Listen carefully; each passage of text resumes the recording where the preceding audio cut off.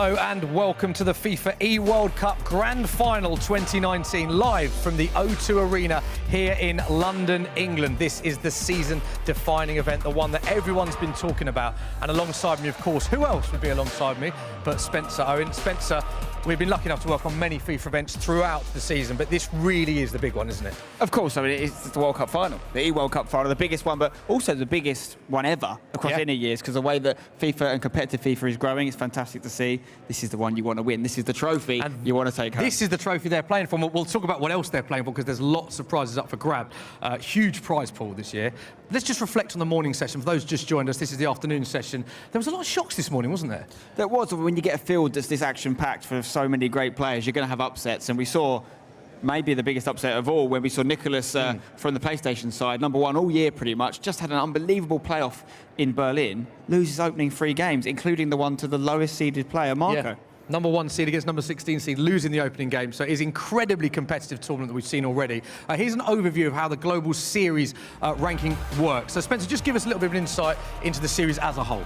Yeah, so there's been so many events this year, more than ever before, and all the events you can see on the left-hand side of the screen, these are the different ways you can start to pick up points in an attempt to qualify for this very event. So you had the FUT Champions Cups, FIFA Majors, such as the E-Nations Cup and the E-Club World Cup, as well as Weekend League, which you can play at home on your console, up to 10 points available every single weekend. If you had enough points and you're in the top 60 on your console, you qualified for the playoffs in Germany, which happened just a few weeks ago. After that event, the top 16 got themselves a spot in this tournament here, FEWC Grand Final. And we can talk about the points, have a more in-depth look at the point system, because this is how the points were accrued to get here at the FIFA eWorld Cup Grand Final. Yeah, so like I mentioned, Weekend League, every single time you got 27 wins or more, you were able to get 10 points. And then as for the LAN events, the events that you can qualify for once you got FUT verified with 27 wins, more points became available. None more so than the playoffs, which were in Germany recently. 1,800 points, that's the equivalent of 180 weekend leagues. It's a lot of weekend leagues, that. Yeah, you could do it all in one weekend. And of course, we can't not show you this graphic, Spencer, because the biggest prize pool that we've ever seen at this event, $500,000. And of course, the figure that leaps off the page there, the winner, there can only be one winner, of course, will receive $250,000. That's not bad, is it? It's an amazing, it's not, I was going to say it's amazing for a couple of days of FIFA, but it's not, it's much more than that. It's a whole year. These guys have put a lot of effort in online at events to get here, and the winner will take home $250,000, which is an amazing amount of money. It's a life-changing amount of money, and it means that final, which is going to happen on Sunday, is worth just that one game, $150,000, because the runner-up gets 100. So what a game to play for.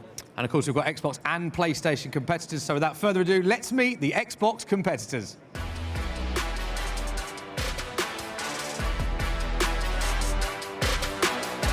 So these are the Xbox competitors. No surprises who will be front and centre of this, Spencer. Emis Dasari, the reigning champion, we will see in action. And of course, no one has ever won back-to-back FIFA eWorld Cup finals. No, and he could be the first to do it. It's not going to be easy. There's a lot of questions as to why no one's gone back-to-back. One of the reasons, I think, is it's hard to stay motivated. You know, after you get that first world trophy, how do you go and get it again when you've got a target on your back, when you've got a lot of youngsters coming through the scene? We just saw Dylan Mike walk out as well. Youngest player at the World Cup, he's 16 years of age. He's desperate to get in there and get a trophy like this in his first year. Emis Dasari's got to stay hungry. And also, on that note, we saw 3 Rogue players. Another interesting storyline from this group. 3 teammates all going head-to-head from Rogue. What a year Rogue have had. And they could have even better year if they get all 3 out. Remember, 4 people go through from each group. Imagine if 3 of them were Team Rogue. Incredible. And just how will the players be feeling now? Because we're very close to the first round. It's such a big event. It's the marquee event. The stage is absolutely incredible here at the O2. The atmosphere has been brilliant this morning. Will the players be feeling the pressure here? Because we saw some shock results, which might be due to that this morning. Of course. I mean, if you're ever going to feel the pressure, it's going to be now. This is the biggest event of the year. You've got to time your prime. You've got to make sure, just like any other sporting event, when the big game comes around, you're ready, and you're ready to go and play your best. You know, and that's what they need to do if they're going to win, because there's no way you're going to win this trophy without playing your best. Yeah, OK, so they were the Xbox competitors. Let's meet the PlayStation. So here they come. Here are competitors from the PlayStation side of things. Spencer, which ones are you looking out for? Maestro, Had a good season. Is he someone to watch out for in this tournament? Definitely Maestro, or one of the two E-Nations winners. Dax, who's his teammate for France, and that is in the Xbox group. We've also got to look at Stefano Pinner. He was the runner-up last year. He came very close to being a world champion last year, but won the PlayStation side. We've got some great names in that group as well. Let's look at Chris from NYC. He won the E-Champions League this year. That was a huge tournament, $100,000 he got to take home from that, as well as getting to go to the Champions League final, of course. He's one to look at for Filza. It's a great group. All these groups are jam-packed for the top quality FIFA players. Yeah, tough one to call this afternoon, isn't it? Very tough to see who will get off to a flyer, because it's so important, that first result, as we saw this morning. Let's just give you an update on the group situation. Of course, two of our groups we've already seen in action this morning, so let's have a look at how the groups sit as we stand. First up, this is Group A. So, of course, Spencer, Group A competitors have finished for the day, importantly. And, of course, these are the 8 Xbox competitors in Group A. And a very good morning for the English players. Yeah, 3 of the 4 spots being made up by English guys, doing well on the home soil. Could they all get through tomorrow? 2 more games to be played, as you say. A little bit of work to do still. Stokes and Tass doing tremendously well, though. Tass talked about himself as an underdog. That seems to have helped him so far. Not too much pressure on him, but then Stokes comes in with pressure. He's just won the playoff event for Xbox in Hamburg, and he's continued that fine form. And, of course, Tex there, the #1 ranked player, EA Sports Global ranking points. No one with more so than him. Many people's favourite in 4th. So just goes to show how competitive this morning's been. Group B, Spencer, not a lot separating them, mainly because no one has played a match yet. So yeah, that'll get less tight, that group. But right now, neck and neck, 0 points, 0 games You can't played. call it. That's going to start soon. Obviously, 7 games in total in the group. So, yeah, of course you want to win your first game. If you don't, you've got plenty of time to make it up. And all you need to do is make sure you're in the top 4. You don't have to win your group. You just need to get through, and you want to win the finals, the one you've got to win.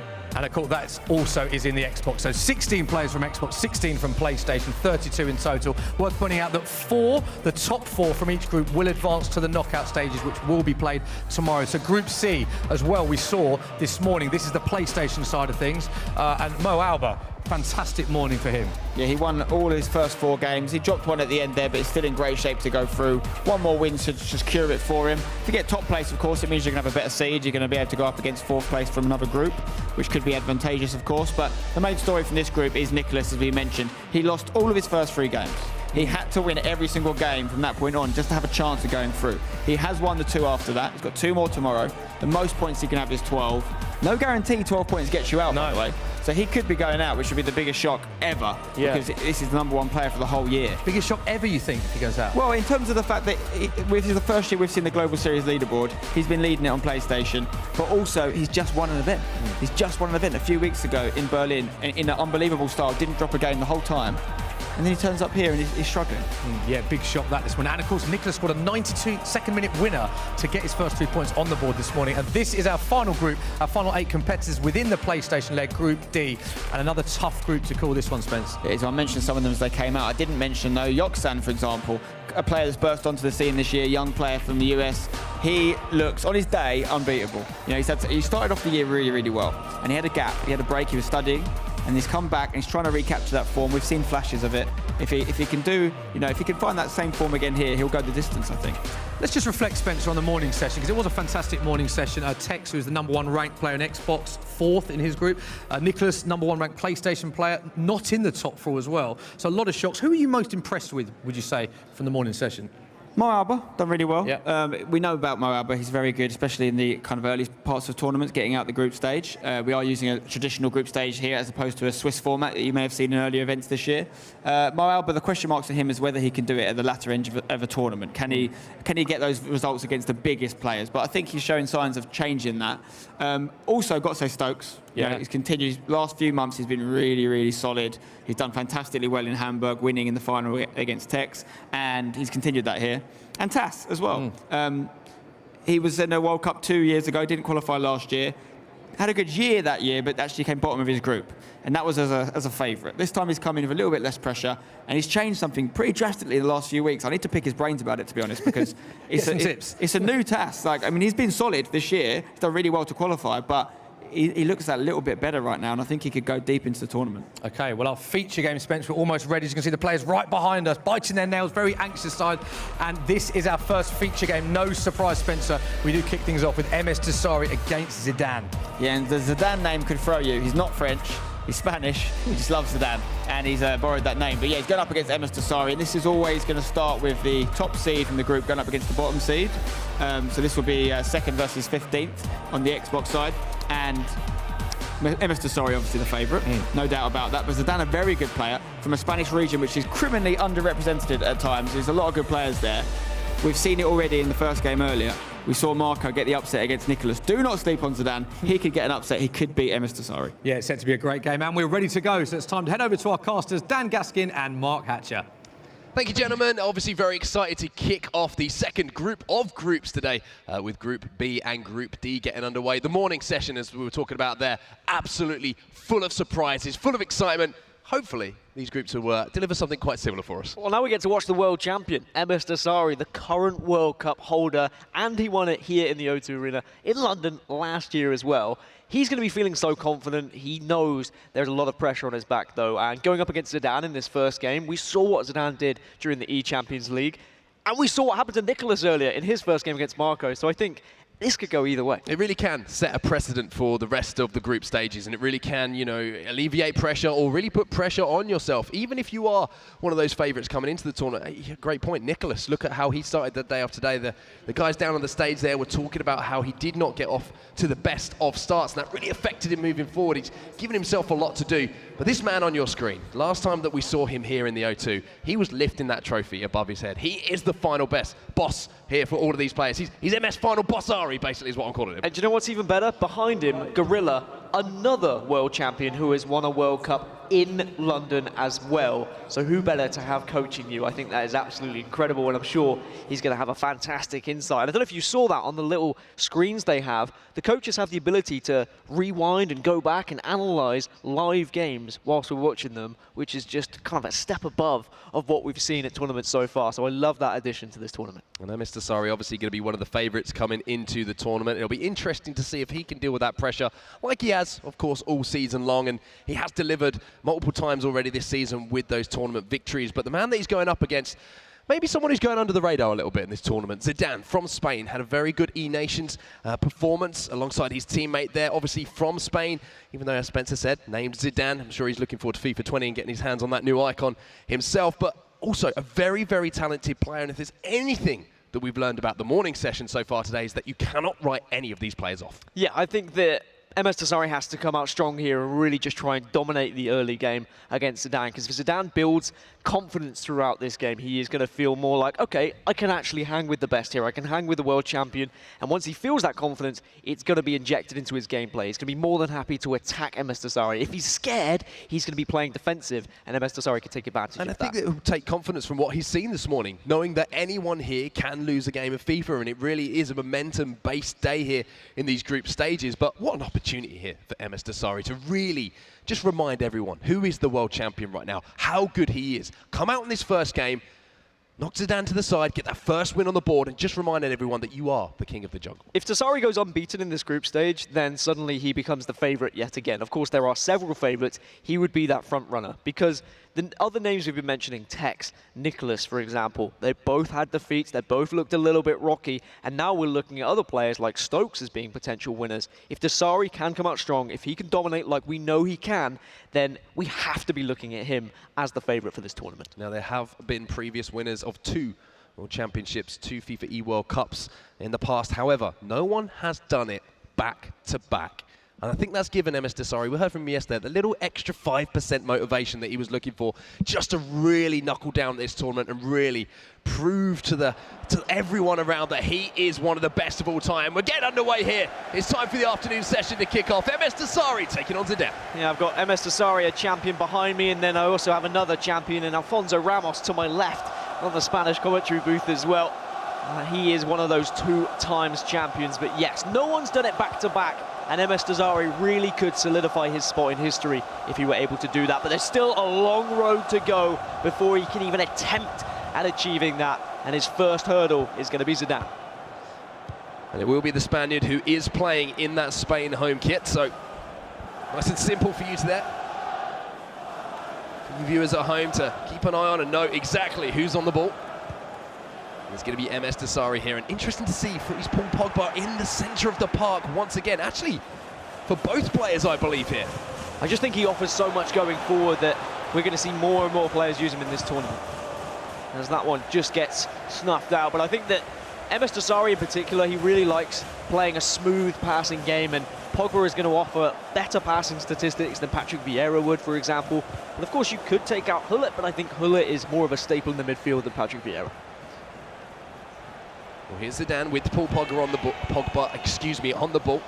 Da Costa turns back inside, and it will be a slow, patient build up into this attack here for Zidane to kick things off here. A little switch to the play. One thing I love seeing is MS Dasari, when he's on the defensive side of things, you see these little custom tactics being used in game, flicking that D-pad on the controller to make sure that a striker's dropping back, or he's employing that offside trap. There's so many different facets to his game. It's something I was going to bring up, was the offside trap in particular. He really mastered that before anyone realistically this season, and it's what set him apart from some of the other competitors in the field. Well, here comes MS Dasari. First time we've seen him really attack that 18-yard box. We're defended though by Zidane. We are throwing on this near side. Cristiano Ronaldo will be the man who stood over it, and he finds Neymar. Great little ball across there to Ruud Gullit. Pogba now stepping forward, has those 5-star skills, but instead goes onto the right foot of Neymar. First shot in anger to the game. Goes to MS Dasari, corner now. As there's been goals elsewhere, and it's the French guys going up against each other. Dax versus Rafsu. They played each other already this season, and it's an early goal for Rafsu, who I would argue is the underdog in that one. Goal machine versus Dylan Mike here. And it will be the deadlock being broken here by Goal Machine. Beautiful goal from him. That little fake shot just at the end to open up the space for the left-footed drive into the near post. Timed green, timed perfectly. And that results in the lead going to the Canadian. But back to our feature game now, live from the O2 Arena here in London. MS Dasari versus Zidane. 20 minutes gone, and not really too much to write home about here, Dan. Well, one thing we should focus on is the consistency of MS Dasari, not only throughout this season, but from the transition of FIFA 18 to FIFA 19, and how different really those two iterations of FIFA were. But MS Dasari has just shown and demonstrated this season that he is just good at FIFA games. It doesn't matter what is newly implemented and what differences there are, he finds a way to be good at the game. Oh, and Zidane's defended that pretty well, to be honest with you, after the quick little hill-to-hill. It just gives you that burst of acceleration to get past the defender as he lunges into the tackle. Corner here again for MS Dasari, starting to just slowly grow into this one. Whips that ball towards the back post, takes the goalkeeper out of commission. Defended again by Zidane. However, the danger not dealt with, and here's Paul Pogba. Wide here to Ronaldo, gets in on that right foot, looks to fire the drive across goal. Zidane is under pressure here. It's one thing Dasari really enjoys doing, is getting that ball slightly wide and then driving the ball across goal, because it means if he doesn't score, the goalkeeper's still going to pan it out to another one of those strikers. Well, here's Neymar, quick passing from Dasari! That's why he's the world champion. It was almost like a dot-to-dot puzzle. 1, 2, 3, 4. And the goal, it was as open as you like. And if those are the goals we're going to be seeing from Dasari, get that man on my screen every single round, because that was phenomenal. To be able to read that and play that quick-fire pass, and then Zidane could barely keep up with it. You saw the goalkeeper movement so far to the right because he expected the shot. Even he didn't see that final pass being a possibility. Great stuff from Dasari. And of course, there's goals elsewhere, because it's not just that game that's underway. Nicolas Razek versus Marcus Gomes. Razek taking the lead there against the Australian. And Nicolas Razek had a fantastic performance in the playoffs as well, so definitely a player to keep an eye on. Another German has found his way into the FIFA eWorld Cups. A strong contingent, again, just trying to break that curse that the German players seem to have of not being able to pick up that big win at the end of the season. We're back again to our feature game here, and Zidane has to answer back now after a strong start here from MS Dasari. Eusebio on the ball. Has a battle there, a physical battle in the middle of the pitch with Ruud Gullit, and there's space out wide here for Neymar. Takes it first time. Van der Sar gets the fingertips to it. And those are the ones Dasari has to just keep an eye on, make sure he keeps on top of that goalkeeper movement. Beautiful stuff here from Zidane. Gets the ball in, and I think that was Virgil van Dijk. He was looking to steal in at the front post. He was completely unmarked. As we see another goal going in here, and we said Nicolas Razek's looking dangerous. Well, The Aussies had a pretty good start to the game with Marco earlier. Marcus Gomes has found an equaliser now. And what a time it would be to turn up for Marcus Gomes, who had a fairly disappointing playoff run, but now he's here at the eWorld Cup. Anything can happen. We've seen pretty much everything happen already in this tournament. We've seen upsets, we've seen drama, and we've seen some domination from some of the best players in the world as well. And maybe MS Desari is going to demonstrate just that too. Oh, what a drag back that is, and he makes it look so simple. MS Desari, one drag back, opens up everything. A little fake shot, and Ronaldo doesn't miss from there. That's what I've been saying throughout the day. If you can get that initial drag back, it just generates so much space. But then look at that fake shot there as well from Desari. It just generates that little bit of extra oomph so you can get that shot away. And now Zidane's really going to be having his back against the wall here against the world champion.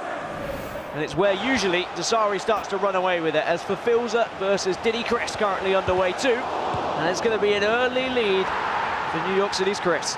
And just a reminder, he was the man who lifted the inaugural E-Champions League trophy as well in Madrid, so he knows how to perform on the big stage. And one man who seems to be performing exceptionally well at the start of the groups this afternoon is Rafsu, 2 to the good now. And then Pina versus Azinho, of course. Pina, who got to the final last year at the eWorld Cup, only losing to MS Desari, does take a goal lead against Azinho. 12 players who were here at the final last year are here at this final as well, Mark. I think that shows incredible consistency. Oh, for sure. All of the players here so exceptionally talented, hard-working, and determined to remain on top. And speaking of the man who is currently top of the pile, it is MS Desari. And here he comes once more. Cricketa from him. Pogba almost found the ball into R9. And R9, we know how deadly he is in front of goal. That 97 rated prime icon moments between him and Eusebio. Not much goes wide of the target. It's almost like MS Desari plays chess with FIFA sometimes. He has a game plan in his head, but he can quickly adjust depending on how his opponent is defending against him so quickly. And he's so good with those split-second decisions, and only allowing Zidane to have the one shot thus far in this game. And speaking of shots, speaking of goals, Dylan Mike versus Goal Machine. Goal Machine with a goal lead. Dylan Mike being our youngest competitor here at the eWorld Cup and the youngest ever winner of a FUT Champions Cup at the moment, struggling against another player who was here last year, Goal Machine. Yeah, another player who's kind of had a little bit of indifferent form this year. We have to say Goal Machine had some good tournaments, had some disappointing tournaments, I'm sure he'd say, by his own regards and his own personal standards. However, turning up right now in the finals, this is where you need to put in those big performances. And as we get back underway now between MS Desari and Zidane, MS Desari has put in a big first half performance here. And we have all these players who were at the World Cup last year and just want to do that one better of achieving a further round. For Desari, he can't achieve one better, he just has to do the same and get that back-to-back world title. However, he can make history, and I think that's the big thing for him. He wants that back-to-back. He wants to do what hasn't been done. And maybe he's looking for a third goal here in the first leg as Neymar. That is simple again. Ronaldo can't finish, but Mbappe will finish off what was created. 3-0 to Desari. And you just feel that this result is ringing out around the O2 Arena to everyone who's watching. I think those who are in Groups A and C, who will be watching on after they finish their first 5, will be saying, okay, yeah, Desari is here to play. London seems to be the place where he finds his form. And now it's whether he can continue to press on to improve that goal difference. As Pina versus Azinho, there was another goal. Pina currently with a 1-0 lead, and it looks like he doubles it as well with a nice little pass. It's magic. Beautiful stuff there from Pina. Great stuff from him, and it will be NYC Chris who finds the scoop cross into the back post. CR7 gets up highest, as he always does, and nods that one in towards the back post. 2-0 then to Chris, as we see a little cutaway here of every single game we have going on at the moment in Groups B and Group D. You can see all the scores that are going on right now. Yeah, Rafsu just taking a 3-0 lead against Dax. That's a statement in itself. Rafsu, who was eliminated in the group stages last year, will certainly be looking to go one better as we return now to Desari versus Zidane. Can Zidane get back into this, or are we just going to be seeing the masterclass now that the example, Desari is just going to make an example of Zidane here?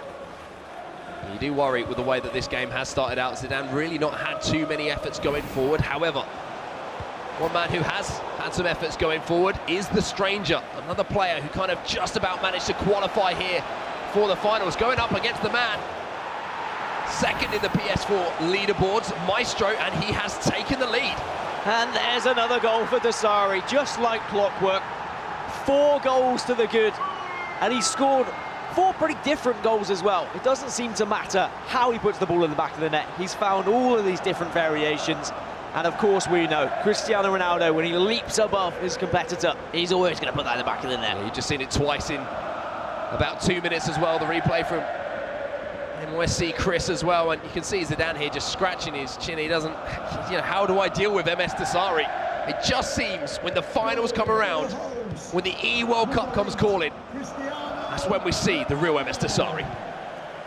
And for Zidane, it's damage control. It's trying to reduce this deficit as much as he can to give himself a chance in that second leg. He can maybe get a goal or 2 back. There's always an opportunity as getting goals back. That's what Dull and Mike needs, but giving the ball away there looks like he's about to go 3 down. As what a ball that is from Goal Machine. And Ronaldo, when you get him in those areas, he can put them away. 3-0, Goal Machine looking terrifying.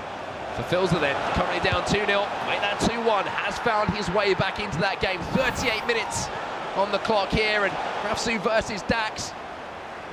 Right now, it's looking like more bad news here for Dax. Is he now 3 down, Dan? 3 down, and it looks like someone else about to be 3 down. Zizinho struggling against Pina after his incredible year last year. He has dipped off a little bit throughout FIFA 19 during the latter stages of this season, but it looks like he's coming to life at the right time as well. As MS Dasari once again marches forward. Here's R9 twisting, turning. You can see the run through the middle there from Kylian Mbappe. He almost found the pass as well. Ruud Gullit does fantastically well there for Zidane to burst away from his man. You can see Dasari is lacking numbers a little bit here, and maybe there's a chance. You saw him just lean forward for a second, a chance for Zidane. He couldn't beat the goalkeeper. Dasari was relying on his goalkeeper to make a save there. Dasar came up big. And that could have been the path back into the game. You just need that 1 goal sometimes to give you the belief that actually you are good enough to get back into this. But when Dasari holds a 4-goal lead, he's going to be so fearless. He's going to be going forward. He's going to be dominating. He's going to be looking for goals. He wants to make a statement. Can Zidane at least get something back? That's not what you want to do. You've got to do a little bit better with set pieces. Again, that shows the preparation from MS Dasari, Oh, knowing yeah, that ball's going to be played short and dragging a player out before, Zidane's almost in muscle memory there, playing that one short, and it just gives you an idea of how stifling the play style of MS Dasari is as he comes forward once more. There's space out wide here for Ronaldo as well. A little step over, goes with the finesse towards the far corner, comfortable save this time for the goalkeeper. Nicholas Razek versus Marcus Gomes was tied up 1-1, but Razek was able to gain a lead, and that's the second time we've seen the ball ricochet off the upper 90. And then now we see him take a 2-1 lead there. So back into our featured game now. And MS Dasari, we did say before this game got underway, he needed to make a statement. And that's exactly what he is doing here against Zidane. And for Zidane, I think he's got to find a way back into it. I know it sounds easier said than done. You're playing against a player who really does have a fire in his belly here at MS Dasari. But if you can pick up some sort of result, find your way back into a game like this, it sets you up for the rest of the group stages. We've seen how important these games are early on and how they can affect the rest of your group run. So he needs to find a little glimmer of light. I think Zidane is unfortunate to be the first one to go up against MS Dasari, but of course that's how the seeding worked. That was what happened and how the groups are set, so there's nothing he could have done about it after his performance at playoffs, because Dasari is out, he is prepared, and he's warmed up. And I think that's what happens when you get a tournament like this and we get the groups spread out across the day. It's not Swiss format. Not everyone is playing at the start of the day, and it means players can warm up. They can be ready, and Dasari looks terrifying. Well, one Frenchman in Dax seems to be struggling, but Maestro has found his way back into the game against the stranger. You see the equaliser there. Nicholas Razek. I mean, look at the space here for Neymar. You won't be surprised what's about to come on your screens, and that is, of course, another goal there for the German. Maybe hope for Zizinho after all in the 49th minute, able to get one back against Pina here, and that will give him hope going into the rest of things. But MS Dasari versus Zidane as we get to the late stages. At least there's something for Zidane. 4-1. And we can return to this game It might now. sound crazy. It might sound crazy, but a 3-goal lead is something we've already seen overturning those second legs. Yes, it's a different beast in MS Dasari, who's at the other end of the console. However, it's manageable here for Zidane. He can find a way back in, and you'd be surprised how a mentality of a player can shift so quickly from a 3-goal advantage. If it goes to a 2-goal advantage, you start to get a little bit nervy. Yeah, I think MS Dasari now is probably just going to hold the ball, keep possession a little bit, frustrate Zidane, not allow him to have any chances. Because if it goes to 4-2, it's game on going into the second leg. And Dasari will be well aware of that. And I'm sure Gorilla behind him, a previous world champion, will be saying the same thing to him. But there's the mistake, and there's the chance now for Zidane. Can he find a way towards goal here? Can he put the pressure back onto Dasari when the towel will come across? One of the quickest centre-backs in FIFA Ultimate Team. Team of the season, Eder Militao, and now there won't be time for one more attack. Dasari 4-1, the victory in the first leg here. We asked for a statement, and he's just given us one. And whilst he's not had the same season as Tex in terms of the amount of tournaments he's qualified for and the amount of trophies he's won, he still did win 2-foot Champions Cups. He still has shown that consistency. He still has a 73.5% win rate coming into this tournament, just which to put that is into mental. perspective. That is an insane percentage, win percentage. You compare it to some of the other players that you were talking about earlier.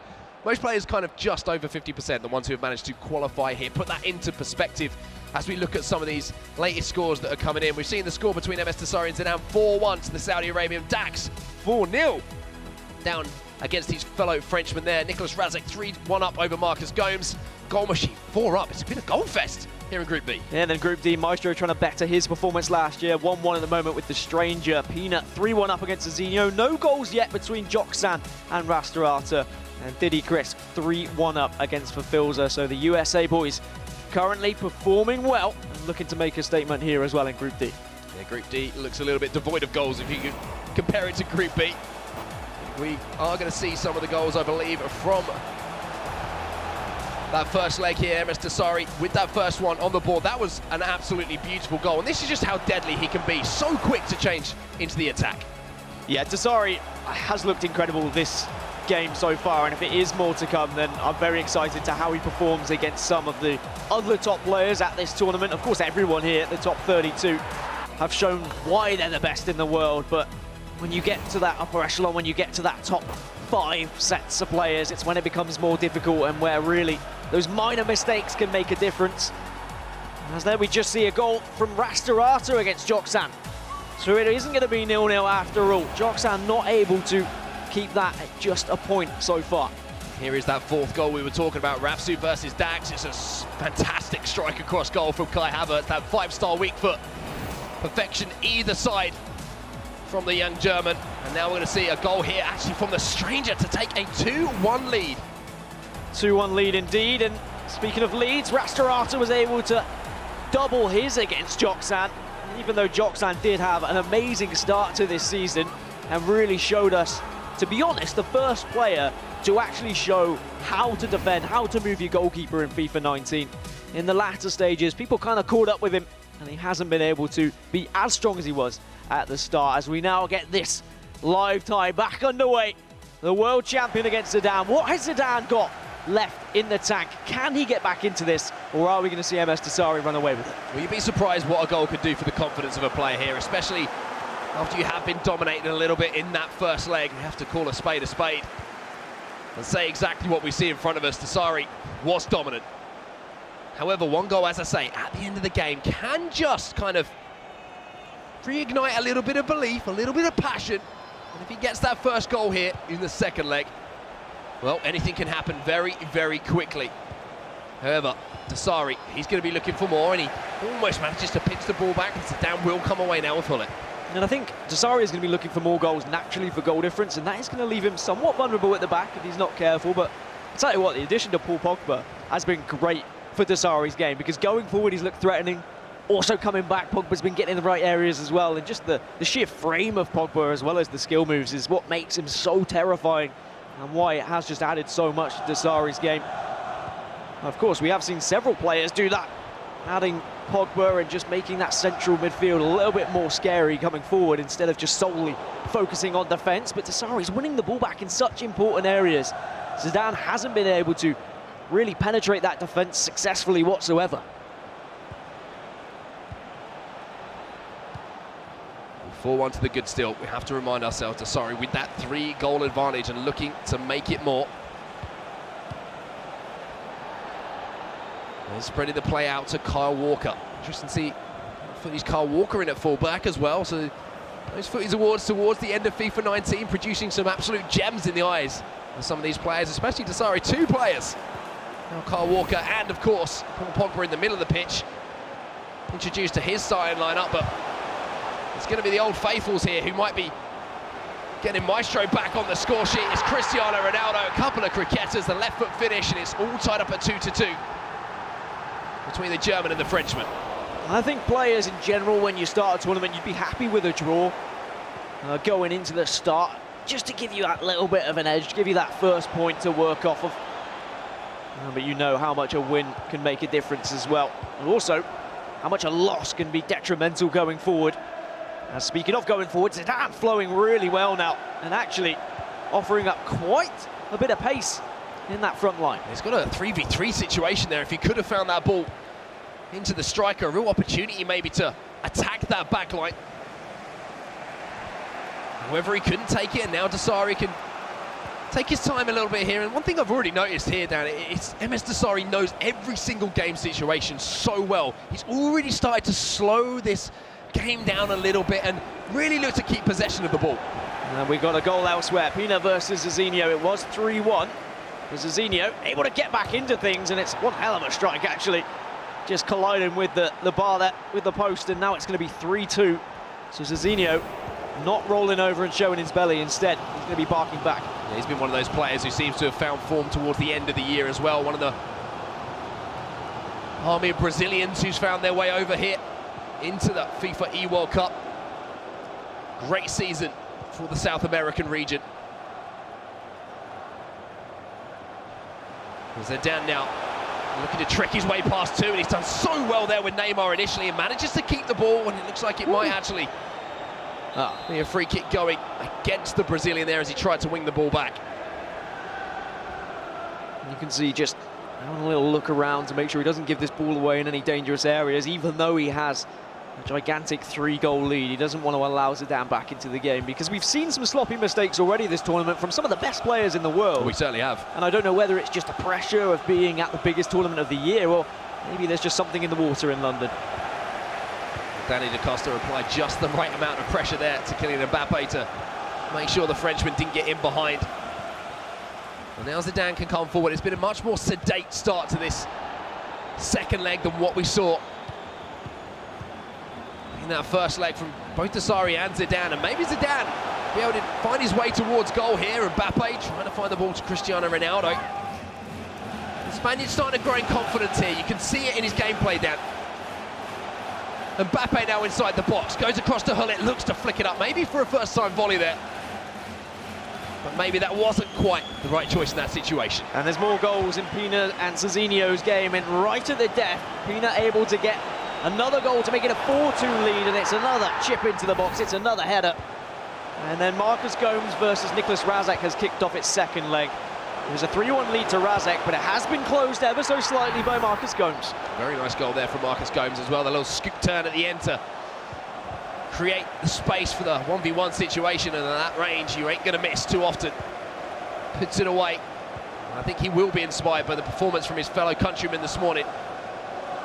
A 5-star combo there from Neymar on the far side, but it doesn't come to anything particularly sparkling in results there for Zidane.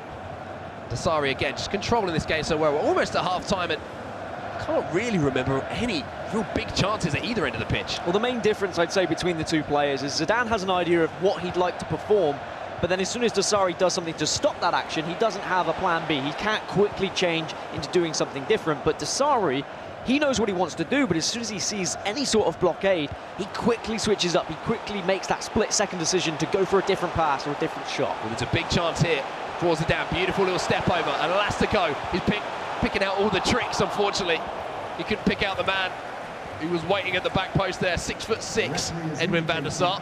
He didn't have to use too much of it there to pick that one up. But again, maybe somewhat slightly predetermined from Zidane of trying to get that ball across goal instead of saying, okay, this isn't going to work. Maybe I should try and pass it back towards the penalty spot instead. Here's a fake shot from Neymar, and he almost just walked his way in towards goal. And Mbappe, oh, and it maybe just overplayed that one, Desari. I think he knew it. You saw it in the Saudi Arabian's eyes, a little shake of the head. He expects so much of himself. And if it's not perfection, he just looks a little bit disappointed in himself. I mean, only the one shot so far in this second leg. That's all MS Desari needs to do, really, is just keep control of this game. And you're right, he did have an opportunity there. He could have struck at goal and maybe looked to test the goalkeeper. But when you are 4-1 up, you start to maybe overthink and overplay a couple of situations. But for Zidane, 3 goals in 45 minutes. We've seen it done before. However, I don't think he's shown enough in this first 45 of this second leg to really give us any sort of hope thus far. It's However, been too comfortable, yeah. I think he's let Desari be too comfortable. I think, you know, at this point in the game, 45 minutes left, what's the difference between losing by 4 or 5 and making a game of it and really trying to find your way back into the game and kind of just let the game sort of peter out in the way that it is at the moment? Because that first 45, he really didn't offer too much. but it's because it's a slightly different format than we've had throughout the entire season, because it's not Swiss. A lot of these players are used to going gung-ho because the scoreline doesn't matter in Swiss, but actually goal difference could be very important within this group. And maybe Zidane is thinking, okay, how many players realistically are going to get a result against Desari? Maybe a 3-goal deficit actually isn't that bad, and maybe I'm going to need a goal difference to actually progress through to knockouts. And as we see this beautiful shot of the stage here at the O2 Arena, all of the players in their pods. It has been a long day of action so far. Back into the action now between MS Desari and Zidane, and I'm sure there's a lot of Zidane fans at home at the moment watching from Spain, pushing their man forward, hoping that he can find a goal, maybe two. Just give himself an opening, a little bit of belief back into his play as he goes forward. I mean, we've got the Spanish commentary booth to our left, the Arabic commentary booth to our right, and I'm sure we're going to hear either one of them get loud depending on how many more goals come through. I'm sure the Spanish boys will just be hoping that Zidane can at least make a game of this in the final 45. He has shown a little bit of promise going forward. The skill moves have been there. It's just that final pass, that predetermined idea that he's not been able to push through from. Maybe this is the chance. The ball's actually going to fall to R9. Sometimes you need Lady Luck to shine on you. And when it did, he took the chance. 2 goals the difference now between the two players. And the Spanish commentator is still screaming goal. I tell you what, I'm jealous. I wish I could do it as well as them sometimes. But there we go. Zidane's back into the game. And Spanish fans, you can still hope that there is a possibility of him getting back into this, as into the tactics screen they dive to swap and change, to try and make sure for Desari now that he doesn't throw this away. Going a little bit more defensive, a little bit more narrow, it would seem. Yeah, the 4-1-2-1-2 narrow, and a lot of players set to stay back here, which is very interesting, of course.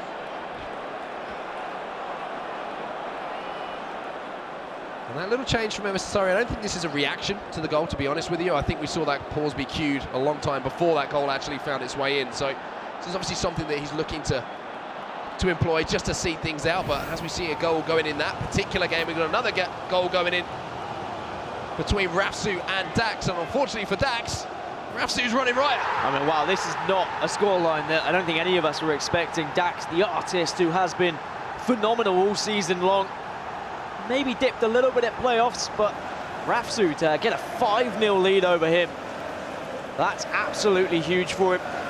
I'm sure he's going to be feeling full of confidence going into his remaining games if he can hold on to that lead, which I'm sure he will with that bigger deficit.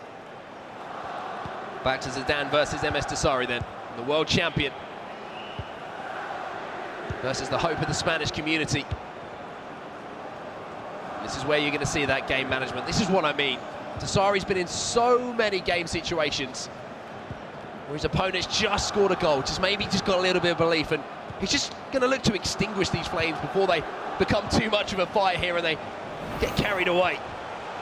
Well, speaking of extinguishing flames, it was Pina who looked hot early on, but Cezinio, he's got right back into it. 4-3 over there in that particular game. So it's not over yet. Pina hasn't been able to secure a victory. I wonder whether maybe... Can you see a Desari-Pina rematch, maybe? Imagine that, from 18 to 19. I know. Funnier things have happened for sure, and here comes MS Dasari. Pogba into Mbappe. Zidane gets the ball back here. We're about to hit the hour mark in this game. 30 minutes left for the Spaniard to push forward, try and find 2 goals. And speaking of goals, there's one here, and it's for the stranger. Havertz at the back post. Just about manages to keep the ball in, sends it towards the back post. Little header back, and Cristiano Ronaldo will nod that one home. And then for Filza versus Chris from the free kick, from the set piece. Oh, nice little worked goal there from Filza. Filza, by the way, who looked one of the best players, in my opinion, at playoffs. So quite rightly, he should get back into that game. And of course, we'll keep you up to date as best we can with all the goals going in from all of the games in groups B and D. And if you have just joined us, we had 5 games earlier from groups A and C, and those will conclude tomorrow. But some of the favourites, like Tex, like Nicholas, didn't perform as well as maybe we thought they would. One player who is performing pretty well is Rasta Arta at the moment. 2 to the good. Well, make it 3. 3 to the good now against Joksan. What a performance that is. And now we're going to see a goal here between Dull and Mike and Goal Machine. There's a little mistake here from Goal Machine that just lets Dull and Mike maybe think about starting a comeback of his own. Yeah, you've got to be careful not to give a player like Dull and Mike an inch, because if you do, he will take a mile. The youngest man to ever win the FUT Champions Cup, taking that record off of F2 Tex, of course. 16 years old he was. And he is the youngest competitor here as well, and I'm sure he's going to be hungry for goals to get back into it as we return now to Zidane versus MS Dasari. And only 19 minutes left now for Zidane to make this comeback. Dasari is going to be looking to frustrate him ever more. Keep this possession, not allow any chances. Also a goal here for MS Dasari really would end this tie, in my opinion, just with the amount of time that is left on the clock. Only so much time to formulate an attack of your own. And here's the Frenchman, Paul Pogba, stepping forward. Zidane wins the ball back. Now with the support coming forward, look at the run through the middle. He chose not to play that ball. Cristiano Ronaldo was pretty much clean through. And Pogba will use that huge frame to win the ball back, but there is another goal here between Zizinho and Pinner. Cristiano Ronaldo into Messi, drops the shoulder, and there is a simple finish from Neymar. 5-3. Pinner looking good. Yeah, Pinner looking very hot currently at the eWorld Cup finals. It does seem like he thrives at this competition. And then Zidane versus Dasari, just as we left it, it looks like there was a goal, and it was to MS Dasari. He is going to kill off the game. He is going to extinguish those flames with Zidane. There was maybe an inch of hope, but it's gone now. Fantastic finish there on the left foot of Ruud Gullit, that 5-star weak foot. We're seeing so many players with that 5-star weak foot now. So vital to have in a player in these professional players' teams.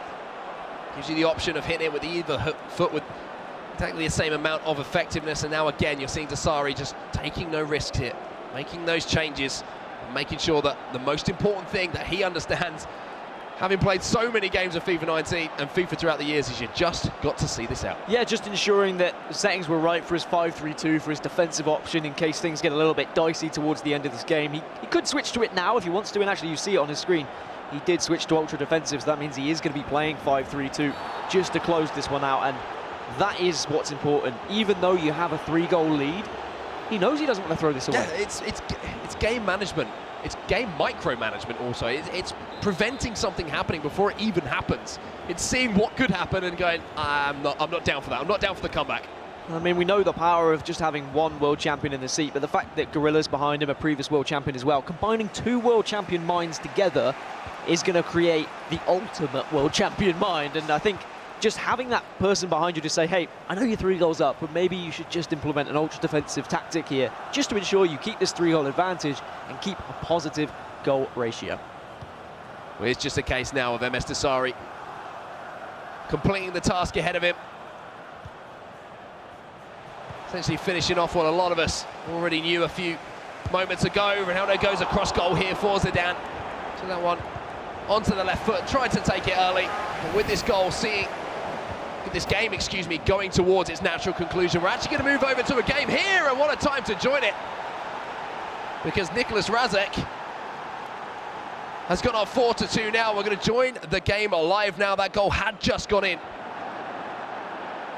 Nicklas Razek, what a performance he had just a few weeks ago in the playoffs as well. Really kind of re-announced himself to the pack, to be honest, and all the analysts and all the fans at home of just how good he is. Yeah, one rogue player to another. Nicklas Razek is, of course, someone else who has performed fantastically throughout the season. One of the few players who's actually managed to beat players like F2 Tex at tournaments as well, although F2 Tex did get his revenge at playoffs. But Nicklas Razek, who did take down MS Dasari during the playoffs, and really showed that he can hang with the big boys, and maybe he is a competitor we should be talking about as a potential winner throughout this tournament. Marcus Gomes, though, I'll tell you what, he's put up a pretty good fight against Nicklas Razek here. He is, but he's done that a lot of times this season. He's put up these good fights, but doesn't quite get that result. And when you're on the biggest stage of them all, which is here in London at the O2, close isn't good enough. You've got to call it as it is sometimes, and Marcus Gomes needs to step up here, needs to get those points on the board, needs to draw on the inspiration of his fellow countryman Marco and what he managed to achieve earlier, and pick up some points to push him towards those top 4 positions. You can see all of the games going on at the moment, and Dan Gaskin, games means goals. It does indeed, and I thought maybe it was going to be dull and light, but it's red shirts flowing forward for Goal Machine. It's Mbappe, and he's got 2 options, and he takes option number 1, which is just smash it home. There was a man darting to the back post, but that game should be done and dusted. So should this one, but Dax does get a goal back into it, but with 20 minutes, you've got to feel 4 goals is going to be too difficult a task. Yeah, a bit of a surprise here to see such a gulf between the 2 players in that particular game. So we do rejoin this game now. Marcus Gomes from Australia taking on the German Nicklas Razek. 4-2, as you can see in the aggregate in the top left-hand side of your screen at home. And it is going to be the Germans striding forward now. Patrick Vieira commanding the centre of the pitch into Lionel Messi. And this is, again, we're going to be joining these games, kind of the game management part of the game, like we tend to call it. The players recognise the situation in front of them, just need to not make the mistakes to pick up a valuable 3 points moving forwards. Yeah, but if Marcus Gomes can win the ball back in a dangerous area, there is always that possibility, but I think Nicklas Razek is going to be out for blood here, looking to put this game truly to bed with a 3-goal advantage, and just spreading the width and then darting inside is one of the best ways to try and break through defences. But here's the ball being won back for the Marcus Gomes then, but just not quite enough. Da Costa managing to get a foot to it. Yeah, such a difficult ball to play there over the top. We are going to see another goal here in Zizinho.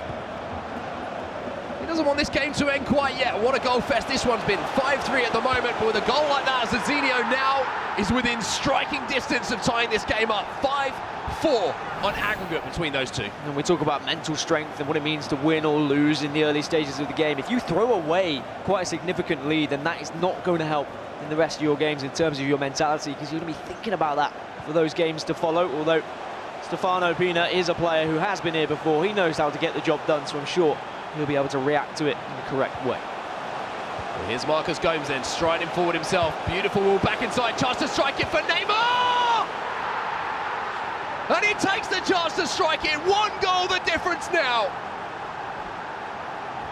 Game on. As soon as he got that chance with Neymar, nipping that ball off a bullet, he waited and waited for the right chance, and he saw the smallest gap, and he's able to just hammer it home into that bottom left-hand corner. And now, suddenly, Nicklas Razek, I'm sure, is going to be slightly concerned because he's got to hold on for another 10 minutes. And we've seen so many times already, not just in this tournament, but in this season, when you have a goal lead with 10 minutes left, you try and keep the ball, and it very rarely goes your way. The thing is as well, when you've got players putting pressure on, pushing high up the pitch, you can lose it in such dangerous areas as well. You see Van Dijk here, if he gives the ball away in this position, he's in all sorts of trouble here, Nicklas Razek. You can see the high line, the high press coming in from Marcus Gomes, desperate to win the ball back, and he's done so. And when there is so much pressure, you are forced to make those balls out just to try and get away, as there's been another goal between the stranger and Maestro. And again, we get a twist in this tale as it's Maestro twisting and turning. Fantastic goal from him. Joksan then looking to answer back here against Rasta Arta, and he has found his way back into this game. 3-1 now on aggregate. Fantastic little finesse shot towards the far post there. All right then, Marcus Gomes, 3 minutes left. What have you got to offer? There is some room on the left-hand side as well here.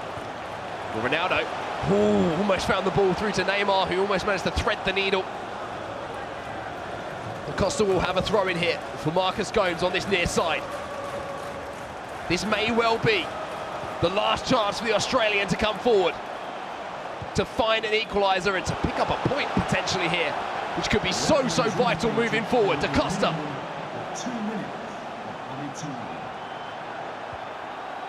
Ruud Gullit slowly moving forward, and Mbappe is going to give the ball away, and you see a wry smile there from Marcus Gomes. I think there might be time here for a throw-in. As long as he goes forward, have to go forward every single pass now. Pogba gets the ball, he gets a little bit fortunate, and Messi couldn't find the ball into the middle. There was a huge chance for Marcus Gomes. He couldn't take it, and Nicolas Razek holds on here to pick up 3 points. And you always get excited when you're in those final moments, when you think, oh, I'm going to get that chance, I'm going to get that shot away and maybe get the equaliser. And of course, that would have been a point for Marcus Gomes, not like the traditional formats we've seen throughout the season. It is a group stage, you get a point for a draw, no penalties to decide the games until we get to the knockout stages. And speaking of deciding games, I mean, the stranger going 4-3 up now against Maestro. Yeah, what a performance that is, and another goal here just as Joksan look to get back into this game. Rasta Arta from Portugal, sporting the red of Portugal, finds a goal to reinstate that 3-goal lead. Great start to the group stages for him. And now we can join this game of the stranger and Maestro. Maestro, who has been second in those PlayStation leaderboards, and of course the E-Nations champion with France as well, currently finds himself behind. And he was another name that many people have mentioned as a potential winner throughout this entire tournament, but certainly at playoffs he maybe didn't perform as well as expected as well. So we're going to see how he can get back into this one with only 11 minutes left. Well, here's Neymar then for Maestro. What a tackle that is from Ruud Gullit though. Just to win the ball back here for the stranger. Again, another one of those German contingent who's made their way to the FIFA eWorld Cup. Maybe the stranger is the player who will be the first German to get his name on the trophy. Gullit now steps forward. Great tackle from Carl Walker. Maestro wins the ball back. 7 minutes plus stoppage time here to find an equaliser and potentially a point. And a point can be absolutely massive in the early games. We've seen at the moment around 12 points should be enough to get you through. So if you can start your way just with a point, of course there are 7 games to play as well, so plenty of points up for grabs. If you can start off with at least a foot in the door, then you're going to put yourself in a decent position moving on in the tournament. Well, here comes Maestro then. Eusebio almost found the ball back to the man out wide there. Danny da Costa stepped in and put an end to the danger. And now again, the strangers tried to go forward aggressively there. Maybe in that situation, could have just turned back, keep the ball, run that clock down. You have the lead in this game. Maestro in behind here. He's going to pay for it. Eusebio! Maestro makes the stranger pay. We always say expect the unexpected with Maestro. He's so unpredictable and he somehow always finds a way back into games. But that's going to be heartbreak for the stranger because he had that game sealed. He just had to hold on to the ball. And he has really given away some points there. Yeah, you can see it in his reaction as well. He knew how frustrating that was, that he had the game in his hands. He gave the ball away. And speaking of a game that's in someone's hands, Rasta Arta is making it look easy. But here comes the stranger again as Ahea has to make a save. Maybe there'll be a last gasp goal here for the stranger. Great tackle from CR7, and maybe Maestro's got time to go forward, but unfortunately the whistle goes, and it will be the points being shared. And the point shared indeed, but that'll be enough for Maestro, I'm sure, considering it was a late goal. As we move over now live to Pina versus Azinho, and this one has been a back and forth tie as well, but it's Pina from the corner with Gullit. When he's cricketing his way into the box, and Lionel Messi, ooh, he just about found a pass inside the 18-yard box, his own 18-yard box there, to clear the danger. And now Azinho, well, he's in behind. Look at the man across as well. 85 minutes on the clock. Is there an equaliser here for Azinho?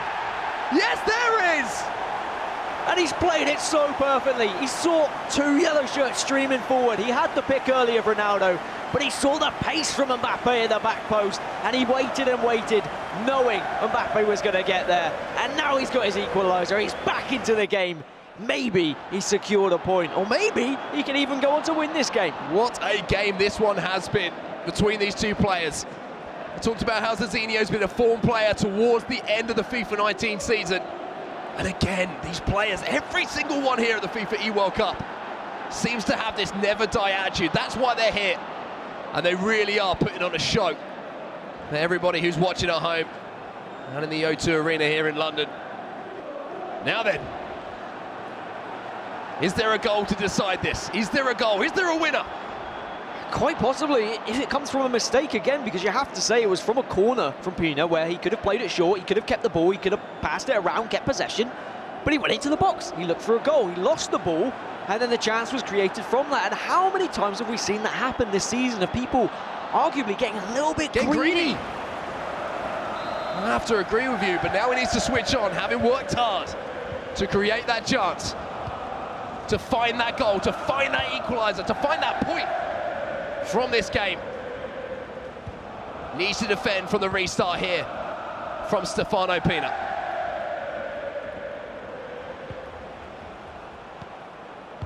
Stefano Pina with the chance to go forward one last time. The fourth official has indicated there will be a minimum of 3 Vieira minutes. spreads it wide here to Cancelo. The anticipation is growing with every single pass that is completed, just waiting to inject some pace into this attack. I mean, Zizinho's dropped so far back to try and defend this one. Pogba now into Ronaldo, the fake shot gets away from his man. R9, oh, and he couldn't quite find the pass. And it will be the spoils being shared between these two, and Stefano Pina knows he's just thrown a point away there. Yeah, 2 the points. spoils shared, but look at the difference in reactions. Zizinho taking that as a victory almost, but Pina knows it is lost points, and realistically, he had that game wrapped up, but he gave the ball away, and he gave the opportunity to Zizinho. And what an opening couple of games that's been in Groups B and D. I thought Groups A and C were amazing, but it seems B and D aren't disappointing either. Absolutely amazing. We'll take a quick look at the results from round one as they've come in as well. MS Dasari versus Zidane. MS Dasari reminding everyone here in London and around the world just how good he is. Dax, a big result for Rafsu there. 5-1 the win for the Frenchman. Nicolas Razek squeezing home over the line there against Marcus Gomes, and Goal Machine 5-1 against Dolomic. What a result that was. And then Group D, maybe for group draw, as we saw Maestro 4-4 with the Strangers. Zizinho 5-5 with Pina. We caught the end of that one. Rastorata, though, silently going about his business with a 5-1 victory over Joxan. And then Joxan's American teammate, arguably you could say national-wise, Chris 3-2 over for Filter. I mean, what a first round of matches that has been from Group B and Group D. Absolutely incredible stuff, but of course, we're only just getting started here. The morning was absolutely fantastic. The afternoon has started off in exactly the same fashion. We're going to go for a break now. We'll be back in just a few moments.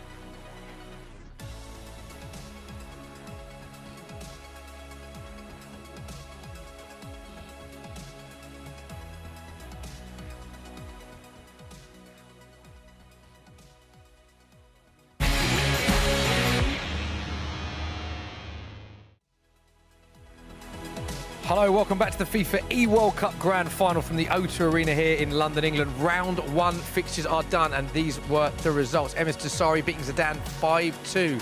Rafsu beating Dax, his French teammate, of course, 5-1 on aggregate. 4-3 in that game between Rasek and Marcus Gomez, and Goal Machine 5, Dull and Mike 1. They were the results in Group B, and some big results in Group D as well, Spence. 4-4 in our first matchup. Yeah, loads of goals in that one. Maestro not getting himself a win and unable to get that victory, just like Pinner, who drew 5-5 with Zizinho. Great game. Jackson 1, Ratsu 5, Didi Crislito 3, Fafils at 2. So they were the results, and this is what it means to the tables. So obviously very early doors here. We've still got 6 games left for every single player, but Goal Machine, Rafsu, MS Dessari and Enrasik make up the top 4 currently. Marcus Gomez, Zidane, Dax and Dull and Mike. A little bit of work to do if they're going to get in there, but lots of games still to go. So that's how Group B looks. Of course, the Xbox competitors after the first round of fixtures in the afternoon session. This is how Group D looks, Spence, the PS4 side of things. Rasta Arton going good guns. 3 points, 1 game, plus 4 goal difference. Yeah, really good result for him. And lots of draws in this group, which is great for the lads who haven't got points yet, for Filza and Yokstan. They're not too far behind. Maestro and Pinner both getting draws in the opening game. The 2 strongest players in the group in terms of Global Series ranking points. But as I said, in the other group, lots of games still to be played. Yeah. Let's talk about MS Dessari, the reigning champion. You spoke to him yesterday. We've seen him here, saying he's feeling confident, but obviously all the players, it's only a first round game have gone and come and gone, if you like. How do you assess his first performance? And do you think he can go all the way and retain this? Because no one has ever retained this trophy, which is quite amazing. He's definitely capable of it, and he's had a good start. All you can do is get the win. He's got the win, and he would have seen the morning session. You've seen Nicholas really struggling with only 2 wins from 5 games. And Tex doing a bit better, of course, in that top 4 spot still, but was beaten. That would have encouraged him. Do you think it would have done? That would have given him more strength? I think so, because I think he just thinks that they're the favourites, maybe even more than him, based on the Global Series leaderboard. They're the number 1 from each console. And it takes a bit of attention off him, because if people are seeing the best players lose, then they're not so surprised if he does. You know what I mean? So it takes a bit of pressure off him, and I think he'll deal with that really well. He's a professional. He's still a young guy, but he's been around the scene a few years now. He's won events across the last 3 years, and he obviously wants to win this one too. I think he's capable of it. Well, speaking of MS Dessari, let's see how he reacted to that game. He's speaking to Emma now. Yes, I'm here with MS Dessari, 1 match down and 1 win as well. So is it a bit of a relief for you? Because we saw some crazy results this morning. Yeah, for me, it gave me a lot of confidence going on. I played really good. That's what's most important. For me, I think I have an experience here, so that's what helped me most. And obviously just got your group underway, but you have been here this morning watching. What have you made of the performances of the likes of Tex, Nicholas, who maybe didn't perform as well as they'd like, but then you also got the likes of Stokes and Mo Alba as well, who performed really well. Yeah, Mo is a guy who always performed really well in a day. I hope he can continue it to the next day as well, because he's a guy like Dropa, but I really love him and I wish him all the success. I know Nicholas is good. He still needs to fight for tomorrow. He gets enough. About Stokes is also like second, I think so. Yeah. Tex need to win both 2 games tomorrow, so pressure is on side. And we know that you've heard this a lot in the build-up. No one has ever won back-to-back world titles. So can you make history this weekend? I hope so. It will give me a high motivation to get into the FIFA World Cup. So I think I have what it takes. And you're the 2018 winner. You've got the 2017 winner, Gorilla, in your corner. We saw him talking to you throughout the match. What was he saying to you? It's a little bit small stuff that is always benefit me. Like I need to chill a little bit, because I was like 4-0 up and I was like trying to score more. So yeah, we always there is a big guy that really a pro coaching you, it gives you a lot of benefit. So what's if it's Gorilla? Well, go and chill out. Thanks very much for speaking to us. Thank you very much, Emma. Great to get the thoughts of MS Dessari. And we are now ready to go with our round 2 fixtures for the afternoon sessions. Let's hand back to our casters, Brandon Smith and Richard Buckley. Thank you very much, guys. And yes, as you said, we are getting into our second round of action from Group B and Group D. If you're wondering where the likes of Tex are, Nicholas, you just heard MS Dessari speaking there. They've played their games for today. They've got 2 more rounds to play tomorrow, the same as these guys a little bit later. But speaking of MS Dessari, he's got himself going exactly how he would have probably planned to. Perfect start for MS Dessari. 3 points on the board, nerves settled instantly. for the reigning champion, and he's got a task to defend that crown and make himself the greatest of all time in FIFA history. We're jumping over to the PlayStation right now. It's going to be Fafilza taking on Stefano Pina. Pina getting a point from that first matchup. Fafilza unfortunately losing out, so it's you'd say quite a tight game here as we're about to jump into it. Stefano Pina currently a free agent in this tournament, looking for a potential club or esports organisation to be picking him up. On the other side of it, Fafilza, Wolves through and through with Team Bundled. Represented them at the Club World Cup earlier on in the year. Had a really good performance in the playoffs, so he's coming off quite a confident run from this young man. Very, very good in the attacking third is Fafilza. Stefano Pina, you'd say more his defence, the better attribute to his game. So who's going to come out, attack or defence? Well, we've got 2 legs of FIFA in front of us to tell that story. Round 2 from Group B and D now. And we have already seen some fantastic results. We've seen Stefano Pina in a 5-5 matchup. 1 point on the board for him. You said it perfectly, Richard. This is Fafilza's first ever FIFA eWorld Cup Grand Final. Stefano Pina, this place is only too familiar for him. Was the PlayStation champion last year, but unfortunately for him, lost in that final one. Although he might have been in that grand final, that grand showdown, it would have hurt him to come second. Yeah, it really would have. And also in the way that he lost as well, he didn't play his best in the final, and he knew that. It's goal machine. 45 minutes in, opening the deadlock in this game in an all-rogue derby. And he sets himself up for an even better start to proceedings here. Another goal in this game as well. This one coming from Marcus Gomes, the Australian. He represented them in the FIFA Nations Cup alongside his fellow countryman. He was over on the other side of the tournament. He played his games earlier today, and just like that, did concede. That went 1-1. We are looking at goals that have already gone in, by the way. Back to our live matchup now, which currently does sit at 0-0 at the moment. They're all from the first leg, those goals. Still second legs to come. This game just was a little bit later to start. Group B, though. It's all been kicking off in Group B so far. MS Desari 2-0 up early doors against Rafsu. We'll provide you those goals from around the grounds very shortly indeed. Zazinho, 5-5 matchup it was up against Stefano Pina in that last match. End-to-end FIFA. New York City Chris getting his first win of the day though against Fafilza. I'm sure they know each other probably a little too well. They've matched up a number of times this year. Fafilza was a breakout player, wasn't he, in November? Picked up that that move to Wolverhampton Wanderers, I want to say, and was just known for playing some fantastic football.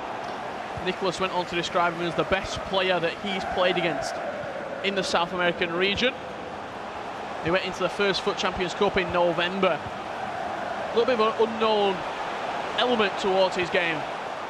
Very, very skillful, very free-flowing is Fafilza in the final third.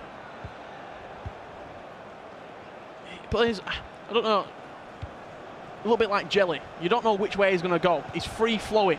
He can move to any shape. We've seen that over the season as well in a number of tournaments for him. Did enough, though, to ensure that he would be in the grand finals. A really strong playoffs for him as well. Tried to pull around the goalkeeper, but unfortunately no way through for him. What a touch that is from the goalkeeper. Got a fingertip on it to force it away from Fafilza there. That ball roll finish, something we're seeing a lot more often. Players more comfortable to do that rather than shoot first time. And just like that, straight down the other end. It's Stefano Pina breaking the deadlock in this matchup. Kylian Mbappe, and as that goal goes in, we move over to another game where there has been a breakthrough as well. The stranger against Rastarata, and what a start to proceedings Rastarata is having. Goalkeeper moved one way, Neymar just slotted it into the other corner. This is MS Desari making it 3 against Rafsu. Desari looks like a man possessed right now. And this is Zazinho with a penalty against Maestro. He scored that one. So goals are going in. What about this one? A USA matchup. That's New York City Chris there, Diddy Chris Lito, running over the ball, smashing it in with Ruud Gullit. We've picked up exactly where this morning's procedures left off. High intensity matches at the top level. Back to our featured matchup. Wolves for Filza up against Stefano Pina. 3 agents, he said 1 or 2 free agents in the competition. And Dasari's looking so strong already. He's got Gorilla in his corner as well. The previous 2 world champions, actually. This is unbelievable from Filza. Just somehow played his way round the back line there. Delayed a touch. Somehow opened up a space that I didn't even know existed. That's when a corner for his efforts, goes for a flick up cross there and just punched away in the end. I think that was Varane actually taking charge at the near post and taking it off his goalkeeper, winning the header himself, as you see Neymar flying forward here for Stefano Pina, leading the charge, looking to double his lead. La Croqueta, Kylian Mbappe, the only goal scorer in this game for Pina, looking for a second. Going to fall back to Neymar instead this time. Patient build up from the Belgium. Messi saw what he wanted to do. Mbappe once again waiting for it. Starting Messi as well is Stefano Pina. We've seen him brought off the bench quite a lot. Lionel Messi, but he's leading the line here for Stefano. So who is it who's making way for Messi's appearance? See Neymar, see Mbappe, see Ronaldo. Looks like no R9. CR7 now, turn away for Neymar once again. Pina will strike. And this time he'll put it in the other corner. The 2 PSG players scoring the only goals in this game. Mbappe with the first, and it's Neymar with the 7. The 7? The second. A tidy finish as well. Yeah, just moving the body to his left. Switching to the right very quickly there. Stefano Pina, as you see, New York City Chris doubling his lead against Joksan. Not a great start for Joksan here in London. This is Dax getting us underway. 86 minutes it took for him to break the deadlock. Lovely drag back, got a little bit of a deflection there. 87 minutes, Dax probably winning that first leg 1-0. This is Marcus Gomes flying forward with Eden Hazard. Smashing it in the near post, 2-1 Marcus leads. Eden Hazard as well. The fourth official has indicated clearly there will be a minimum of it's been introduced for him. I might have even started for the Australian. Added time of 2 minutes. Stefano Pina does lead in this matchup so far. After that 5-5 draw in the first game. Looking for a third. Is Messi on the edge? He's timed it again.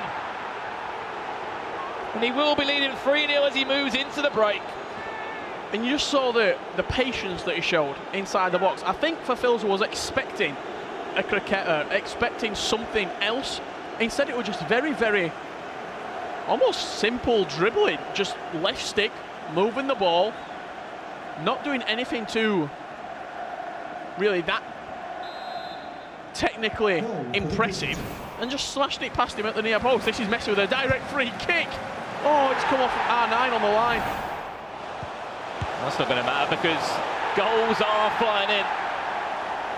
Goal machine will extend his lead. Stranger gets the goal back in this game. What a 30 minutes that's been. There's been 3 goals over there.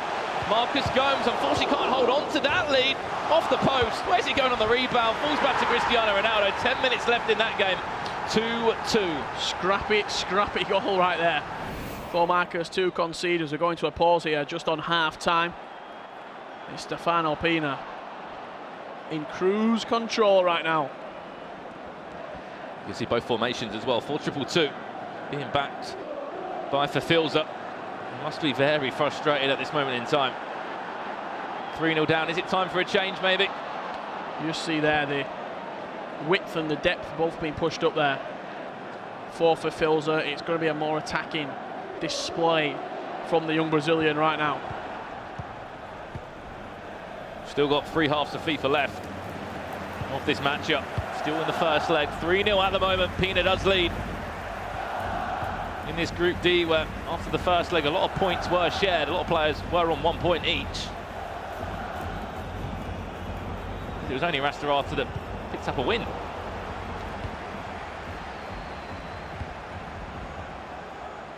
We spoke about Maestro much today. 1-0 down against Zinio at the moment.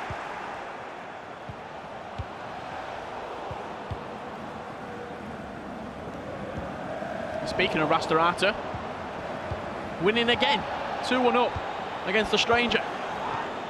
Again, what a tournament he seems to be having. We didn't really get to see too much of him at the playoffs. Here's a chance wasted by Pina.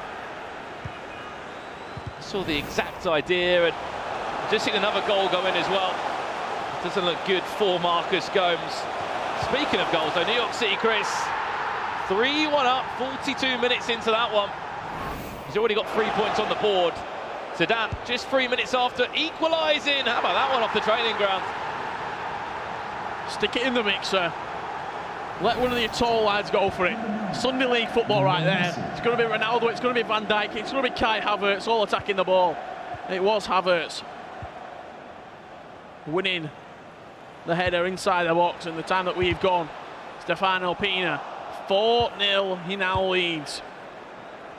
Do you not feel like this tournament, from what I've seen so far, the players who felt like they weren't getting the air time, maybe, or the time that other players like Desari, like Nicholas, like Tex were getting interviews, were getting this limelight. Players like Stefano Pina, Stokes, Tass, Rastarata, the players who feel like they've not had that same share of the limelight, they all seem to be making the limelight right here in London. They're top of the groups, they're second in the groups, 10 points. Pina, after that first draw, 5 apiece, he looked desolate. He looked like he should have won that game. Right now, he's putting the sword to Fafilza. I think the best point, to add on to that, Rich, as well, that a lot of people have been talking about Pina as saying he's like maybe underrated in a number of ways. He's unbelievable, Pina. He won an LQE this year. He's been involved in a number of tournaments. Even took a break from competitive FIFA because he already had Global Series points ranked up. I don't think anyone kind of remembers that. He's a few goals from around some of the other games. This is Maestro now, the ball roll. We're thinking originally does make the save of Van der Sar, and quite unfortunate at the end with Mbappe just to tap that in. Yeah, got really lucky there, didn't he, Maestro? He almost messed up the ball roll a little bit. He ball rolled it and then played it to the right side. Good keeper movement from his opponent there. But talking about Pina, is it because he hasn't won a FUT Champions Cup? Is there not a major to his game? I don't think that he was a PlayStation World Champion last year. I don't think that is the case personally. I think it's more of the fact that it's very hard when we've only got 6 majors and no PlayStation players won one to say not everybody can be a winner. It's as simple as that. When Tex is winning half of the major tournaments that we're having this year in the FUT Champions Cups, not everybody can win something. That's just not how the game goes. And then even on PlayStation, Nicholas is clearing up. When Pina's winning LQEs, when he's placing high at tournaments, you can't say he's underrated. I think he's rated very much on how his performances have been. Nicholas is the favourite, that's fair. And then under that bracket, you had Ledvinken, you had Pina, you had other players, Mo Albert, who you said if they perform well, they can win it. But if they're running to Nicholas on this route, they might fall to him. Nicholas might not even be at this stage tomorrow. He might be on his way back to Argentina. That's the crazy thing, isn't it, Richard? The FIFA World Cup has delivered some incredible stories already. There's the through ball looking for Pina's Ronaldinho. Speaking about Maestro as well, he's in that conversation as well. We had a breakout point this season around kind of March, April, May time. He placed really well in the E-League One. He obviously did really well in the FUT Champions Cup. He made a cross-console final there. And the E-Nations were that sort of crowning moment with him, with Team France. There's so many highlight areas in the year. There's a deflection there, out he goes for the corner. But you look at certain months, there was like a player of the month for each console in every single month. And as you said, for quite a few months, if not the whole season, it's been Tex that we've just been talking about when it comes to Xbox. And that might be one of the reasons people say that Pina is underrated on social media, because did he have a standout month? For me, he's been consistent from the first tournament of the year to the playoffs. He's been constantly playing well. I did see someone on social media also say they think it's going to repeat from last year. They think it's going to be Desari, Pina, cross-console final, and it's going to be Desari winning it. Imagine that's the case. Imagine it's just the exact same cross-console finals last year. 2 years of heartbreak, though. Or will it be revenge for Pina, potentially? That's a long way to go yet. He's got to get through the groups first. Well, we've still got 3 more rounds to play after this one, plus 2 rounds into the knockouts of day 2 of the competition. And see, day 3 is our final showdown, where someone will be lifting that trophy here at the O2 Arena in London. And picking up that check worth $250,000. Only one person can do it. Will it be PlayStation or Xbox, or will it be a new champion? So many stories can unfold. He's Pina now, just under 10 minutes left. He's 4-0 up in this game. Might be able to take his foot off the gas in the second half a little bit. Speaking of Maestro, 2-1 up against Zinio now. With 8 minutes left, Stefano Pina seems to be thriving in London. Let's have a look at that goal that you alluded to, Brandon. It looked like it was a mistake from Zinio. Maestro capitalising on it. Mbappe into R9. Lovely fake shot. Moving it onto his right foot. Smashing it past the goalkeeper at the near post. With 5 minutes left, Pina will be happy just to go into that pause. I've certainly noticed that in the second half. He's a bit more relaxed on the ball. Doesn't really seem he's bothered about going to get more goals. And that's what Desari spoke about with Gorilla. When he was 4-0 up, Desari was saying, Gorilla was like, you don't need to rush for more goals. Not only that as well, but Pina, I can't remember the last time that, unless he lost to a 4-goal deficit, you've got to say. He concedes goals, yes, he conceded 5 in the first game that he played, but when was the last time that you saw Pina really beat heavily? It doesn't really happen, in all honesty. He doesn't really concede more than 5, he doesn't really concede many goals. Well, it's funny saying that, he was just in a 5-5 draw, but he doesn't really... He don't get beat heavily often. He doesn't. So Phil's is going to need one hell of a team tool in between these 2 legs to get himself going again. We know he's got it in him. He's a grand finalist for a reason. Pina just looks very slick right now. He's getting into the right areas. He's timing everything green. Everything's perfect for him. Looking for a 5th. Will he get it? Ronaldinho in such a tight area. He's still working the ball. All the bouncers right there went against Verfilza. They all went Pina's way. I think he tackled him 3 times, and the ball just kept on bouncing and deflecting back to Pina. You see Rio Ferdinand right there. They were in the game in October at events. He's now here at the final event of the year. Verfilza. Could this be something for him to take into the second leg? He will have possession still. Seconds remain. Eusebio, now that's a good goal. A big, big goal for him. You can see Pina, he's annoyed there that he's conceded it. He had chances down the other end. That's something for Philza to take into the second leg. Yeah, something for him to cling on to, really, and try and claw his way back into this game. Who else but would it be? Prime icon moments, Eusebio. If you are new to watching FIFA, we've got different variations of the icons that are in the game. For example, you have the first variation, often known as sort of the base icon, where it's towards the beginning of the career. The middle, sort of where they're moving around clubs, and then the prime, that's when that player was in their best. Later on in the goal, we got the moments, which is the specific moment that this player was the best. For Eusebio in the 1966 World Cup, where he won the Golden Boot. And that's the beauty of competitive FIFA, being able to kind of go back through the generations as well. And these players are just admired even more now in FIFA Ultimate Team. We're seeing all the goals from that game. As we know, it did finish 4-1. And something I really take out of that is how disappointed Pina was to concede. He was so disappointed to concede that goal. You know, Stefano Pina, he looked like he lost the game at the end when he conceded that goal. We'll look back at the goal that he did concede, obviously, later on today. And there's the results you can see after the first leg of this second round. Anything popping out at you, Richard? I think that scoreline at the bottom between New York City Chris and Joxan, 3-1, New York City Chris leading. Desari, after Rafsu had a fantastic opening game against his fellow countryman in Dax, Desari 3-0 up. It just seems as though something about Desari, he's got that extra 10% that he wants to win this trophy. And also, you've got a rogue matchup there as well. All rogue players, they're in the same group. Let's not forget about that. Goal Machine, 2-0 win there. And another game, of course, as we mentioned, Dulham Mike against Dax. Dax obviously 1-0 down. We'll go to that game now and see how this one is looking in the second leg now. PSG Dax, FIFA E-Nations Cup winner, third on the Global Series rankings, up against the youngest competitor here at the FIFA World Cup Grand Final in Dulham Mike. You talk about coaches, Brandon. The two men that are sat behind these players right now, Alan Bryn with Dax, one of the smartest heads around in the FIFA scene. And who's behind Dulham Mike? Nightwatch. Nightwatch.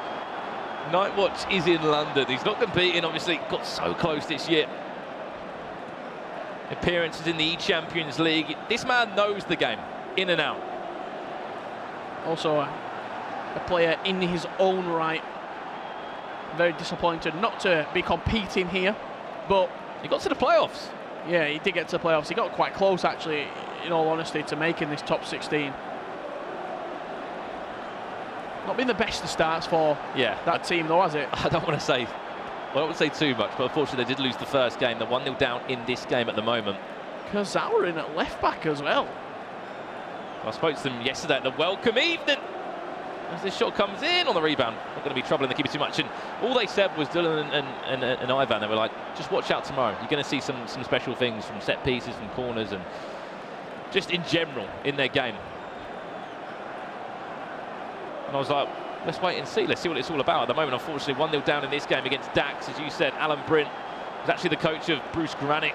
2 FIFA E-World Cups to his name, alongside Alfonso Ramos, who's actually in the building too. If Dax was to go on and win the FEWC 2019, would Alan Bryn go down as the best coach in FIFA history? 3 World Championships to his name. You know, can you really argue against that? Unless Alfonso had the same coach for the 2 years that he won. And in that game we were talking about, the Team Rogue derby, there is a goal back for Enrajek. And Ruud Gullit, right place, right time. Probably just a little bit taller than the goalkeeper there, just to think it over the top of him. Vasari extends his lead. Pogba's involved as well. He's a starter. And it's 4-0 in aggregate. Sorry, a little dab down was Pogba right there. But as you're saying, he probably would be, regarded as he'd definitely be the most successful coach, you've got to say.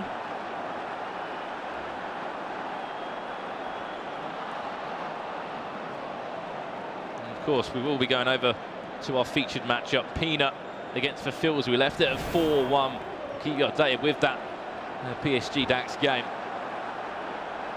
You can see at the moment 4-1. We spoke about it a little bit, how disappointing he was to concede that goal late on, because it's just a little bit of hope, isn't it?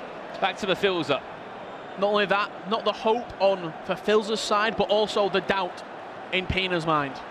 I've already conceded 5 goals in my first game. He knows that he's susceptible to conceding. He also will know how good Verfils is if he gets ticking in the attacking third. What was the scoreline that he won? I think it was more than 10 goals he scored at the playoffs. You see Marcus Gomes here getting back into the game versus Zidane. 30 minutes gone, that's now 3 apiece. So it's all to play for in Group B also. And that's been an end-to-end game. Marcus Gomes against Zidane there. We are on the second legs now of round 2. Still 3 more rounds to come. This is only day 1 of the FIFA E-World Cup Grand Final, live at the O2 in London. And the stories of today really have been Nicholas losing his first 3 rounds of action. Did end the day with 6 points though. Had to win those last 2 games. Someone that's on fire at the moment, Rastarata, adds another one to his goal tally. Who else would it be? The Portuguese man himself, Cristiano Ronaldo. 4-1 on aggregate against the stranger. Van der Sar got a hand to it, but it was too strong from CR7. You can just see Verfils are feeling a little bit more confident, it seems, in the first 15 minutes of this matchup. Pina knows how to see a game out, though. You can see Pina's reactions, though, just getting frustrated at the small things. 5-0 Mr. Sari, yet to concede a goal in that second game. Pina's first chance to try and break forward now. Does pull out 2 or 3 men. You can see how aggressive defensively the Fils is trying to be. He's done so well to work out of that, though.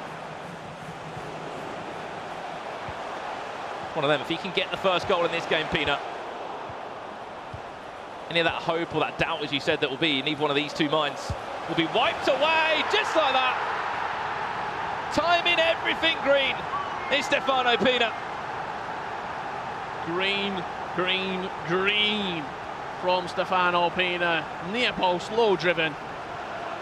No chance for Filza. And that lead, 4 goals right now for the Belgian.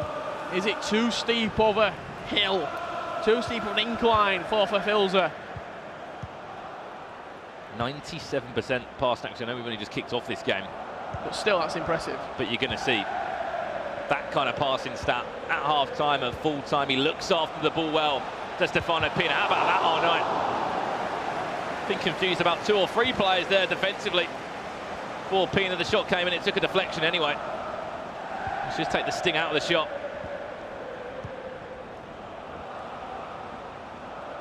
Neymar happy to just Ketzer it round. Marcus Gomes, where's this game going?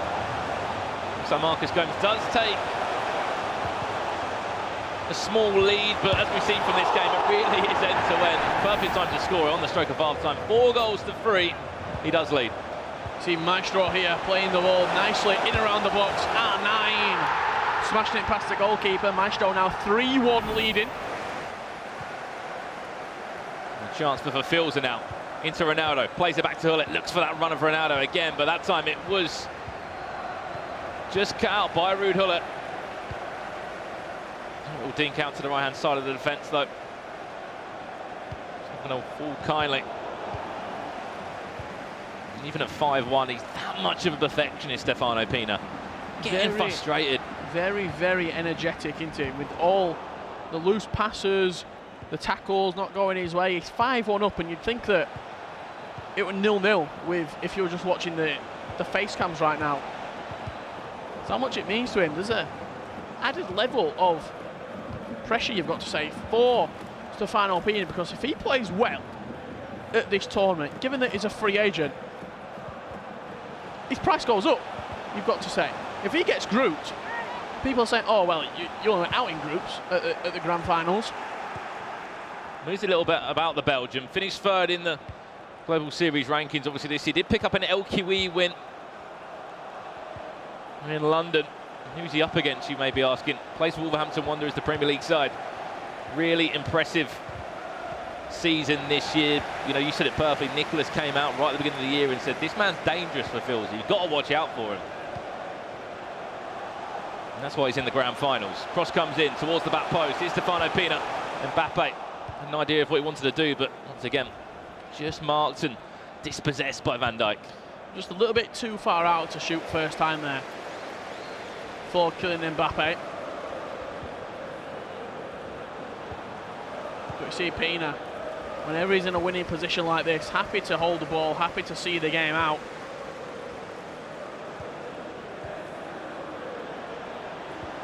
Minutes played. So happy, as you said, just to keep possession in the right area, build into an attack. When he wants to attack, he will. Incredible run in the tournament last year. Won the PlayStation side. He was in the grand final showdown against Emester Sarri. Here's a chance for the Fils now. Needs to take it, and that's the difference in this game. You see that shot right there, not timed green.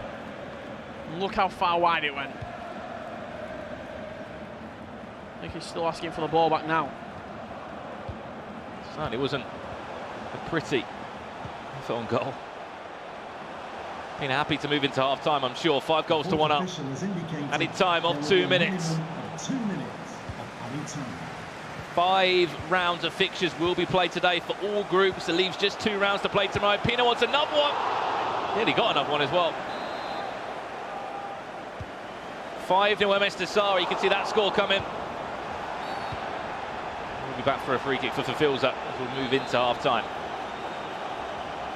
Looking around the grounds with what, 45 minutes left to play at some of the ongoing fixtures and scorelines. MS Desari 5-0 up against Rafsu. Marcus Gomes 4-3 against Zidane. Dax doubling his lead against Dullen Mike, and Goal Machine with a narrow lead against Nicolas Razek. I spoke about Dax doubling his lead. Let's have a look how he did it. Who else would it be but the Frenchman and then Mbappe? A routine finish in the end, really, nothing fancy about it. Just got into the right area, opened up that right foot, just finessed it into the back of the net, and here you go. Here's the latest scores, as you were talking about, Richard. Goal Machine still 2-1 up at the moment. He's had a fantastic start to proceedings for me. Some of the players that I've been really impressed with. Rastarata over on the PlayStation and Goal Machine today. Yeah, Rastarata, Goal Machine and Desari.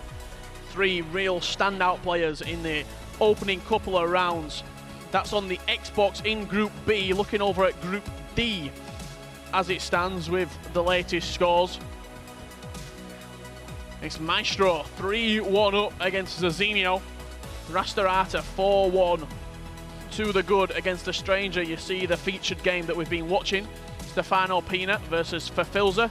That is 5-1. And then Didi Crislito 3-1 up against Complexity Joxan. And there, Pina. And he concedes off, just passing the ball back to his goalkeeper. Look about for a free kick anyway. The referee said Ruud Gullit was a little bit too aggressive there on the tackle to try and get any sort of connection on that ball to tap it into the back of the net. The mix-up at the back, it looked like between Ferdinand and Edwin van der Sar. He will survive it though. 5-1 up still. Marcus Gomes 4-3, we spoke about that one. Can he hold on to that result? All these matches are in the second legs of round 2.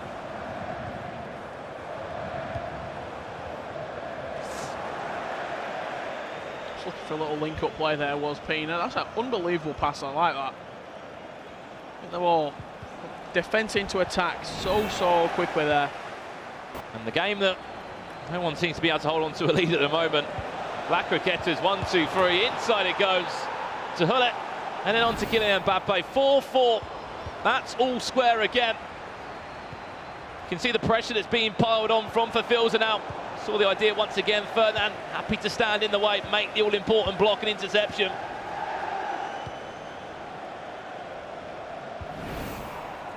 And the stranger will fight back with a goal.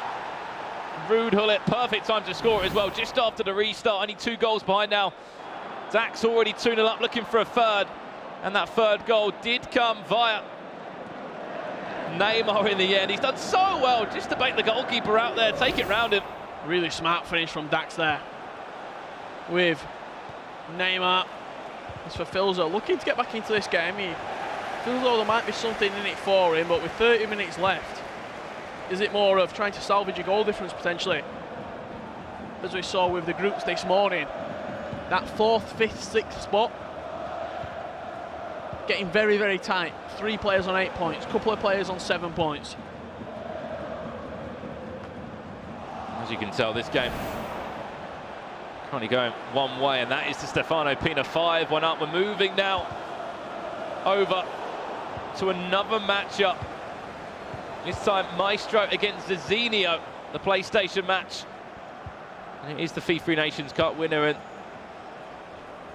PlayStation console winner from for Champions Cup number 6, Maestro in action. Zazinho, we saw him at the E-Champions League this year. Maestro, the first player that I've seen using Kyle Walker in at right back. That will be the Footies 93 rated Kyle Walker. I'd probably say the best performance we saw out of Zazinho here was back in Singapore. Really strong performance from the Brazilian there, and he's got an incredible story, this man. Qualified for the grand finals in FIFA 17 out in Los Angeles. We were there. Brought his mum with him all the way out to America. And was able to make a dream come true for him. Yeah, I'd probably say Singapore, or I feel like he was very good in Manchester for the E-Champions League. He managed to get one of those top 8 spots. But the route that he had to take, I think it was against Footwiz Tom in the final match to secure that top 8 spot. A standout performance. Looking for another one. Stings the hands of Van der Sar. He's enjoyed the Mbappe celebration just a few times this year. I'm sure we might see it a few times over the weekend here in London, if it all goes to plan. Just 18 minutes left. He is in front by 3 goals to 1. 2-goal cushion at the end. You can see them both on your screen now as well. So representing Team Hullet is Zazinho, Ruud Hullit's esports organisation.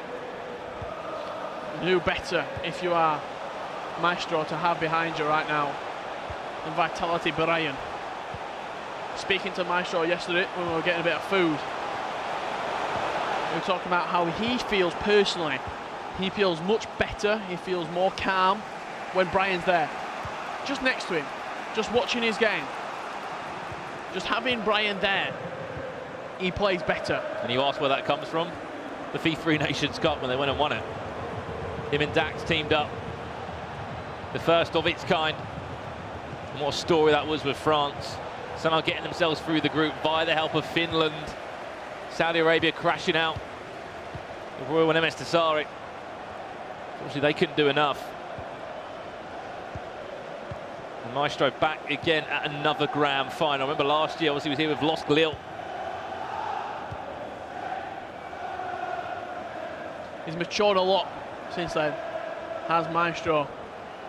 Not only, you'd say, with his temper while he's playing FIFA, that one of the things that you'd say letting down a little bit was the mental side of FIFA for him. But it seems like he owns the role right now. He seems more grown up. He seems more comfortable in his FIFA ability that he can compete at the top.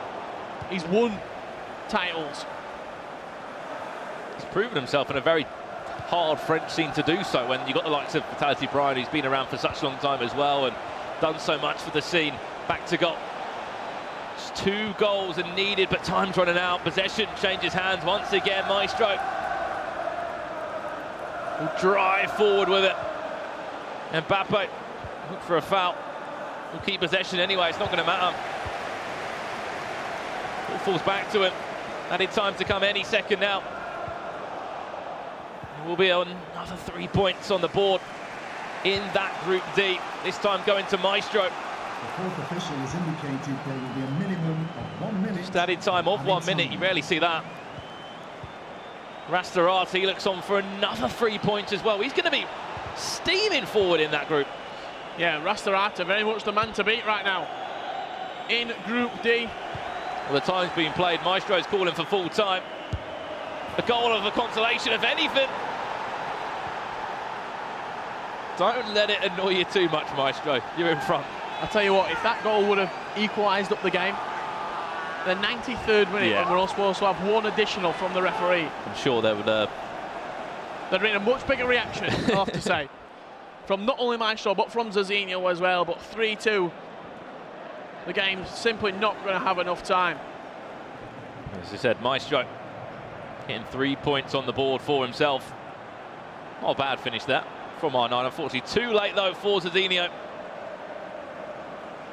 2 games played for him. A 5-5 draw against Stefano Pina. A point on the board, and unfortunately a 3-2 defeat. Maestro will move on. 3 more points on the board in Group D. Look at this goal. Some of the goals that have been flying in. This one coming from Rastorati. Rastorati is on fire right now. Is he another player that we haven't talked about enough or showed any media interest to that? He's now playing so well. 6 goals, MS Tassari. Was there a fight back for Joksan? Unfortunately not. Diddy Chris getting a goal back there. Should say extending his lead. It was Joksan getting a goal back. 4 goals to 2. The Stranger. There's another goal for the Stranger. He was one of the latecomers as well to book his spot in the grand final. It was a tough Championship Sunday back in Berlin when there was a few people waiting to find out if they made the top 16. Here's the results then from round 2 of Group B and D, second legs. And it looks as if goal machine N Rajek stayed at 2-1. 3-0 win for Dax. He looks calm, collected, and very, very confident. 4-4 in the end. It was end-to-end FIFA anyway, a point on the board for both of those two. 6-0. MS Dasari. He's looked so good. Looks so good. Does MS Dasari. Going over to the PlayStation. Maestro 3-2 victory versus Zinio. Rastarata 6 points from 6 for the man from Portugal. 5-2 victory against the stranger. Dapina copying the scoreline. 5-2 versus Fafilza. And what's that? 3 of a kind. Diddy Chris Lito 5-2 versus Joxam. I was going to say 5-2 for New York City, Chris there. He'll be on 6 points as well. Still plenty more action to come from the FIFA eWorld Cup Grand Finals. Do not go anywhere.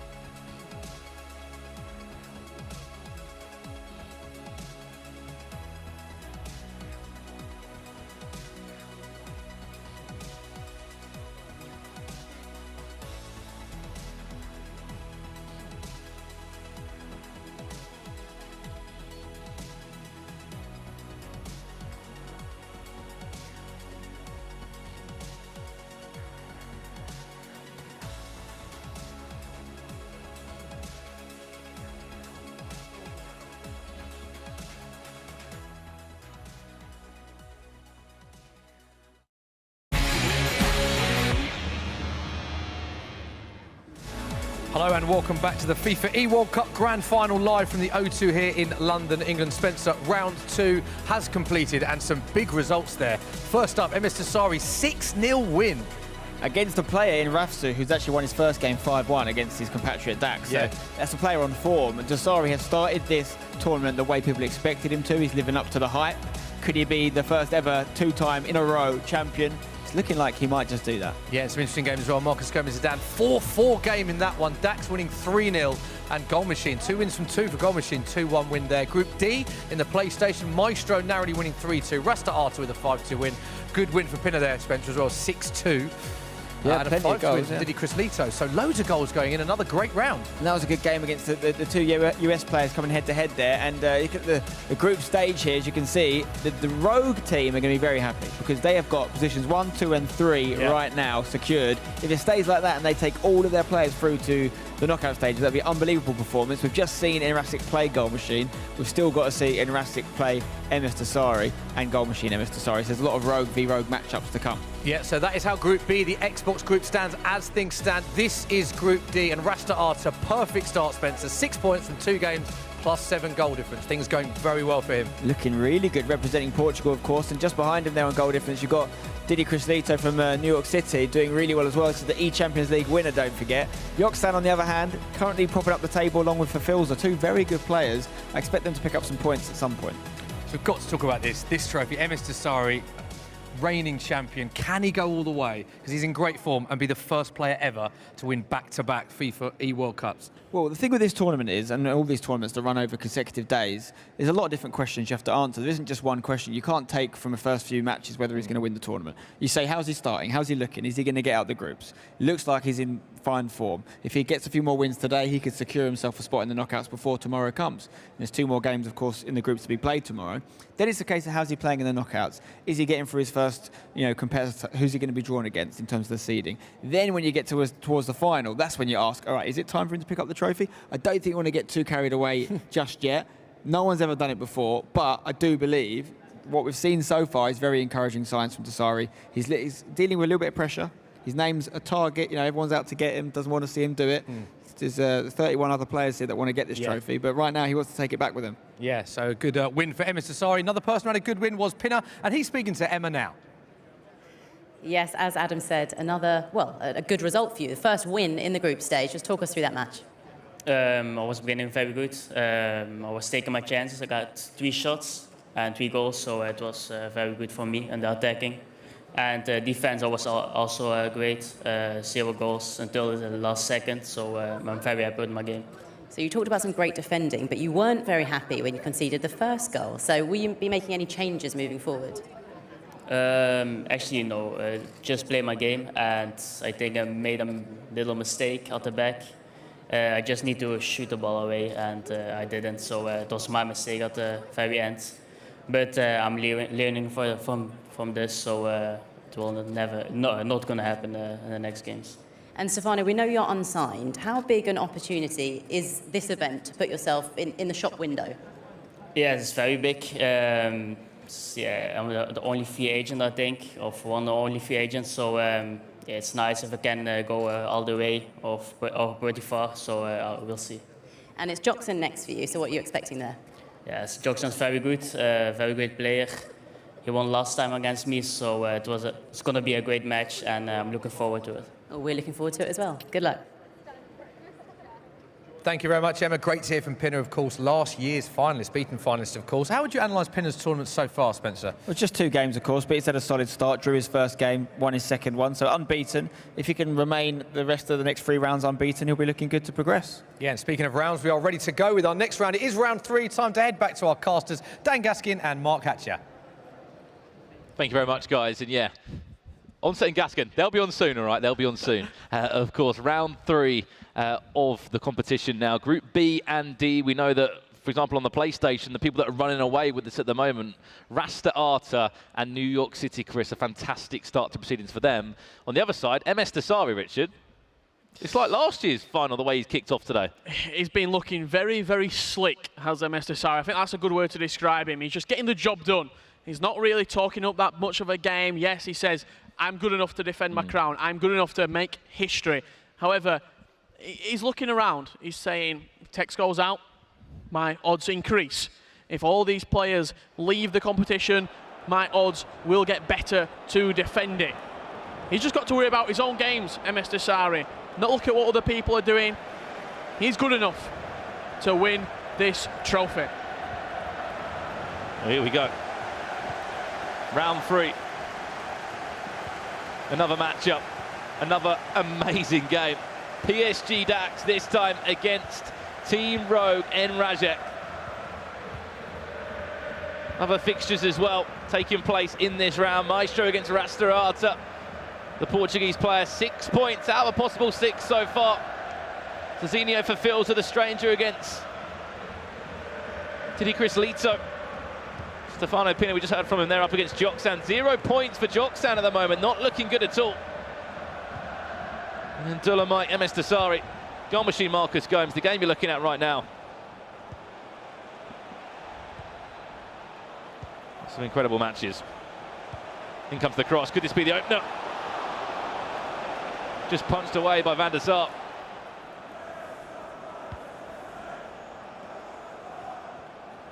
Walker. To Mbappe, Kyle Walker. He's being backed. Yeah, also Alexandro as well for Dax. Eder Militao also involved for the Frenchman, that team of the season. Eder Militao, I've got him at home, and for me, the best centre-back that I've used all year. Quick, agile, good in the air, defensively very, very solid. I can see why, in real life, he's got a big move to Real Madrid. Speaking of Dax, Richard, we have to speak about him. Third in the Global Series rankings coming into this tournament. They call him the French artist. He plays some incredible FIFA. Saw some of the goals he scored at the E-Nations Cup, Richard, which were really special from him. It was like there was a title coming to him at some point. A championship, a major, an LQE. There was something that was brewing that was going to come to the forefront for the Frenchman, and in the end it was the E-Nations Cup. And he really is another player you have to watch out for. He's in the conversation again. The Xbox winner of the Orange League 1. And you can see the type of play he plays right in front of you now. Goes for a drag back, timed it green. Everything's timed green in and around the box. Still with possession as well. Need a passing count on screen. He's so comfortable with the ball at his feet. Everything's quick though. Nothing's really static. There's no real wasted motion with Dax when he's holding the ball. Everything's a first-time pass, out of his feet, trying to open up gaps. Everything's done with a purpose as well. It's like when he finds that one little gap or that little pocket of space that he wants to try and exploit, that's when he'll drive forward. Is this his chance to try and get his first goal? And just like that, look no further. That's a prime example of what this PSG Dax can do. How many passes? I have no idea. Unbelievable play right there from PSG Dax. Knocked it up for the volley, smashed it home with R9. Held the ball for 10 minutes in game time right there. Beautiful, beautiful goal from the artist. Showing exactly what he can do on the world stage here at the O2 in London. Cross comes in and Rajek's there at the back post. This time of Havertz, the fellow German.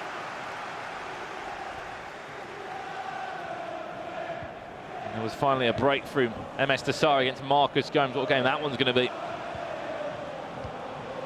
This is the only goal that has gone in on the Xbox from all the 4 matches in action. Chance to break away now for Rajek. Here he comes forward with Neymar now. Look at that. Little bit of space for Mbappe. He tried to find the pass. It will fall back to Mbappe. Saved and cleared away by Ruud Gullit. Thought that was going to bounce into his path there for a second for Nicolas Rajek. Look for the little dink. There is a little chip up into the box. It's in the air, not on target. Simply not good enough. Thought he got in though, didn't he? Nicolas Rajek. The way that ball got dinked up into the air. Such an effective way of scoring this year. Clicking in the R3 button, scooping the ball up.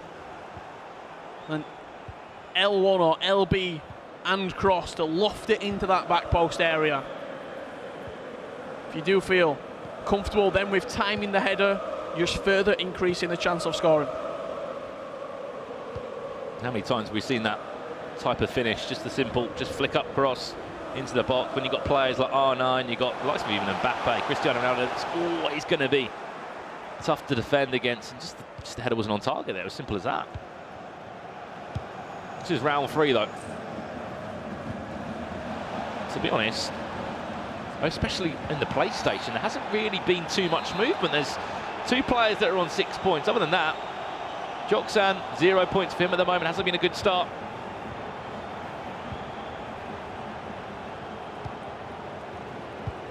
New York City Chris playing pretty well, playing pretty decently. For Filzer as well, 0 points as well.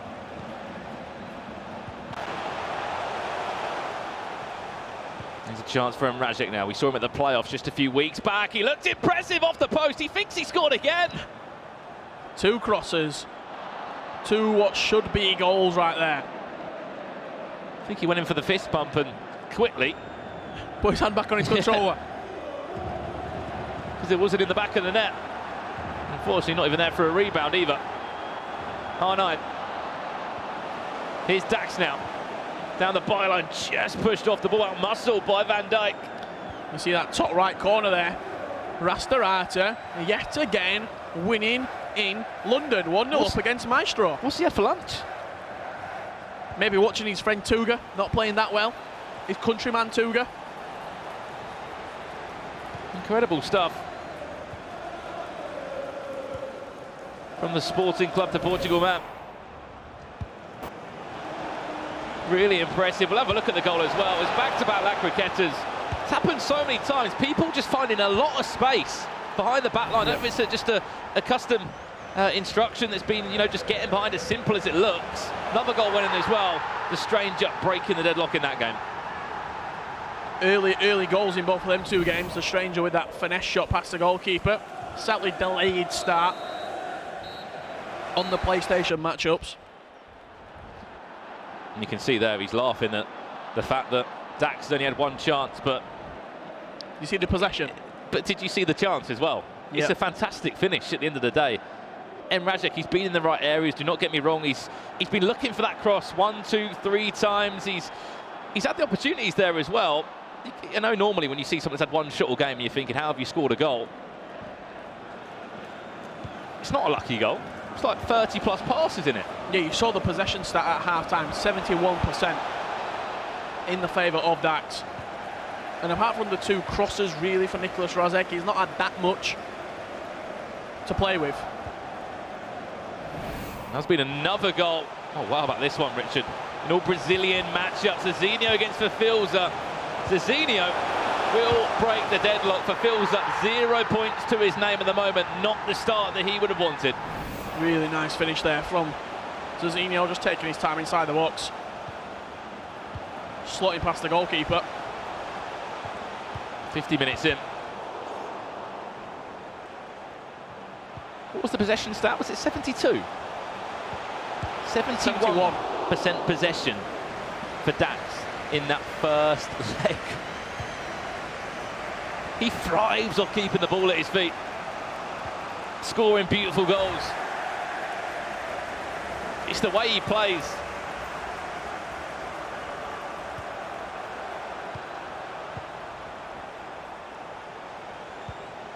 Here's a chance now for Emrajek. Will he look to play out wide? La Croqueta 1-2. Will he go back for a free kick? Yes, he will. And Mbappe goes down and is fouled.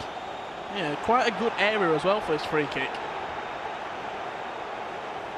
Just on the edge of the box, slightly too on an angle as well. How far is this one out? See, 19 metres. It says in front of a shot comes in. Saved again, Van der Sar. Keeping Dax in this one. Good tackle time, that one well twice for Mbappe. He's happy to get back and defend. Knocking on Dax's door.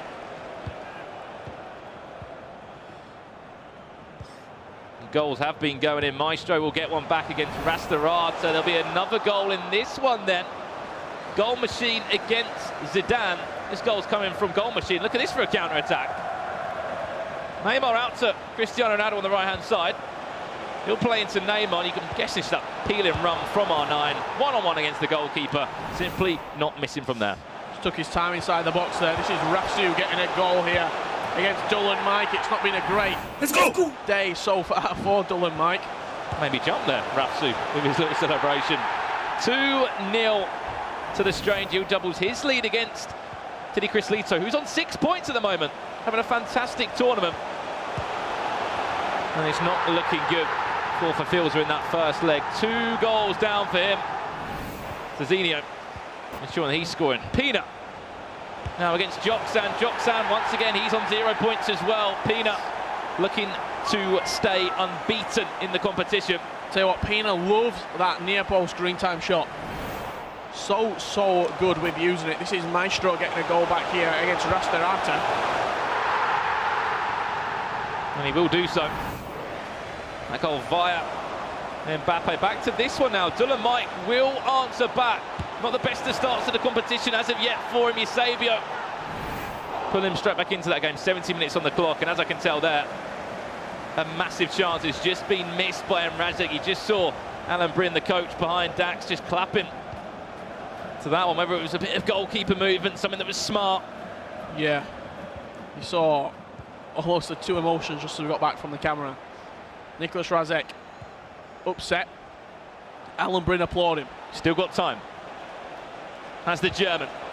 Really big tackle there. Committed as well. If he got the ball out of his feet, Havertz was probably going to be through there on the right-hand side. Pause cued by Dax.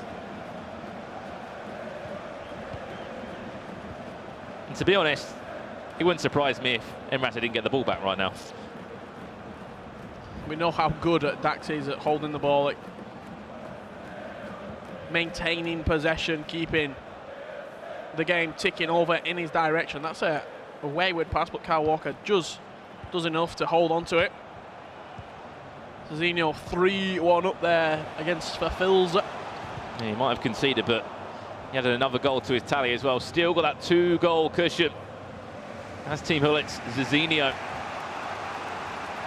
Just over 10 minutes left. Dax hanging in here. One of the best goals we've seen all day as well.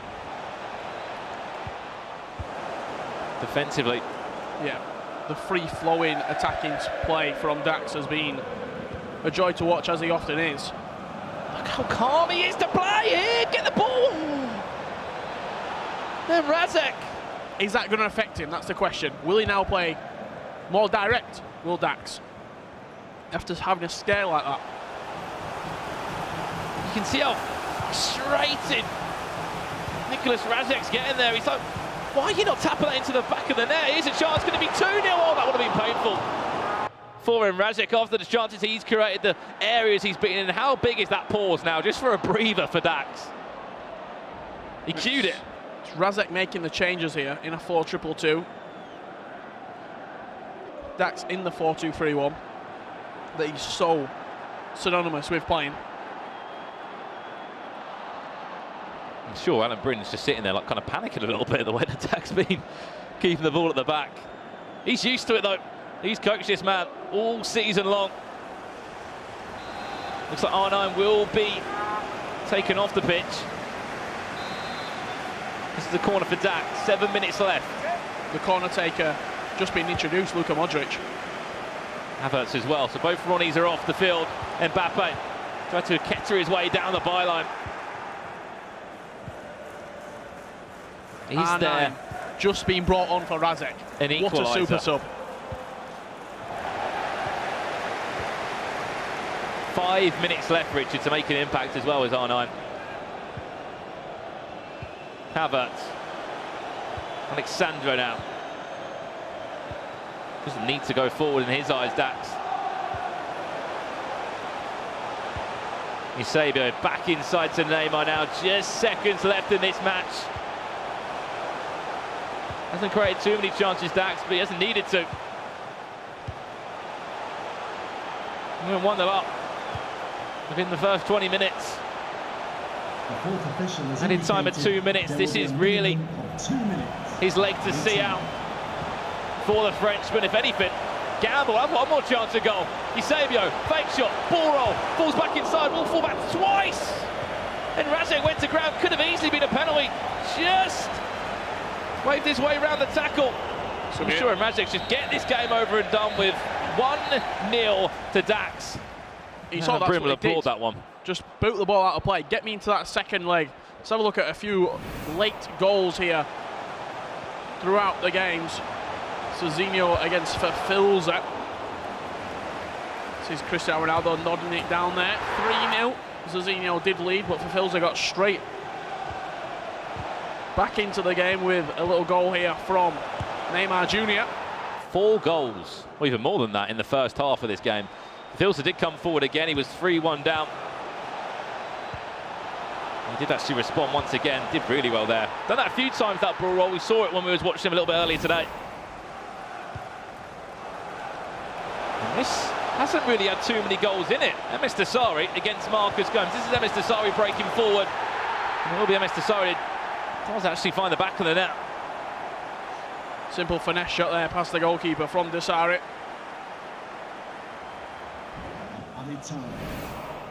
Going over to Maestro versus Rasta Arta. Rasta Arta currently unbeaten on the PlayStation. It's just that La Croqueta into the shot. It's just that La Croqueta into that low driven that seems to always be working for Rastarata at the moment. Peanut on the stroke of half-time. He doubled his lead. And of course, it was time green. Late goal here for Rafsu. Let's go! Nearly made me jump there. Tell you what, great contact with the high five right there. I can't explain to you as well, Richard. We'll talk about after this one, about Rafsu 1 second. Eusebio, back to Neymar. This is Zidane with an equaliser in that game. Still more goals. There's still plenty more goals. Big goal there for New York City, Chris. Getting a goal back there was New York City, Chris. And after we finished the goals, there we go, we need to finish the goals. Just speaking about Rafsu, he got grouped last year. I spoke to him last year, and I think he went away with TAS. They went for a little holiday before last year's grand final. After the playoffs, he's saying, I learned from that last year. Like, I was too relaxed coming into it. I had to train, I had to practice. And that's why you can hear Rafsu every single time he's scoring a goal and how passionate he is, because he cannot let what happened last year basically repeat itself.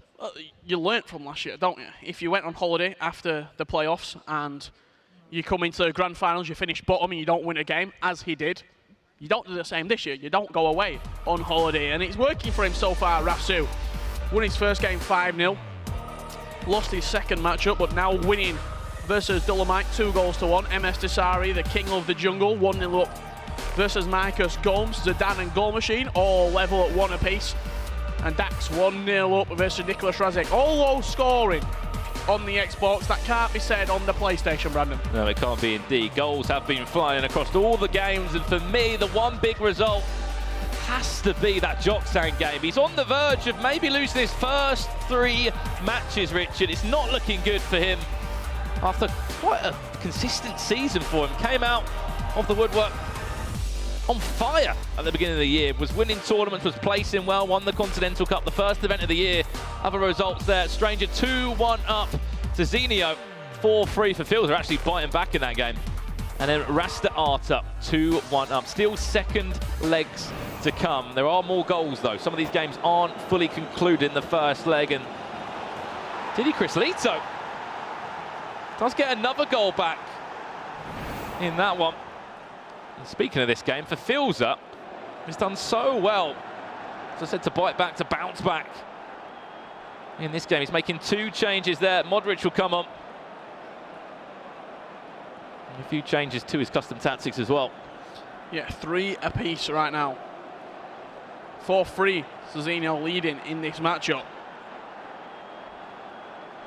Big, big turnaround for him in that 4-2-2. Eusebio just being introduced onto the pitch by the looks of it for Cezinio.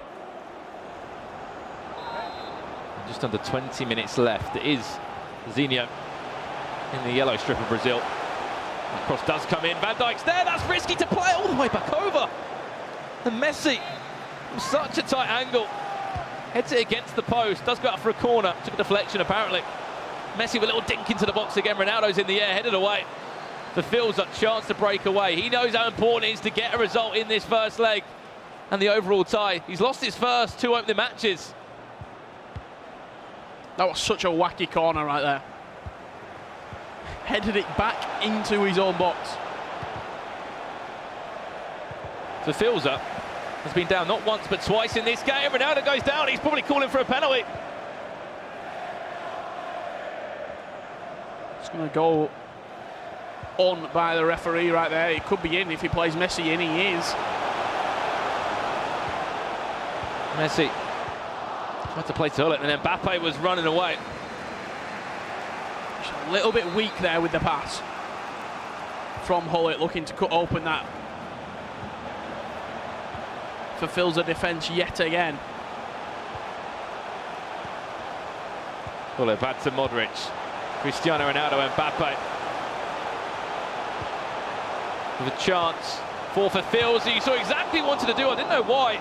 Originally, I thought Hullet was going to lock onto that. He was making the run through. Still, though, got in a good area. You can see Van der Sar's been moved off his line straight away, moved back inside. And Maestro leaving it late in the first leg, but scoring a huge, huge goal Everyone was trying to foul R9. Did not matter for him. He's got all the composure in the world. What a goal that was. 2-2 there. And back to our featured matchup. Dax 1-0 up. 1-0 win in the first leg as well. And Rajek had a number of chances, didn't he? That's the thing between these two. Rajek seemed as though he had, what, 4 or 5 really good chances that should have gone in. Dax didn't create that much, but because you hold the ball for that long, you limit the amount of chances that your opponent will create. If you play a 50-50 game, possession-wise, versus Nicolas Rajek, he will score. If you play a 70-30 game versus Nicolas Rajek, you're only giving him, what, 4 or 5 chances to score a goal? Look at that from Dax. The chance of him scoring those slims so much. Happy to keep the ball along the back line. Still 1-0, MS Dasari, Marcus Gomes. MS Dasari, if he wins his next game, 9 points out of a possible 9. There's the ongoing runner there. I thought he was going to play him. Was Vieira, though, probably not the man you want to back. It's going to fall back to Ronaldo, and that's straight into Rosette. Looking to set up that volley, wasn't he, right there? Nicolas Rajek. Volleys goalwards just seem to have something extra about him this year. When you catch a nice volley, seems as though they fly into the back of the net, so players always looking, edge of the box, looking to maybe dink it up, just like that. Cross into the box, carried away by that huge hand of Edwin van der Sar. Again, needs to look after it better. Just 2 or 3 passes from there. Dax giving the ball away a couple of times, and you see that pause cue from him right now. Again, giving the ball away, un-Dax-like, safe to say. I think what he's realising as well, there's a press, there's a constant press that's just being thrown at him from Rajek. He wants to make 1 or 2 changes to ensure that he can deal with that press. Here's Hullett to Ronaldo, chance to break away now. Although he's paused in the 17th minute, we'll be waiting a long, long time, I'm sure, before we'll see it. 30+ passes, that goal that he did score. Such an exquisite move. It's all about Rajek. Can he stay calm in the final third? He's rushed a few of his chances. He's celebrated before the ball's gone in half the time.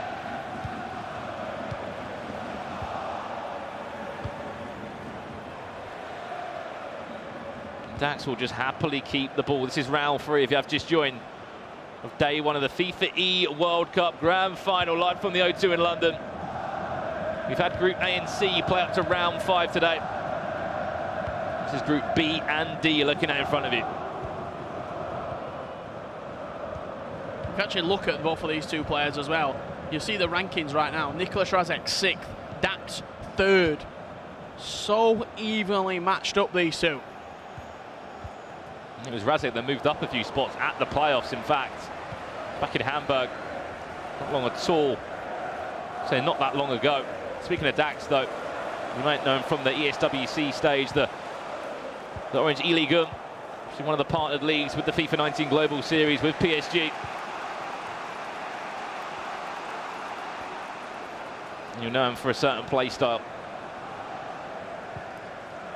Just as you'll know the emotion that Rajek really has inside him.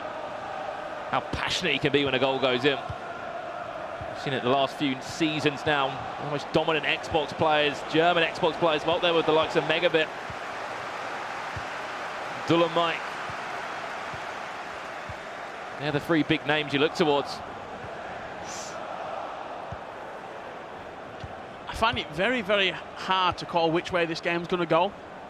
It's one mistake, and Rajek scores, and Dax could fall apart. Yeah, 1 mistake from Dax in the defence. Rajek gets that goal, gets the confidence, just as you're seeing. A man full of confidence right now. MS Dasari, 2-0 up against Marcus Gomes, on his way to the perfect 9 from 9. He is indeed 2-0 up in that second leg. Looking so confident. He's the current world champion. Keeps on going for that cross, doesn't he, out wide? time and time again, he keeps on going for that cross. It's one of those, isn't it? Across a two-legged game, you need a plan A, a plan B, a plan C. You need to get down that list. But the amount of times we've seen, he did it in the first leg quite a few times, and he nearly scored once or twice from it. But now Dax knows what he's going to do. Here's Dax trying to create something for himself now. You feel like one more goal would just give him that bit of confidence. You see the numbers back for him as well. Just look on the mini-map. How many white shirts are back?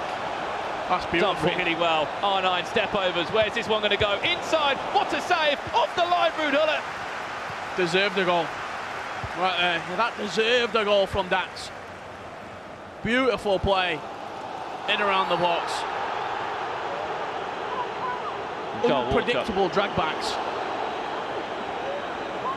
Into the referee's book, it looks like, on the stroke of half-time. As you said, Richard did so well recently just to pull out from, I think it was one of the defenders. R9 turned his back to a number of step-overs. Didn't really know where he was going in the end. It nearly just trickled into the back of the net. If it wasn't from that goal line clearance of Ruud Gullit. Still 1-0 this scoreline, and Dax is a player that can win games 1-0. We've seen the likes of Tuga. Has indicated there will be a minimum of 2 minutes. Added time of 2 minutes. Just to show how close these games are right now in round 3. Across both PlayStation and Xbox, there is only 2 games that have got a 2-goal advantage in either way. That's top right corner right now, Pina and Joxan. Pina's leading 2-0. Emis Dasari leading 2-0 versus Marcus Gomes. Every other game, as you're going to see right now on your screen, is separated by 1 goal. 2-0 Dasari, 2-1 Rafsu versus Dolomite. Zidane and Goal Machine, 1 apiece. Dax, 1-0 versus Nicholas Razek. On the PlayStation, 2-2 Rasta and Maestro. Zazinho, 4-3. Stranger, 3-2 versus Didicris Leto. And Pina, 2-0 up. Shows how tight it is, Brandon. It really does indeed, and one thing that we've seen all day long as well, the goals that have been flying on the PlayStation across both of those groups, C and D. And there has been another goal in this game, an equaliser. Or not. Got confused them for a minute. I thought it was the Germany white strip. Rafsu's actually 3-1 in front in that game. Pina will go 3-0 up, Messi will score again. Pina, I don't think he's not timed a shot. Everything's been green. But just a word on this game, Richard. At half-time, I don't know if you saw it, Dax just turned around to his coach. 66% possession. It's like he's setting him a target every game. How much possession to keep? He's starving his opponent the ball. He's not got great chances. He had 2 chances at half-time there, did him, Rajic, compared to the last game. Which point, maybe at half-time, he had about 5 shots. There's that cross once again. It's just how many times do you do it? It will fall back to Neymar. Alexandro got a shoulder on it. Lovely McGee spin inside the box there as well from Nicholas Razek to open up the space for him.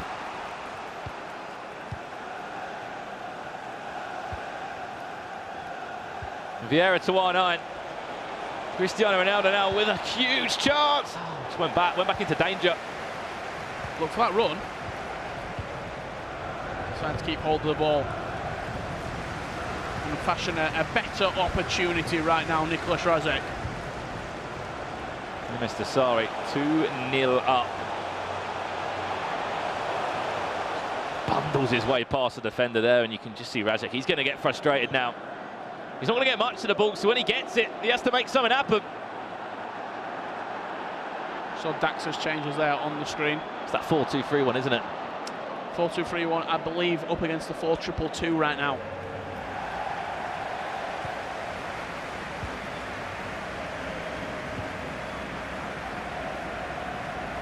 "30 minutes left. Will Dax have 3 more points onto his name in this group B?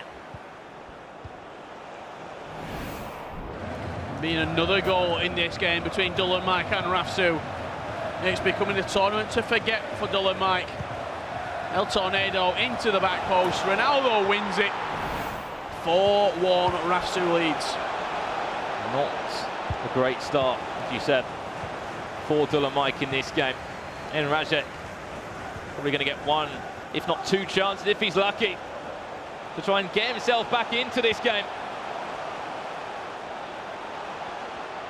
The win for Dax would add 3 more points onto his name. TM Rajek's already won a game as well, so he'll be leaping over him. Trying to push towards that second spot, and Let's Got Machine can win as well. Cross comes in, and he's just able to match up every single time and win a free kick in the end. Joksan, though,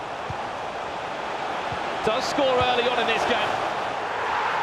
Getting a goal back, 3-1 right there. This looks like Marcus Gomes potentially starting a comeback trail versus MS Dasari. 2-1, we'll keep an eye on that for you.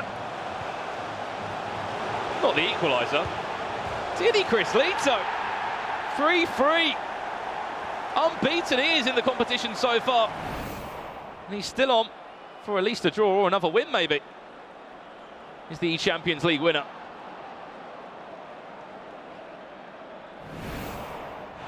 And there has been another goal in the Brazilian matchup. Fafilza equalises 4-4. A must-win match for him. After a very disappointing start, he has to get back into it. Pina, straight from kick-off by the looks of it. Getting straight back into that 3-goal advantage. It doesn't seem like the goals are going to stop flying at the moment on the Xbox. Rafsu seems to be on fire at the moment. Everything is going to plan for him. When Rafsu plays with a smile on his face, it's a danger to the rest of the tournament. When he's enjoying playing his FIFA, he's very, very tough. He's unpredictable. Well, it's not going his way. We see both sides of that emotion. Here's a chance. Dax. This is headed by Van Dijk. Ball falls back to him once again. Havertz tried to just scoop his way around him. Drag back from Luka Modric. Does go down. Referee plays on. Possession still in the hands of the Frenchman, Eusebio. First he tried to open up the space with a Berber spin. Going forward, Dax. With 15 minutes left on the clock.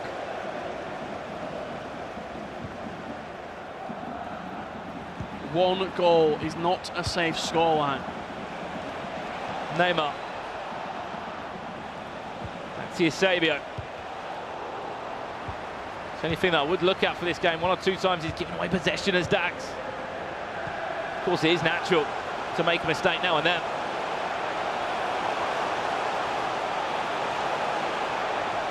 And Rajek, 10 minutes left. Again, he was looking for that scoop cross. Was Nicholas Rajek. But does it get to a point when it's not working for you? The thing is, I feel like it's that strong that you've got to try it. If you're struggling to break down your opponent, playing down the middle of the pitch, sometimes just stick it in the box. Just keep on trying it, because all you need is one of them to go in, and you're taking a point from this game. Well, Rastarata goes back in front against Maestro Rafsu, though. He said he was playing FIFA with a smile on his face. He's actually scoring more goals now. How about that one? 6-1, Rafsu leading versus Dulan Mike. What a turnaround this is. 38 minutes in, Didi Chris Lito was trailing in the first leg. 2 goals in the opening half. And I'm sure he'll have a smile on his face as well. He could be on for 9 points out of a possible 9. Pina, incredible second round from him. It looks like an amazing third round from him as well. 5-1 versus Joksan, one of his toughest opponents that he's going to face. Joksan was 6th in the Global Series rankings. Pina coming in 3rd. And he's just dispatched him 5-1 with 35 minutes gone on the clock in the second leg. 10 minutes left. That's a mistake for Dax. Will he pay for it? It's Van Dijk in the wrong position. Of all players, possession not dealt with. Back to Van Dijk. Tried to find Ronaldo. Hullit's in there as well. Still not dealt with. Finds the ball back to Havertz. And finally, he finds a way through the Frenchman, Kai Havertz. He's been coming for a while. Every time he just tried to clear that ball right there.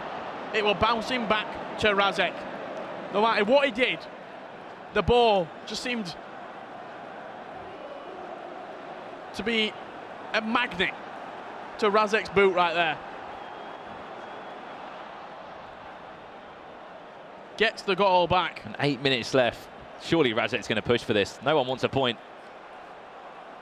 Dax is going to probably have to make something happen as well.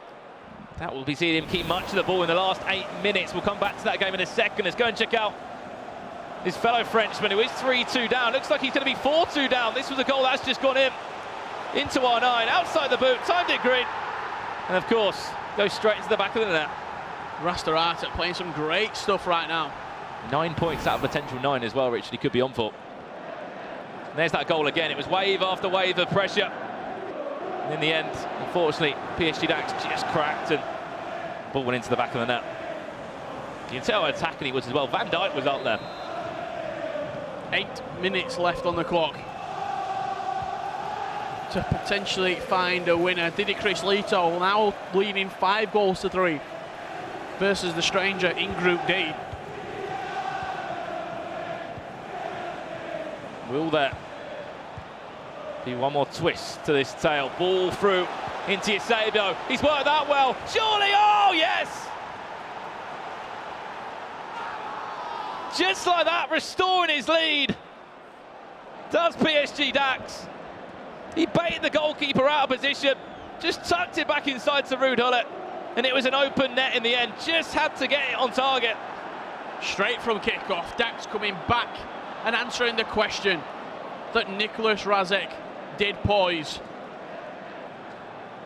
Will the 3 points going back in Dax's favour right now? Switching into that 4-4-2 second variation as well. And Razek will be attack, attack, attack now. We can't see his changes he's making, but stay back while attacking, I'm sure, will be the instruction on every single one of these players for Dax. 5 minutes or so left to hold on to this. He's been able to do it for such a long period across both these legs. It was the 81st minute he conceded.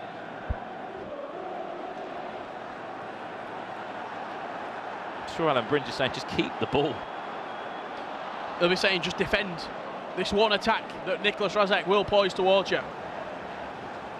That was it. Lovely composure though inside the box to not panic when the chance fell. Recycle it back to Gullit, score the open goal. And you saw the reaction that it meant to Dax as well. You rarely see that. You rarely see a big reaction from him. He knew how important that goal was in the complexion of this matchup. 4 minutes left and Maestro replies. Not once, but twice. 4-4 against Rastarata, stopping him. We're going 9 points out of a possible 9. Dax gives away possession again. Van Dijk, not the man you really want in that area. Will Razek reply once more? Good defending. And again, Alexandro standing his ground, not once but twice. And in time of 2 minutes, 50 seconds or so left in game FIFA time. Has the Frenchman done enough to get 6 points on the board for himself? Dax goes forward now. Eusebio one-on-one against the goalkeeper. If anything, just see that clock run down. Timed it green. I think that should be game over. Referee just waiting for that final whistle. Dax wants one more chance. Will we play it? And it should be a PSG Dax win. Yes, it will be. And then Razek, he's thinking, what more can I do? Big result there for Dax, beating the 6th ranked player from the FIFA Global Series in his group. A big 3 points for the Frenchman. You're seeing Maestro get a couple of goals back here against Rastarata, but we are going to be joining this game live for the culmination of this epic 4 goals apiece between Rasta and Maestro with 15 minutes left. Brandon Swift. And this is live now, 15 minutes left, a chance for Maestro to score again. Oh, that would have been timing to arrive and score then. What a chance! What a chance! Took a while to really get himself going today, is it, for Maestro? not been a problem for Rastarata. And you ask why? Who's he got in his corner? Francisco Cruz, 2011 FIWC winner out in Los Angeles. The only Portuguese world champion. He's got that tablet sitting on his lap. I'm sure he's breaking down every single play. I'm sure he didn't have that technology as well back in 2011 when he was in the grand final. Rastarata, even if he draws this, he will remain unbeaten in the competition. Maestro, oh, he's done well.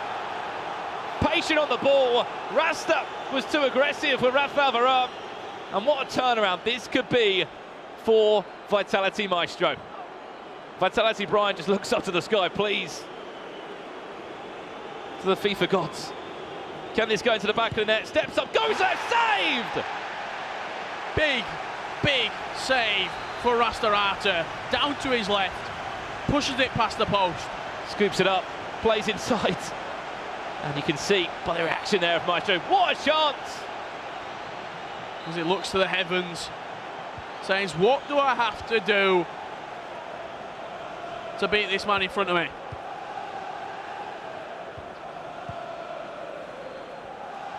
A lifeline for Rastarata there to give away that penalty.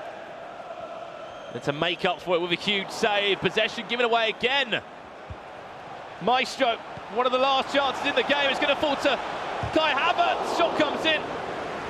Straight Alexandro will win the ball back on the rebound. Read that one really well. Chance now for Rasta to potentially clinch all 3 points if he can snatch the ball back. It probably will be the last chance of the game. It will fall to Maestro if he can make something happen now. And in time of 3 minutes, there could be chance to go down the other end for Rastarata now. Here's his chance, last chance of the game. Look at that run on the left-hand side for Mbappe. Here he comes now. Van Dijk's been pulled out of position. Back inside to Eusebio. The Portuguese man, what a chance! And parried away for a corner. Van der Sar just standing strong there for Maestro. Is that it? Yes, it will be. 8 goals in the matchup. You can see by the reaction of both of these two. Huge chances in the latter stages.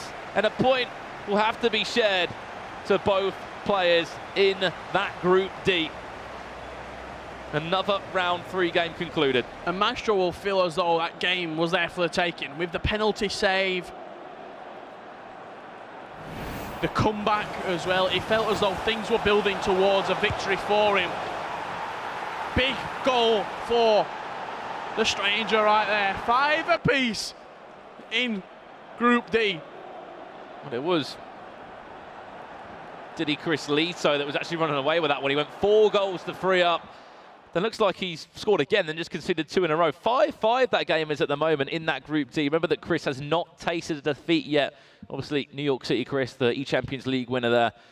That one could be a point as well. These games are so mental. I feel like every single game can go either way. Anybody can go through, anybody can go out, as we're jumping back on board here with 7 minutes left to play. 5 apiece between Didi Chris Lito and the stranger.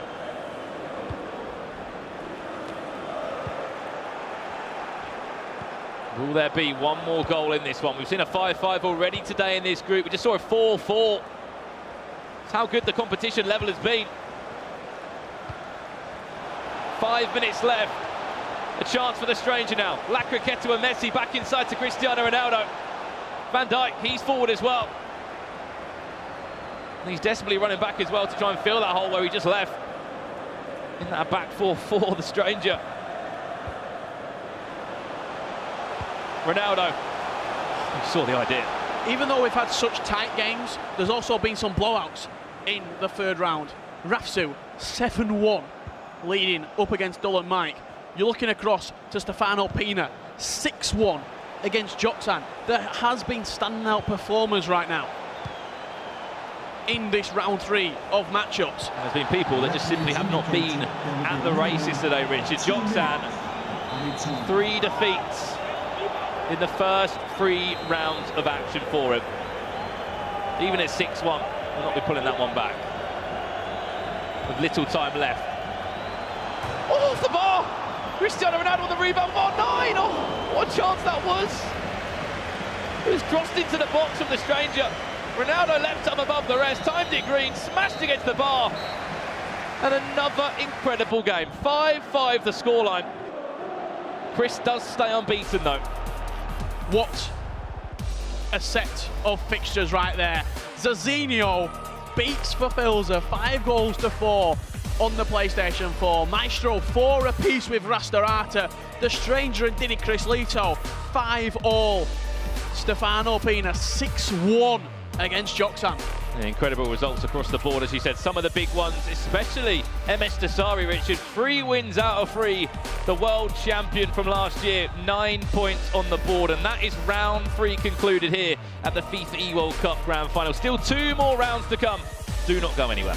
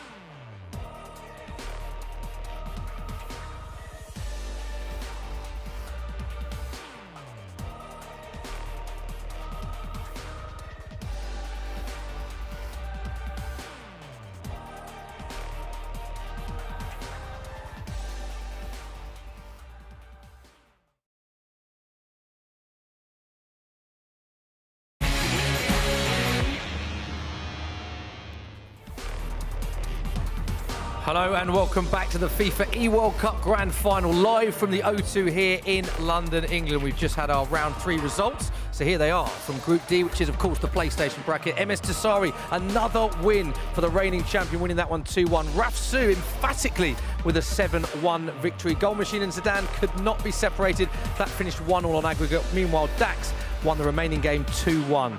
And in the other Group D, Maestro and Rasta Arta, that was a 4-all. Zazino winning narrowly 5-4. The Stranger and Diddy Chris Lito 5-all in that one. And Pinner as well, been a good tournament so far, winning that one 6-1. So that is Group D. The top one is Group B, of course. So Spencer, here is what it means for Group B, and what a start it's been for the reigning champion.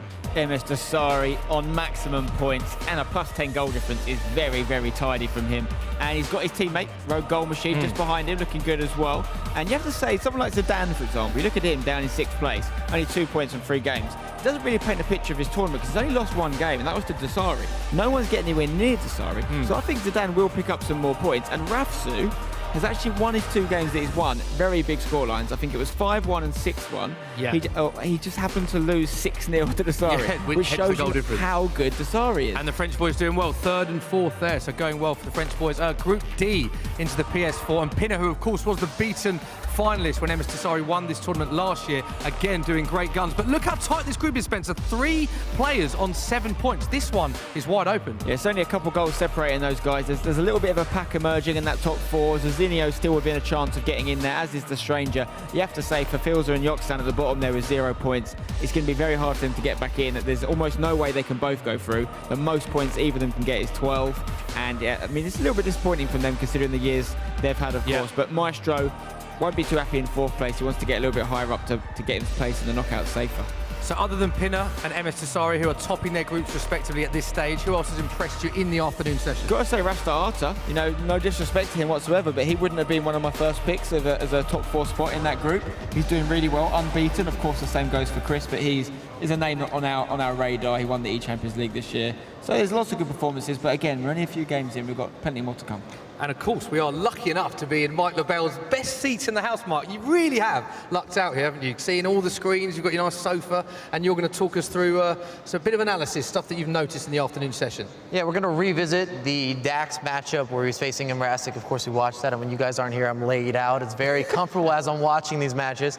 And we're going to talk more about Dax, the artist, and it's because he's able to paint a picture with his build-up play on the virtual pitch and how he's able to unlock the midfield and space via a bunch of triangles. And that's what we're going to analyze here, especially in a low-scoring affair where both players need to have that W. You're going to see him recycle, and in this area on the pitch is where you're going to see Dax is in a money zone because he sees the triangle already unlocking that space. He's already pulled Vieira out of position, pulled Rudholt out of position, and he's not going to hit just one pass, but 1, 2, 3, and then you feed the beast, you feed the bear, give it back to R9. He's going to always slot that home. It's kind of a bread and butter zone inside the box. I'd love to have him on my squad if I was playing the game or even if I was somehow a pro footballer and had that experience under my belt. It's a great goal, isn't it? Because not only does he use that triangle that you've highlighted, it's then seeing the return pass. It's a 1-2 between the man that scores the goal, Ronaldo, and the man he gets the ball from. And you've got to understand at this level, when you're looking at pro FIFA players, they see that space and they know exactly what they've unlocked, not 1 or 2 steps even before their opposition. He realized right there that he was already going to be 3 or 4 plays ahead of Imrasik, and that he was probably excited inside and allowed Dax to play a more defensive, more possession-based game because he scored first. And Dax has got a reputation for that, hasn't he? Because the way he plays, he's seen as like a player's player. You know, they like the way he plays. It's enjoyable to watch. Plays the way, I guess you could say, that people want to see the game played. He always looks for the extra pass or the extra piece of build-up or the skill move. I don't want to even say the spectacular, but his combination of patience and creativity, the pros respect it, the consumers respect it, and then I don't know, there's something with just having the French vibe. He's got good hair. It all comes together in one collective. Nice. You've got good hair as well, Mike. Speaking of good hair, was that just a crowbar for me to mention your hair, which is looking lovely now? I copied Dax. You copied Dax? Dax is the originator. Mike, I've got to ask you, you've got a fantastic view here. You see the setting is absolutely fantastic. The O2 Arena is looking magnificent. You get a great spot to watch everything. Who have you been most impressed with? Because you've been looking at all the games in detail, so in-game play. Is there a standout performer? Can be from either the morning or the afternoon session. Well, what I've liked in recent times, it's very different than what we saw in the morning where we saw the favorites kind of struggle or maybe unexpected results at times. This has been very different. When we're looking at Stefano Pino, we're seeing him at his best. And in playoffs, people were kind of bring up the question, well, he's not signed anymore to an organization. Is he going to perform at the highest level? A lot of his best FIFA has been early on this year. He peaked early, and then in the middle, he's been consistent, but he hasn't been winning tournaments, so I'm happy to see that he's doing really well. And then MS Desari can't be touched. It's kind of like what you said. Rafsu beats somebody by 5-6 goals, then he loses to Desari 6-0. And then he comes back and beats somebody 7-1, and it's like, okay, is he just at that next level? Is he ready to repeat? And we all know that MS Desari loves London. It's his city. Yeah. He says it's his second home. He's won a lot of events here. And then on the Rafsu thing again, it's almost like there's a tier level. Rafsu's like in the second tier right now. He's beating everyone convincingly by a number of goals, but then he goes into Desari's tier, and it's just a different world. And I took Rafsu as my player to watch. We did a pre-show, so I'm just throwing that out there right now. He's looking pretty good. Just looking pretty good. The Frenchman you should not forget about. Okay. No, very good point. Mike, thank you very much as always. And Spencer, we're ready to go for our next round of fixtures. Let's head back to our casters, Dan Gaskin and Mark Hatcher. Thank you very much, gentlemen. And yeah, this is the next game we've got coming up. We've got the last 2 rounds of action to close out the day of day 1 here of the FIFA eWorld Cup. Goal Machine taking on Marcus Gomes. And what a great start to the competition that Mr. Goal Machine has had, Dan. Yeah, he has indeed. I mean, he was here last year, and I don't think we were surprised when he was able to qualify again, because he is quite the player. And it's different stories for him and Marcus Gomes. Marcus Gomes currently second from bottom, whereas Goal Machine currently in second. So this is a big one for Marcus Gomes. If he's not able to get a victory here, you've got to feel like his chances are really starting to disappear in this tournament. Yeah, you want to talk about pressure. This is about as big as that pressure situation can really become for a player, especially in this group stage. Needs to find that win, and it's kind of been the question all season long, hasn't it? And Marcus Gomes has always kind of just managed to get somewhere, just managed to get over the line, but come up short in those big games, in those big particular moments. But now there's another opportunity to do that for him, and when is the best time to do it? As I said earlier, on the biggest stage of them all, when it matters the most, you pull out that result. And those aren't quite the players, Goal Machine and Marcus Gomes. They are fantastic players, don't get me wrong. And we'll get those sorted for you ASAP, but we are going to get the correct footage of Goal Machine versus Marcus Gomes. And Goal Machine are still undefeated so far in this group, 2 wins and 1 draw. Of course, though, still hasn't come up against the giant that is MS Dasari. And this is a game that Goal Machine should be feeling he should take a victory here, and that would put him in a fantastic opportunity with the potential to qualify tomorrow. And Goal Machine has had a little bit of an up and down season so far. I'm sure that he would happily admit that himself, but he's also one of those incredibly dangerous players. He's known for his goal-scoring prowess, hence the name Goal Machine, and he's shown that already in the tournament with some big victories, with some big scorelines, as he's now looking to again be that first player on the score sheet. Ronaldo, a player who just tucks back in to do some defensive work there for Marcus Gomes. But what do you think has been that lack of consistency? What do you think the reasons for that have been so far this year for Goal Machine? I think maybe expectations were too high for him because of how well he has been performing in some of these tournaments, and his name has been screamed out by us and some fans of being that top echelon of players, that maybe just pressure got to him a little bit and he didn't quite meet those expectations. But then as soon as we stopped talking about him, he started performing again, and I think that can't be a coincidence. Maybe he doesn't enjoy the spotlight as much as some other players, but as I say, when it matters, it's here in London at the O2 Arena. And he's shown and just reminded us just how good he is. Now Marcus Gomes, the Australian, coming forward, can't get away from the attentions of Vieira, but Neymar will keep possession. Da Costa plays it now inside. Ronaldo, bit of a chance here, maybe to strike it for Vieira. Second wave of the attack, scoop turn from R9. Great tackle from Van Dijk.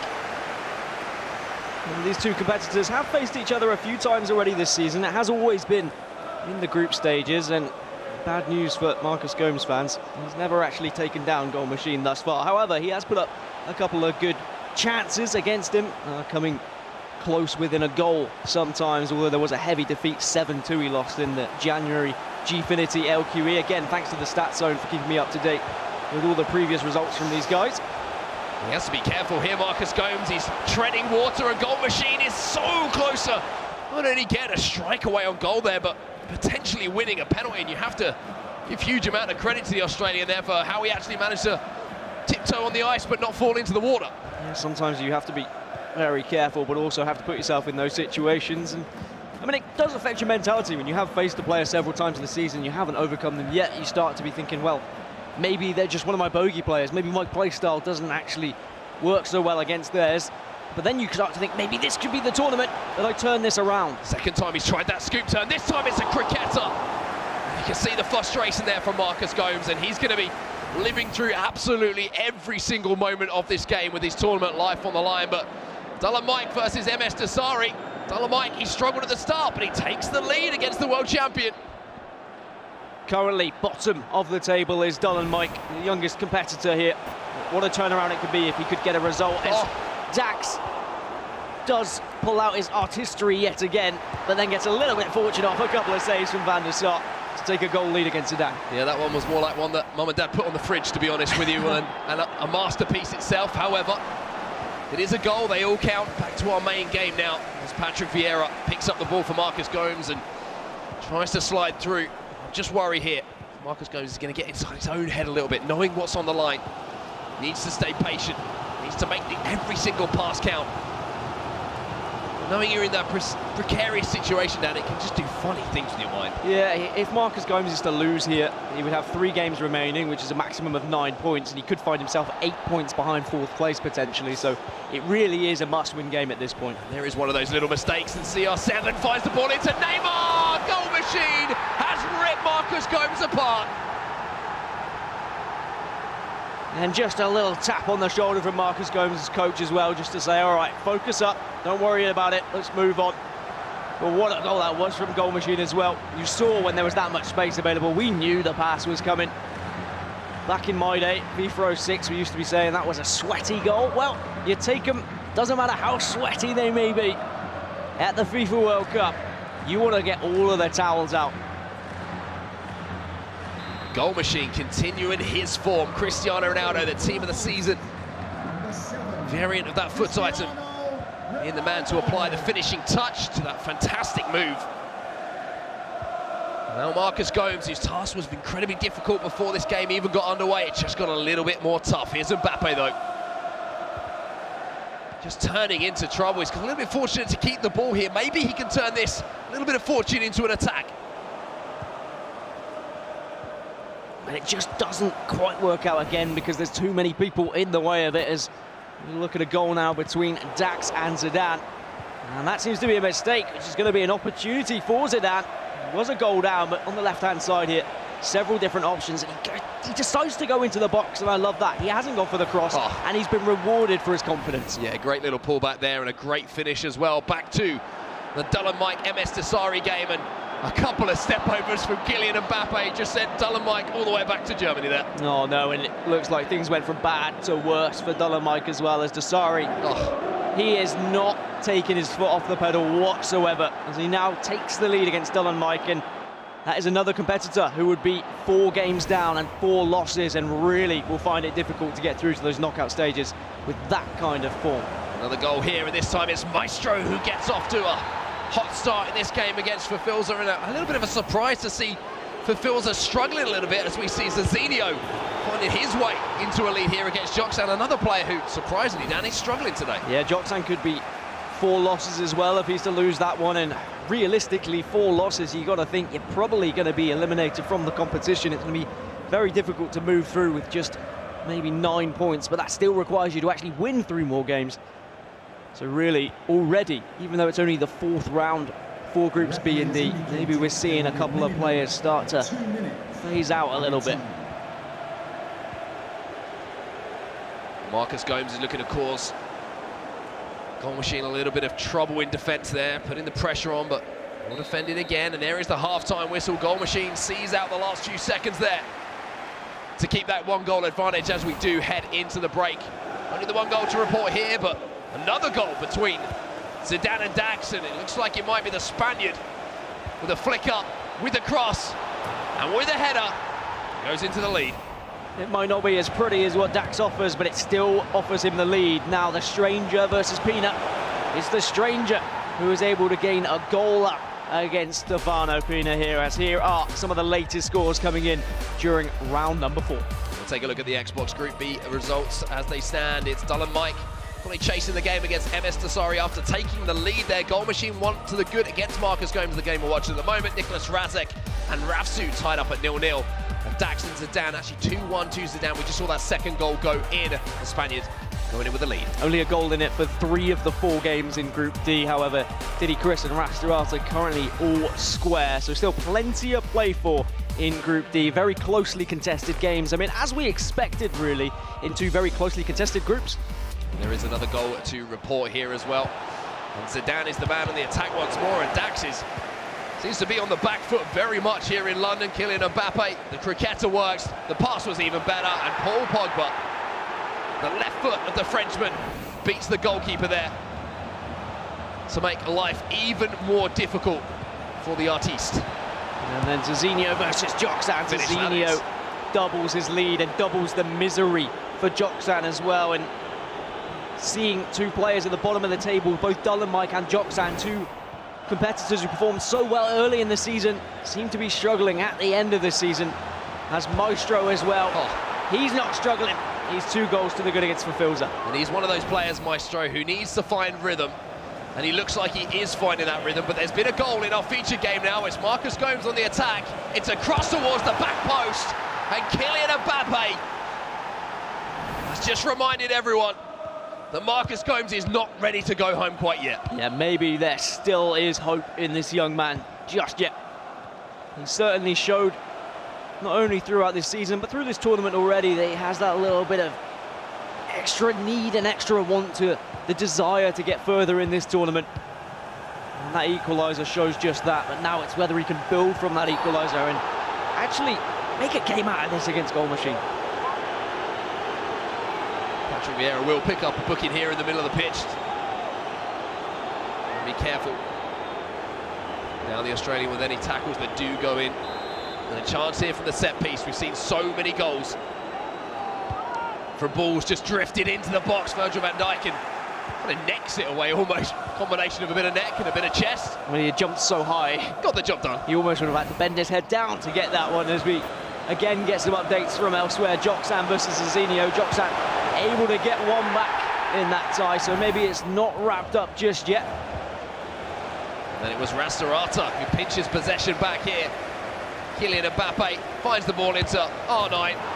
Simple little fake shot out of his feet and a left-footed drive across goal. And then Stranger versus Pina. Stranger also making things worse for Pina over in Group D. Pina, of course, who was topping this group, but he was tied with Rastarata and Didi Chris, so I'm sure they'll be happy to see Pina currently losing that one. Talking about rhythm, look at Maestro now.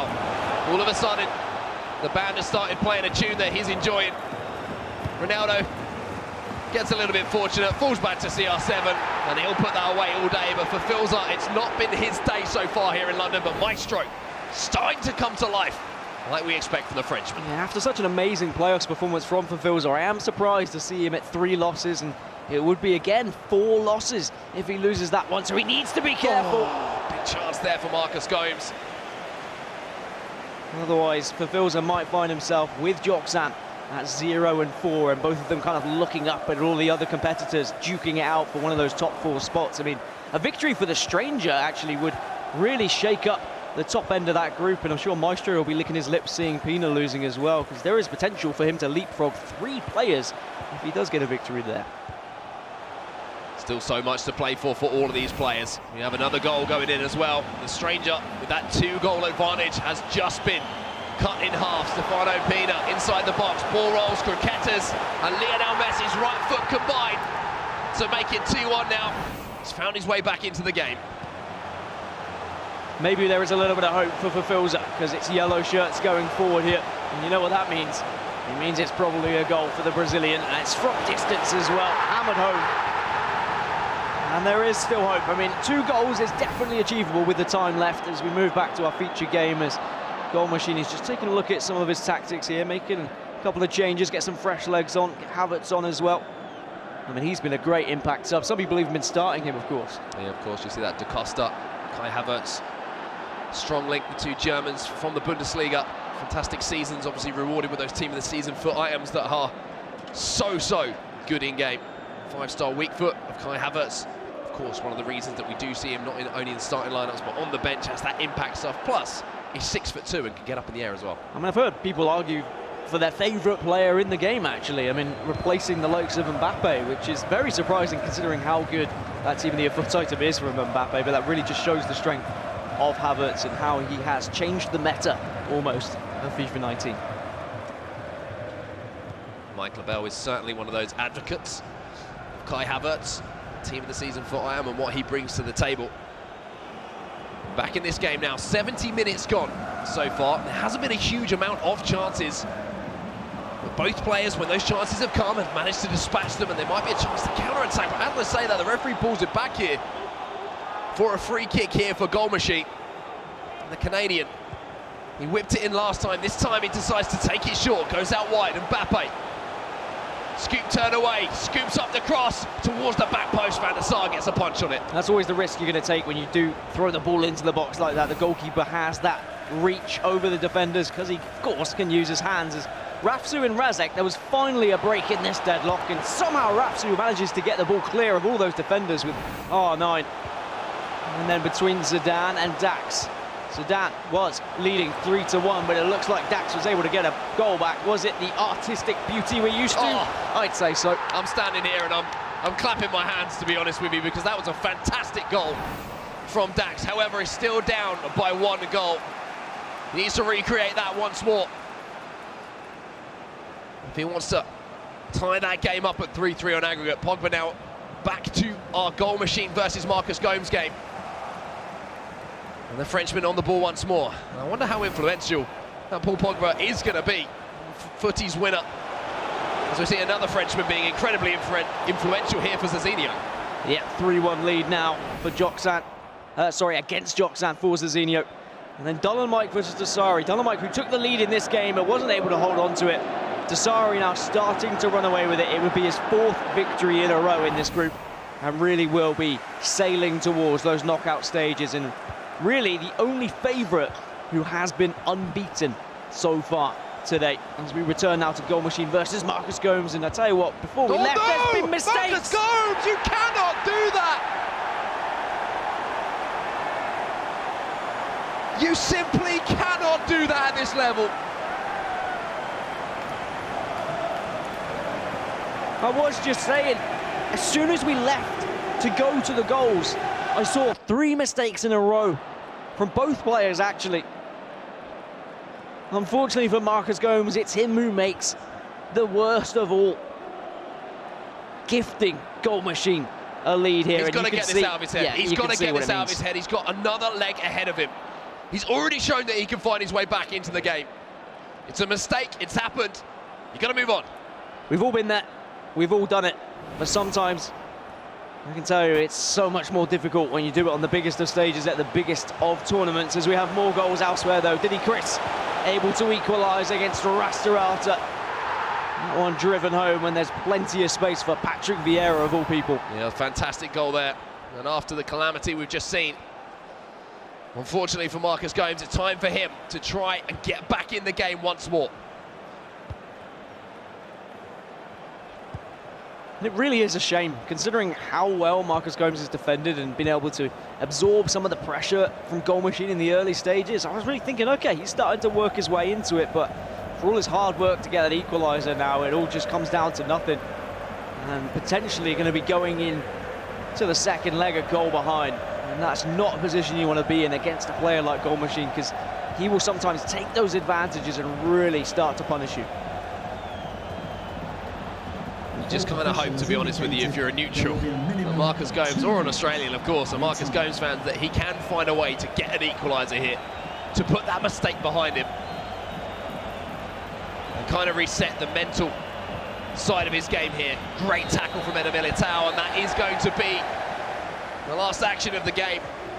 And that goal is what separates the two players. And now we're going to move over to a different game. And first of all, we're going to see the goal that actually happened. It was Stefano Pina equalising here. Absolutely fantastic. 2-2. And the stranger had a 2-goal lead. It looked like he was maybe going to start to claw his way back into this group, but Pina, who currently resides in first in the group, manages to grab one back. And now we are going to move into this game live and see how the first leg develops. And 72 minutes gone on the clock as well, so a little bit of time left in this first leg for there to be a potential winner, for someone to step up and give either Pina or the stranger a goal advantage heading towards that second leg.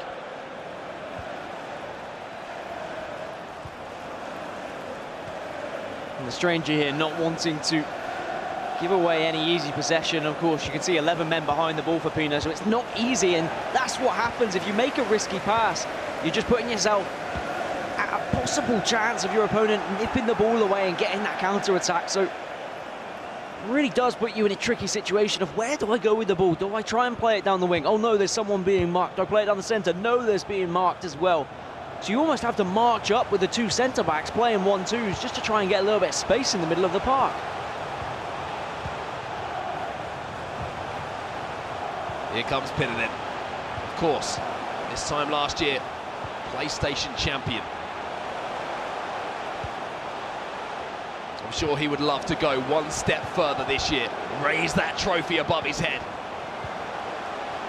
And Ruud Gullit Might be the man to start orchestrating an attack here.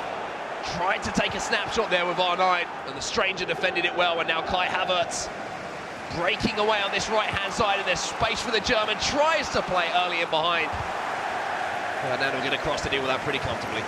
I think we need to be giving Stefano Pina more credit for how well he performed in FIFA 18 and how he's managed to transition into FIFA 19 with that consistency, but also the experience he has from that tournament is going to help so much here. Webby Eakins gain some more credit here, as he tries to turn past Sergio Ramos here. Does so well to win the ball back almost immediately though.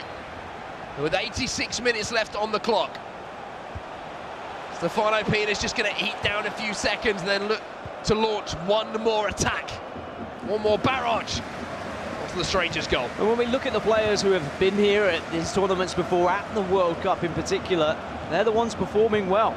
Pina performing well, Tas performing well, Desari performing well. It's almost like they're past the nerves at this point because they've already been through that phase, whereas Tex, his first eWorld Cup, looks a little bit shaky, looks a little bit nervous. But those nerves will dissipate if he's able to get into the latter stages of the tournament, I'm sure. Great tackle from Raphael Varane again.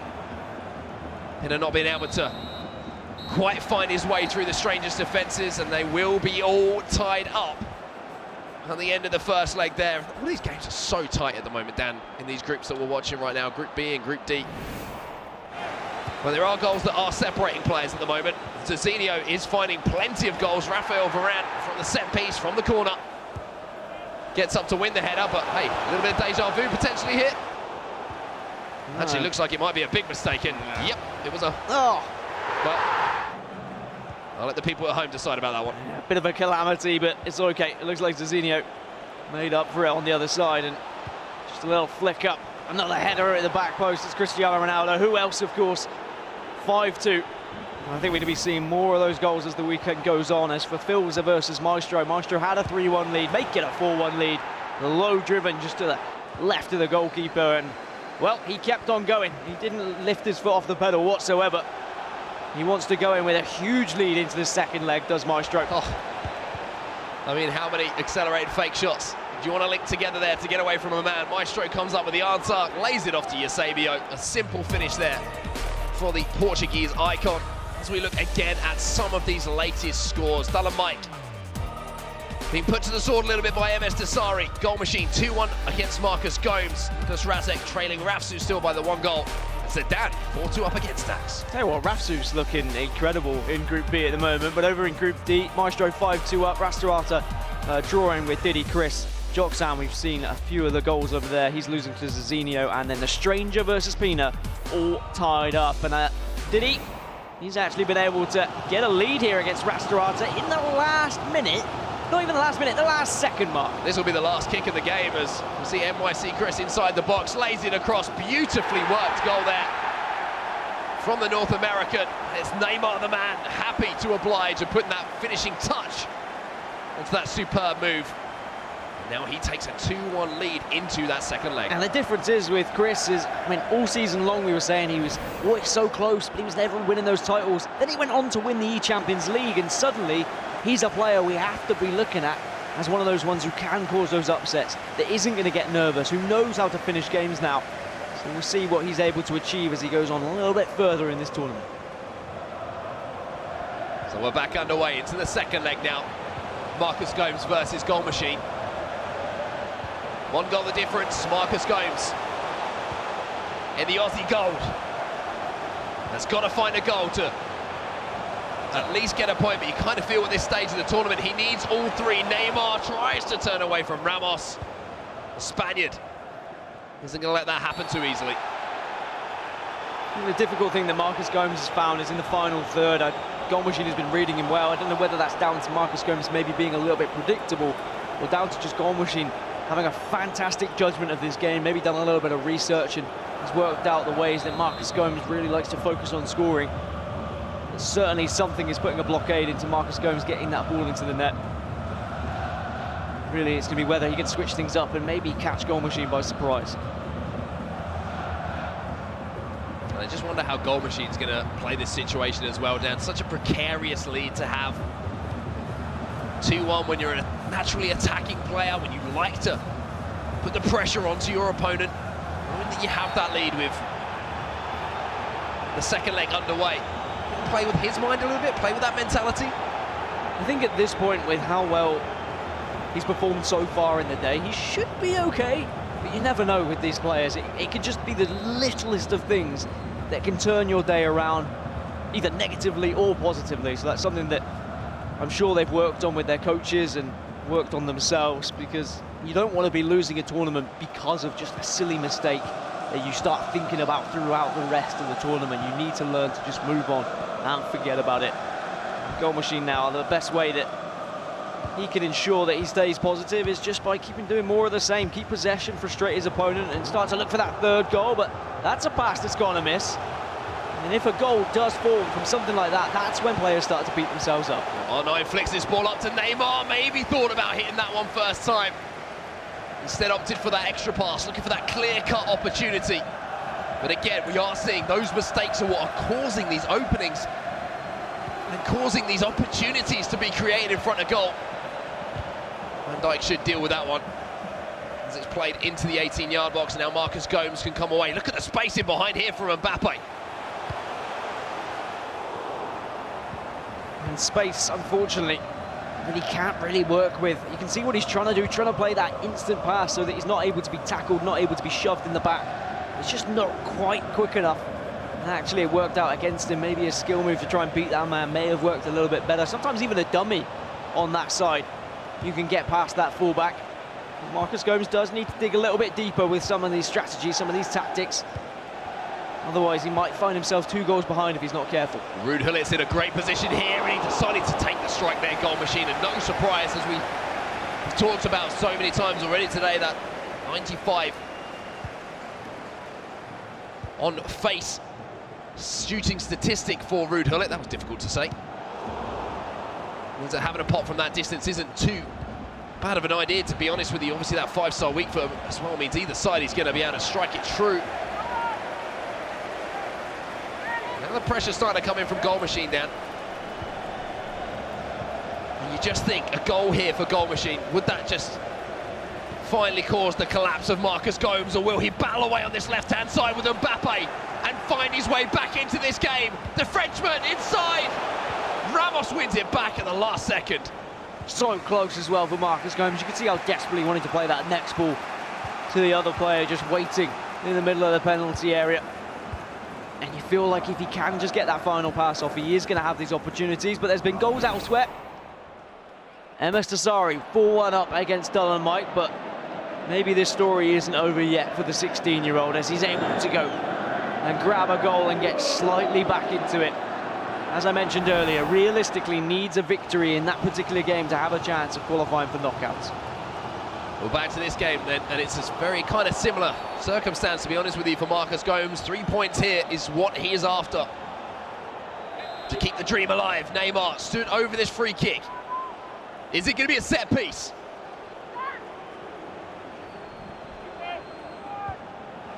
Varane into Van Dijk. Ball inside here to Cristiano Ronaldo again, and maybe just a little lack of creativity in that final third. Maybe a change of formation is required for Marcus Gomes, just to open up goal machine a little bit more. What a ball that is, or not? It was just a whisper away. The toe of Neymar there. That could have been the game. Because what I've seen from Marcus Gomes is he has so much space at the fullbacks that goal machine seems to be exposing, and Rafsu against Nicolas Razek. It took a while for the first goal to arrive, and it's taken a little bit of time for the second one as well, but it's Rafsu again. Letting us know it's time. Let's go, he says. So you don't need to speak French to understand that one. Let's go. Ringing out across the O2 Arena. You hear that scream all the way back in Australia. Marcus Gomes has found an equaliser. And goal machine looks deflated as well as he slumps back in his chair, because he probably felt like he did enough to defend it, but no, he did not. There was a gap right between his 2 central defenders, and a keeper, unfortunately, not able to get his hand to it.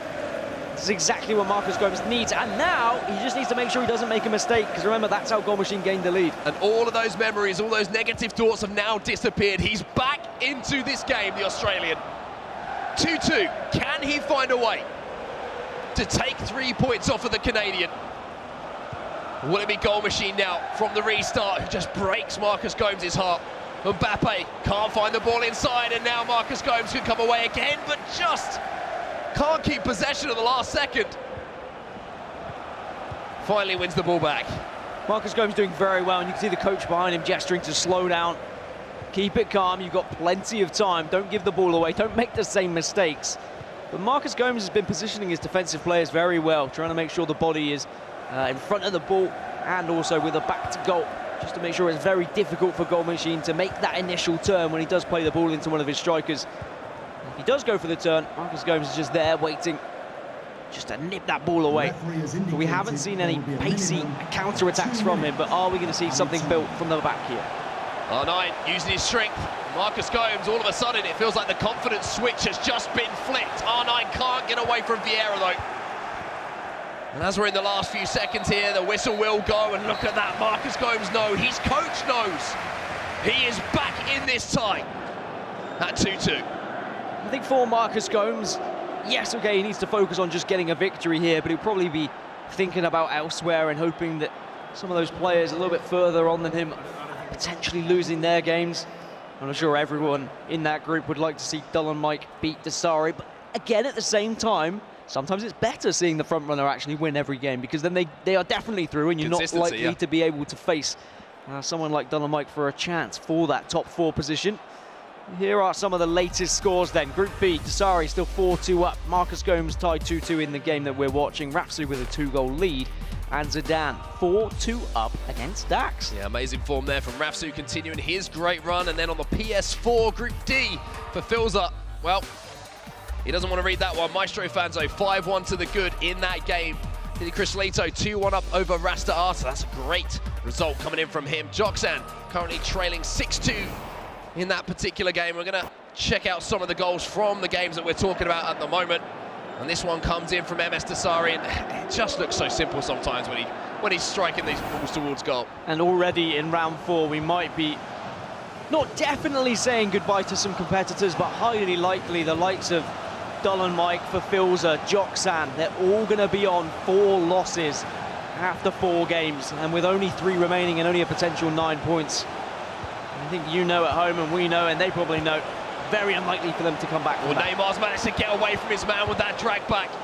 Goal Machine looking to reassert himself over Marcus Gomes, but the Aussie holds strong, and there's a counter-attack chance here, and unfortunately for Marcus Gomes, off the ball, Cristiano Ronaldo is just wrestled to the ground.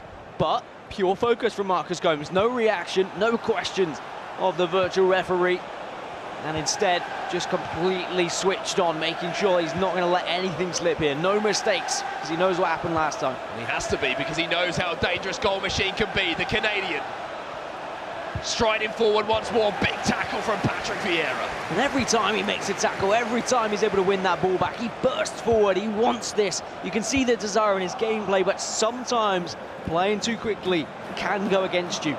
You've got plenty of time, do you, Marcus Gomes? Yes, okay, it's not going to go to extra time in penalties, and you would only get a draw, but still, 30 minutes in game, a decent amount of time to try and find that winner. Just a reminder here, before these goals got underway, Goal Machine, games I should say, got underway today. Goal Machine was currently sat second in Group B, feeling very comfortable. Marcus Gomes just above Dull and Mike. There is another goal that's going in as well, and again, it's bad news by the looks of things for Brazil fans and for Filza fans. Maestro, again, I talked about that rhythm, Dan. I talked about the band striking up a tune. It looks like it's a pretty good song right now. Maestro, who was eliminated in the group stage last year, might be trying to do one better, as Zizinho and Joxan going up against each other. Joxan desperately trying to fight back, but unfortunately finds himself 7-3 down now to Zizinho. Still 70 minutes left, so maybe there is still more twists in that turn. And our E-Champions League winner, NYC Chris Leto. Well, he's made it 3-1 now against Rastarata, and that's a huge performance. Because the man from Portugal, Rastarata, has had a fantastic start to his tournament here in London, so NYC Chris really putting on a show for all the Americans back home. Yeah, I mean, Pina, Rastarata, Diddy Chris, they're all currently tied on 7 points, so Chris has a real chance to leapfrog those guys and potentially go to top of the group with 1 round left to play today, and then, of course, 2 more rounds tomorrow in groups B and D. And, of course, we had A and C to finish as well. Drag back here from CR7, Marcus Gomes. He's been struggling in this game, and he just looks like he's struggling on the edge of that 18-yard box again. Well defended by Goal Machine. But he just needs a little bit of fortune in that. He needs one of those drag backs for Goal Machine to bite on that bait. At the moment, he's just not doing it, the Canadians, defending so well. Yeah, I think Goal Machine knows better. He knows how detrimental it can be if you do dive into one of those, and we're going to dive into another game as well between Chris and Rastarata, and Rastarata says, Chris, you want first spot, do you? Well, I'm not going to make it an easy one. Virgil van Dijk unfortunately can't hold on to the ball. Van der Sar can't either, and somehow it's ended up in the back of the net. Van der Sar desperately trying to get back there to block that shot from the tight angle from Mbappe, just to flex it into his own goal. So back to where we were just a few moments ago in that particular game. 1 goal between the 2 players. And we got another goal to report as well. This one coming from Nicholas Razek, tying up that game in-game, but now 2-1 on aggregate, still chasing the game. And then for Filzer, who was 6-1 behind, manages to close that gap ever so slightly with a penalty. Is there too much to do, though? He needs 5 goals now if he's going to be able to win that game. And even though all of these players are capable of scoring that many goals in such a little amount of time, it's very different when you're going up against other players who are also incredible at defending for that amount of time. The question is here, will there be a winner for one of these players? Will it be for Marcus Gomes? He arguably needs it more right now in the tournament. Will it be Goal Machine with this attack, who could break Aussie hearts? Well, it manages to retain possession, but as I say that, Kai Havertz says, Marcus Gomes, I'm here for you, buddy. And Havertz now actually on the attack at the other side of things. Messi. Goal Machine twisting and turning. You can see this game all of a sudden it's just opened up. And I really think Marcus Gomes has to roll the dice here. If he draws this game, he's only going to be on 2 points, and he's still going to be really struggling to get through to knockouts. So get aggressive, go through it. Your tournament could ride on getting a victory in this game. Goal Machine is definitely there for the taking. The worry about that, though, is you could leave space at the back. Lionel Messi turns back onto that wand of a left foot.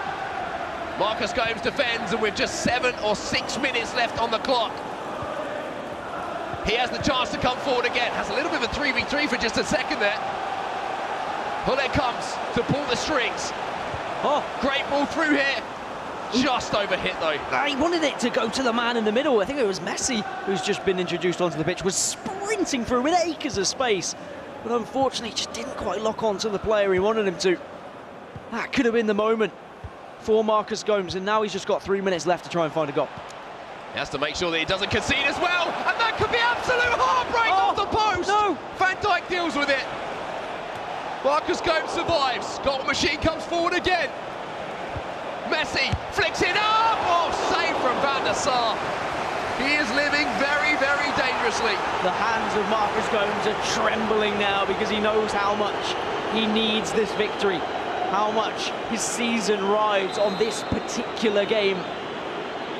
Because if he loses, he's all but out of the competition. A Corner draw, for Goal Machine here. and there's still a chance, maybe. And you just wonder if it's written in the stars sometimes.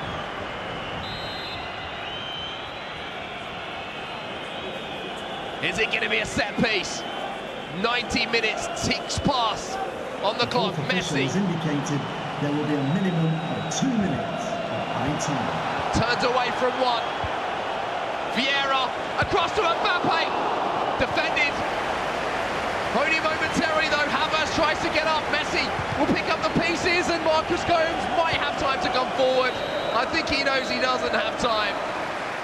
And at the end of the game, which was certainly an entertaining one for everyone watching, it's 2-2 and a point apiece. And still a small amount of hope for Marcus Gomes as we move over to the stranger versus Pina. That was a goal that happened not so long ago. Pina equalising versus the stranger. And now we're going to go live into this one and see how this one pans out. Of course, Pina currently top of Group D, whereas the stranger sat in 6th place. And if he lost, he would also be on 2 points, just like Marcus Gomes in his group. So points needed for the German. And he's been involved in a few tight games already today, and this is another one. Needs a goal here. Will Ruud Gullit be able to beat Cristiano Ronaldo to the ball there? She just didn't quite have the pace.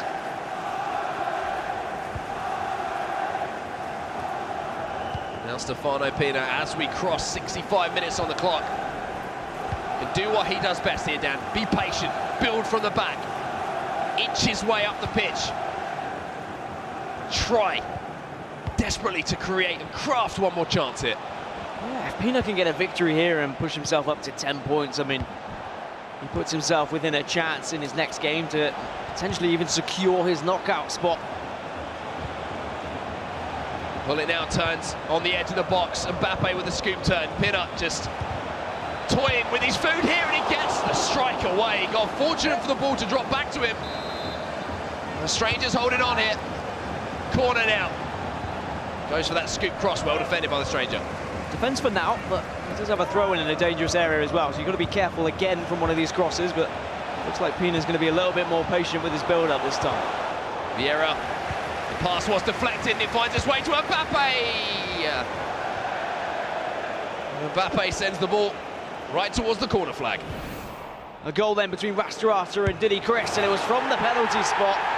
And that one also all tied up. Chris not able to hold on to his lead for too long, and Rafsu and Razek, this has been a closely contested game, and it's even closer now.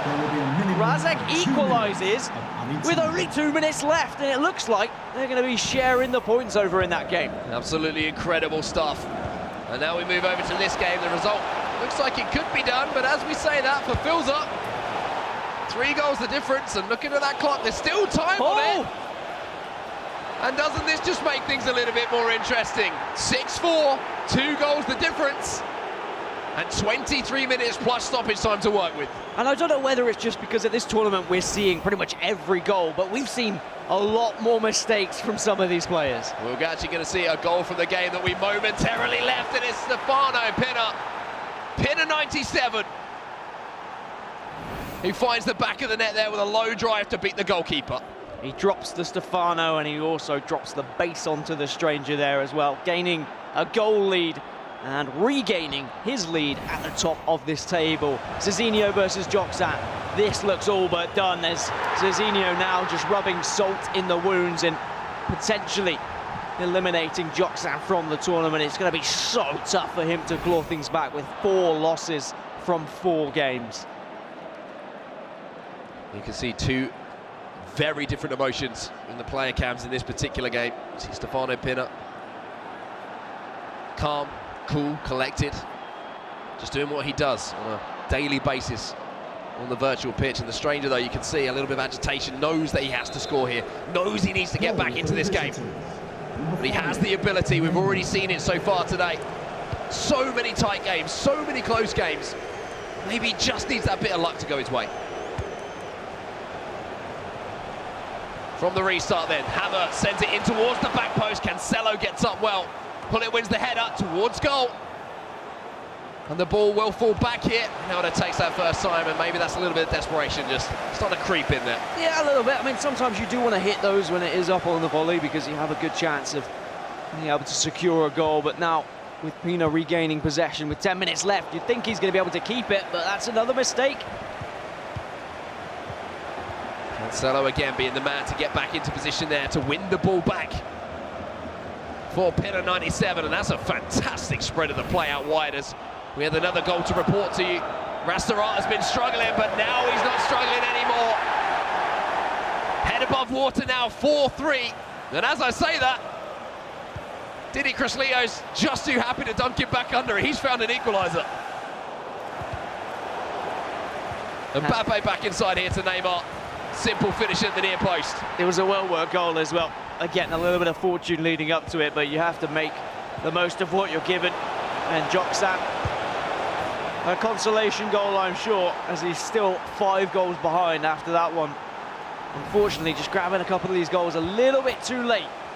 As speaking of late, and Maestro versus Verfilza, there was a late resurgence from Verfilza. I think that game's still on. I'm looking at that right now, and that was a 1-goal game. But now it's a 2-goal game. Maybe that's now too much for Verfilza to get back into that one. Still time left on the clock, and with the amount of goals those two players are scoring, you never know. You never know. However, back to this game, our feature game, the Stranger versus Pinner. 1 goal, the difference between the two players. Will Ronaldo be able to keep that one in? Manages to do it, and then, just as I say that, he runs it straight out of play. And that's poor, really, because again, that's now going to give the Stranger that one last opportunity to get a potential equaliser here. And you saw the frustration from Pina, because he knew that. So he makes maybe a tactical foul there, just to stop the Stranger right in his tracks from that attack. But it will allow a pause for Pina just to get really defensive with only 30 seconds left on the clock.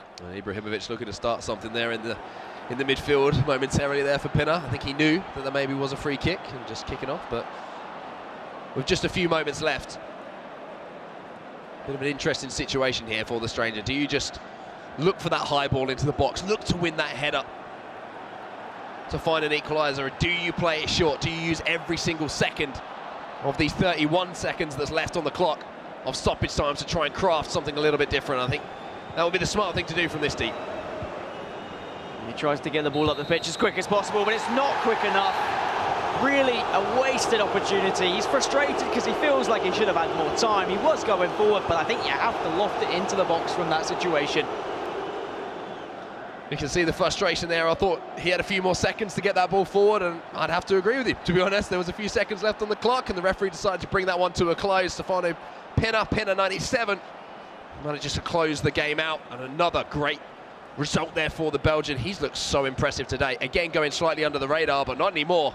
Another win for him, topping Group D as it stands. And the only reason why he's gone under the radar is because his season hasn't been as incredible as maybe it was during FIFA 18. So people have been saying, well, maybe he's dropped off a little bit, but he's at the eWorld Cup. He's been here. He was the PlayStation champion last year. What else has he got to do? Exactly. I think is the point. Maybe he just needs to tweet more and say, hey, look at me, I'm the best, because apparently that's what some of the other players do, and it works out, and everyone follows them and thinks they're amazing. Well, Stefano Pina, we think you're amazing. I think you're amazing. I think you're breathtaking. Is that the one thing that everyone's saying these days? Well, I think you're breathtaking, Stefano Pina. Too far, but okay. Yep. Keep going. Anyway, what a fantastic round of games that was once again, Dan. I mean, what was the standout performance for you from those games?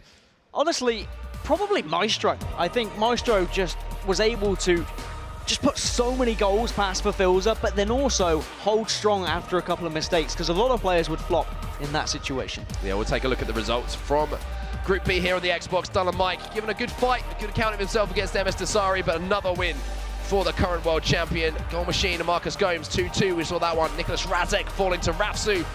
And did Dan, unfortunately, for Dax fans, picked up that win 4-2. And Group D, Maestro, as I was talking about, 9-5. So much goals in this group. Rastrata and Diddy Chris drawing 4 rules. Azinio 10-5 over Joksan.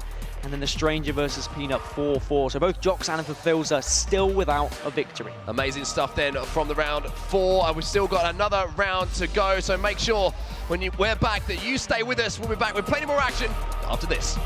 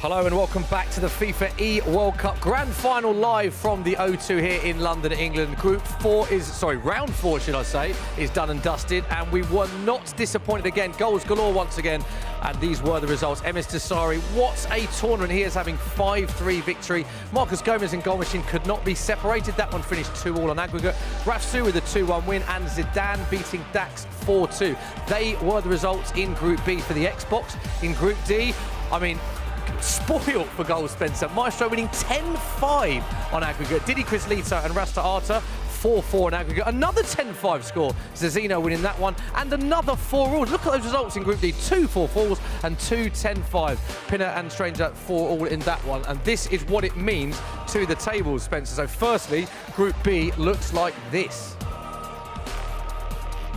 Take a look at it shortly, but the Xbox side is heating up. Emis Desari, top of the pops, maximum points, plus 12 goal difference. He's looking fantastic. Rafsu as well. The only game he did lose was to Emis Desari. He's won every other match. Goal machine not far behind. Dax is in an interesting position. He's in that top 4 right now. Remember, top 4 is what you need to go through. I actually have been really impressed with Zidane, because Zidane's drawn a couple games. I think he's drawn 2 games, he's won a game, and he's lost his game to Emis Desari. So he's actually looking pretty tidy in there. If we skip forward to Group D, you can't say the same for Filza and Yoksan at the bottom, who I'm pretty sure I'm right in saying mathematically will be leaving the tournament. I don't think they can get enough. 9 points is the most they can get, and you've already got people on 8 points in 4th position with 3 games left to go. Speaking of people on 8 points, Didi Crislito, Maestro, Rasta Arta, all level. Only Pinner ahead of them on 10 points, who is unbeaten, currently looking very solid. We spoke about Emis Desari earlier. You said it was too early to answer the question of if he can be the only person ever to retain this trophy. But I've got to ask you again, because it's the perfect tournament. Yeah, he must be looking into it. It's still too early to answer. When are you going to answer this question? When the final happens. But it could not be going any better for Emis Desari. That's the perfect way to say it. Couldn't be going better. He's got 1 more round to play today, 2 more tomorrow. He's going to get out the groups. I'm very certain of that. But then listen, if he has 1 bad game in the first knockout, it's over for him. So you can't get too carried away. I always just say, get yourself out the groups, and you come back again at a different person the next day if you need to. If you want to continue your form, like Emis Desari almost certainly does, then just try and recreate it. But it's harder than it sounds. I want to talk about Maestro, the man just behind you, because he was one of the people that we picked out one to watch before the tournament. We haven't spoken about him much in the afternoon session, but the commentators, Dan and Mark, picked him out as the performance of that round, 10-5. Very, very good round for Maestro. Yeah, and this is what we get from Maestro. Not only is he a great player, he's a very enigmatic player, got a lot of charisma. You see him with celebrations from time to time. I expect them to come out more if and when he makes it into the knockout rounds and starts picking up those scalps and getting closer to this trophy. Yeah, he won the E-Nations, as we know, earlier this season, along with Dax, who's also in the other group we're looking at right now, for France. Is he one that's on the kind of short list to get this trophy? There's a few people ahead of him on points, at least, in terms of, we know Nicholas on the PlayStation was heading that up, but he hasn't had a great day. So there's no reason, if you're a Maestro, that you shouldn't feel that you can make sure you win the PlayStation side and then get a chance to win this trophy at the cross-console final. And he's just behind you there. He looks very calm, doesn't he? Very calm going into the final game. Out. There he is. On his phone. And we are ready to go for our final round. This is the final round of day 1, of course. And Maestro is our featured game. So let's head back to our casters for the final round of the day, Dan Gaskin and Mark Hatcher. Thank you, gentlemen. What a fantastic way to bring the game in there. Maestro just sitting there, lauding the plaudits that you were giving him straight on his phone. Anyway, this is the game that we're going to be watching, of course. Maestro versus Didi Crislito. Chris, of course, the E-Champions League winner, the inaugural E-Champions League winner this year. A fantastic performance, shown he can get it done on the big stage. But this is going to be a real test for him. Was that a tweet from Maestro? He said, Ale! That's all it says. That's all it says. That's all he cares about. Interestingly enough, these players never faced each other this season. They've yet to go up against each other in competition, despite it being in groups or even in knockouts. So this is going to be a completely new, fresh game for both players. Has there been any research that's gone into it? Do they know how the other person plays? We've got an E-Champions League winner. We've got an E-Nations winner. We've got a little bit of everything here. They certainly have, and one thing you can definitely expect is some goals. Both of these players have been free scoring so far in the tournament, and very different ways of going forward as well. I've been very impressed with some of the goals that I've seen from NYC Chris so far, to be honest with you, because we did see a lot of, should we say, meta goals from him when he was playing in the E-Champions League, but he's really added a little bit of flow, a little bit of style to his game in some of the goals that we've seen so far, and it's always good to have that in the back pocket, just to kind of pull out when you need it. The unexpected becomes the expected, and sometimes the expected can be the unexpected. I mean, I don't think all of the players have a footballing brain, but certainly a majority are there and they love football. You can tell they watch it and you can tell they want to play FIFA in a certain way. But sometimes you do have to go for those meta goals as well, just to try and even things out and try and be able to secure those victories against certain opponents. Because if your opponent is just crossing it back post, you've got to do it as well. Because otherwise you're going to fall behind, unless, of course, you're the best of the best and you still find a way through. Yeah, and speaking of the best, what a performance this has been from MS Dasari. I know that we're talking about the two players in front of us, but we need to highlight how good he has been. The self-proclaimed king of the jungle certainly is swinging from the treetops at the moment and singing his song, because he has been absolutely superb so far, especially with some of the other favourites maybe not producing the goods that we would expect from them at the start of today. No one else went unbeaten out of Groups A and C. Mo Albert came very close, but then he lost his game. Stokes came very close, but he also lost one as well. So that means MS Dasari really can just say, look, I should be the person that you're all tweeting about. I should be the person that all the talent should be talking about, because he has done so well today. But on to this game then. Chris versus Maestro, and it smiles all round at the moment. And just, if you weren't watching, you've just joined us and you're wondering whereabouts they currently reside in the table. Well, both of them performing fairly successfully, I'd say, in Group D. Maestro and Diddy Chris, they're in 3rd and 4th, respectively, right now. This is a big game, though, because you've got 3 players at the moment tied up on 8 points, and Zinio just sort of hovering in that 5th place on 7 points. So whoever wins this is obviously taking points off of someone else who's in that close vicinity. I should say close, right next to them in the Group D standing. So this is a huge game for the implications of qualification. You pick up a win here, you kind of got 1 foot potentially into those quarterfinals, into those next round and getting out of those groups, as we will take a quick look at Group D just to illustrate that a little bit better for you guys at home. So tight between all the players. As I say, just that 1 point separating 4th place and 5th place, but 2nd, 3rd and 4th all tied up. I think actually they're all on 8 points rather than 9, but it still stands. It's still actually the same differences that have been applied to everyone. They're 2 points behind Stefano Pino and Fafilza and Joxan, currently on 0, which means they're 8 points off that 4th place spot. But fortunately for them, Maestro and Chris are facing each other, so it means that both of them can't get points yet, but you've got to feel like both of them are going to secure some points within the next 3 games. It's so surprising for me as well to see those 2 names at the bottom, Joxan and Fafilza, but we'll talk about that a little bit more in just a minute, I should say, because we've already got goals flying in here, and Nicholas Razek continuing his good form. An all-German affair there, and he gets the first one of the game. And then MS Dasari versus Goal Machine, and it's MS Dasari still again dominating and showing us why he is the current world champion. Absolutely unbelievable stuff here at the start. The FIFA eWorld Cup Grand Finals here in London, the O2 Arena, from MS Dasari. He wants his trophy back, and I'm sure that when we're here on Sunday, we'll have the fans singing that as well. But back to our feature game now, a huge game and the implications of qualification here in Group D on the PlayStation 4. Maestro, the Frenchman, taking on the Champions League winner, Diddy Crislito. Both of them picking up major wins this year. And both of these players still undefeated, actually. 2 wins, 2 draws, all 4 players in the top 4 in this group undefeated. That's going to change at some point. And we'll see who's going to be able to gain a victory here, or maybe they'll just draw again and stay undefeated. Maestro's got to cut some of the mistakes out of his game. I think we've kind of seen his season progress in quite an interesting way, actually. He kind of had a little bit of a slow start to the year, and then we saw him struggle a little bit at the E-Club World Cup alongside his teammates there. But that was the turning point, right? I was about to say, that was the turning point, because then you looked towards the E-Nations and the introduction of that teammate Dax. I think he taught him a few things, taught him to slow his game down and really cause some problems. He was a little bit too aggressive, maybe going forward, a little bit too attacking too quickly in games, wasn't building his attacks with enough time. And as soon as Dax kind of rubbed off on him a little bit and they got that championship win, he just felt like he became a new player. And you can say the same for his competitor as well, for Chris, who so many times we were saying he was the bridesmaid and not the bride, and I don't think he liked that either. I don't think he liked being that guy, because no one wants to be that guy. And that one, unfortunately, just goes wide. But then the E-Champions League rocked around, and him lifting that trophy pitch side in Madrid, may I add. What an experience he was able to have there. I think it's just changed him. And I think now he believes, and everyone else believes, that he can do it. They do say once you win, you don't forget how to win, but there is a goal in for Filza versus Joksan. It's straight down the middle from the penalty spot for Filza. It's a bit of a basement battle, this one, but for Filza, he's the man who takes the lead as we move over to a goal here from the stranger and Zizinho. Yeah, the stranger also showing what he's made of and showing that maybe there's still a little bit of hope for him to get through. As then the battle of the two Germans, Dolomite versus Nicholas Razek, and unfortunately for Razek, it would be him knocking Dolomite out of the competition, I think, if he's to get a victory. And he's now 2 goals up, and it's the same in the Filza versus Joksan game. You said it was a basement battle. It actually is an elimination game. Loser guaranteed out of the competition. Back to Maestro and Chris then. There goes to report, only 24 minutes gone in the game.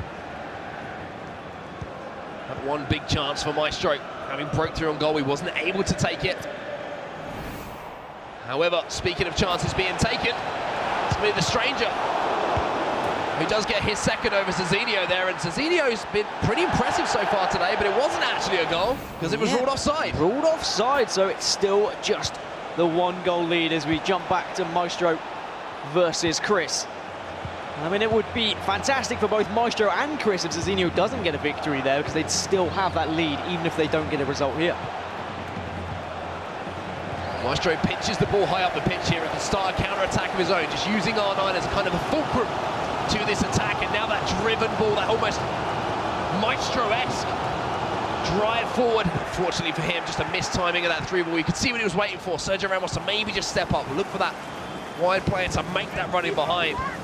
We just had to wait half a second longer for that to happen. Maybe a chance here then. Cricketta gets the shot away. Great block from the centre-back there as Rafael Varane put his body in the way. I think the toughest thing about a competition like this is every competitor that you go against, you're gonna panic when they get into the final third, because everyone knows how to score. Everyone is getting better at those skill moves. Everyone knows which turns you need to be performing to be able to get that shot away. And it makes it so difficult to defend, when to time those tackles, when to lunge in. Well, here's CR7 then. The first time Chris has really been in the final third there for pretty much the majority of the game that we've seen so far, but Nicholas Razek is looking very, very comfortable at the moment. Legs all over the place from Kylian Mbappe. He had no idea which way he was turning. Ended up just feeding Cristiano Ronaldo, and there is a goal now for Zizinho. Apologies for the one ruled offside, but that one stood, and it's now tied up at 1-1. Yeah, no offside flag there, and Zizinho needs that one. He needs the draw. Maestro versus Didi Chris, though, still no goals yet. And with both of these players being undefeated, both these players yet to lose, I wonder whether a draw potentially is on the cards. I know I'm saying that very early, Mark, but you never know. Well, I don't think there is going to be a draw here, and unfortunately there for Maestro, he just took the ball the wrong side of the defender. He had so much space to turn into inside that 18-yard box, and simply just chose the wrong direction to turn. Still goals coming in elsewhere. Stefano Pina has been able to secure a goal as well, and we'll check that one out just when it's ready. We might just watch this attack. There we go. We're going to move across, and it's against Rastarata, but it's Pina coming forward, and it's a nice little bit of skill, but again off the post. We've seen a couple of those today. You've got that man Mbappe just in the right place at the right time. Well, Nicholas Razek is having a field day. Dylan Mike is having a day that he's not going to want to remember, to be honest with you. A fantastic learning experience, but a tough one, to be honest with you. Currently sat at the bottom of that group, and he's currently sat down by 4 in that game. And for Filza, who sits at the bottom of the group with Joksan, looks like he is winning the battle of the basement. And it will be Joksan sailing out of the competition. I mean, for Filza may already be out as well, depending on what happens elsewhere, so he desperately needs the victory just to try and give him an inch of hope. However, a goal here on the stroke of half-time there, stoppage time just before the referee's whistle has gone, has given Rasta Arta a path back into the game against Pina. All tied up now 1-1. And these are some of the latest scores then. Goal machine down 1-0 to Dasari. Dylan Mike looks like his tournament's going to be over to fellow German. Dax versus Marcus Gomes and Rafsu Zidane still 0-0. You can see the scores there at the bottom as well. We'll keep you up to date as they are rolling in, but it's time to keep the game rolling that we've got in front of us right now. Maestro against Didi Crislito, and a little bit of a surprise, to be honest with you, Dan, that we haven't had a goal so far in this game. I was going to say, I mean, I'm expecting a draw. I mean, maybe, I tell you what, if they draw, you can shave your head, Mark. How about that? Okay, I'll take you up on that one. There will be Chris now on the attack. There's the El Tornado back in towards that back post. Got a little bit too much of it, but Kyle Walker says, I like the look of that cross. And I think that's one that Maestro is not going to want to see again. I don't want to see that again. I'm trying to wonder what he's tried to do there. Is he trying to head it back to the keeper with a pass? Is it just a case of it collided with Kyle Walker's forward and has gone in the back of the net? Either way, Maestro not going to be happy about it, as Zizinho won a penalty against a stranger. Did he convert it? Yes, he did. We've seen a few miss today, but that one slammed right down the middle. And Rafsu, one of the form players now against Zidane. This is a big goal in the context of those qualifying places. Beautiful stuff from R9, just toying with the defender. And an emphatic finish there. Into that far corner means that the Frenchman will go up a 1-0. And Dasari again, just making it miserable for every opponent he faces today. He really is trying to lay claim to the greatest of all time at this tournament. Back into this game then. It looks like we have had that goal, obviously. Unfortunately for Maestro, chalked up, but he might be able to get straight back into the game. He had no luck at one end. He's had a little slice of it there as the ball just ricocheted back to R9. And there we go. Parity is restored. You have got to be quick to react to those, though. He still has to press that shoot button quick enough and make sure he doesn't just hammer it and time it red. He was very aware of the possibility as soon as he saw that ball bounce off Hullet's thighs. And now, let's take a look at the table as it stands and see how that implicates everything. Stefano Pinner then. Pinner 97, as he's now known. Top of the leaderboard here, 11 points. Zizinho in second, Rasta Arto, followed by Maestro on that fourth place. They're the 4 qualifying spots, and Chris Leo's just slid out of those positions now. But a goal here would change that. So much still on the line in Group D here on the PS4. There's so much still on the line in every single group that's available. Incredible stuff here on day 1 of the FIFA eWorld Cup. Now maybe a chance here if he can win the ball, but he can't quite, as there has been a goal between Zizinho and Stranger, and it's another penalty. This time it's for the Stranger. Zizinho does go the right way, but Ronaldo blasted it to the side. And that game seems to be an incredible one as we move over to Marcus Gomes versus Dax. Marcus Gomes, of course, his back to the wall at the moment. It looks like it's going to be pressed a little bit further against that wall as Dax takes a goal lead in that. Well, Dax passing his way towards goal there, got the shot away. The deflection falls back to him though. And Pinner versus Rasta Arta, the man who's top of the leaderboards right now in his group, finds Lionel Messi. And if that result stays like that, he will be staying on top of the pile. And then for Filza versus Joxan, it was a 2-goal lead, but make that 3 as it's Brazilian shirts flowing forward. Ronaldo with a cricketer, and then a great finish as well. Goalkeeper movement, and there was so much space. And it looks like Joxan is going to be going out with a whimper rather than a bang. 67 minutes gone in our first leg here then. Mbappe looking for that elastico there to try and get between the 2 defenders who are closing down the space, potentially looking to pick up a penalty. So difficult to defend that particular skill move, especially when you start chaining them together. Didi Crislito is going to come forward himself. You see that run around the outside there from Ruud Gullit from the central midfield position. And now it's CR7. Fernand Mendy steps in though to pick the ball up, and now maybe a counter-attack opportunity here for Maestro. Both players have been stepping up with their fullbacks very successfully, which is what made it difficult for their opponents because they haven't been able to get those balls down the wing.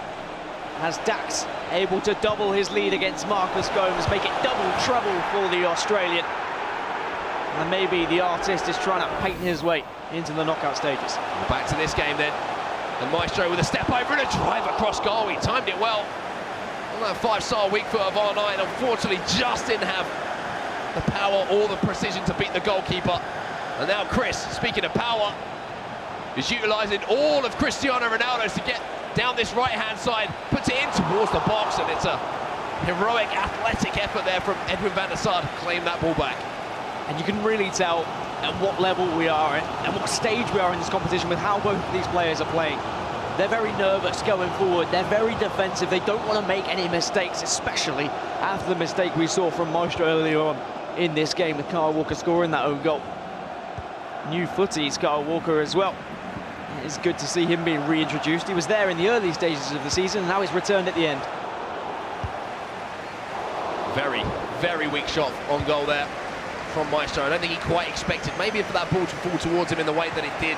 Quite react in time to maybe get the timing on the finish or the power that he was looking for. And now Chris can come away himself. Keeps the ball away fairly easily there in the midfield though, and Maestro can come forward again. Neymar drop it deep to try and influence the play. Cristiano Ronaldo maybe just waiting for that overlapping run, but it just never came.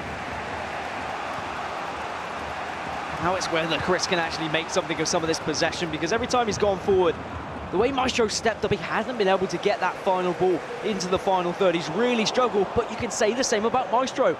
Maybe they do need a little bit of luck to be able to get a goal. R9 doing fantastic work on the edge of the box here, and it's going to be a strike from Neymar! And that fantastic work turns into a goal to give Maestro the lead.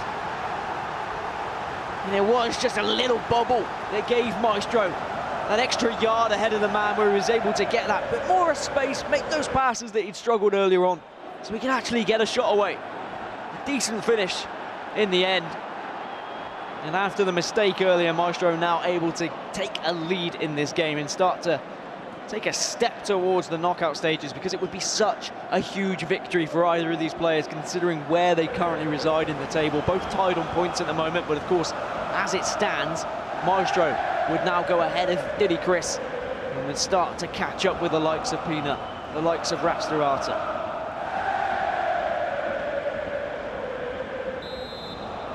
Substitutions being made then for both players, fresh legs on the pitch. But it is Chris Leo. Is he going to be someone who can influence this game towards the end, can find a goal?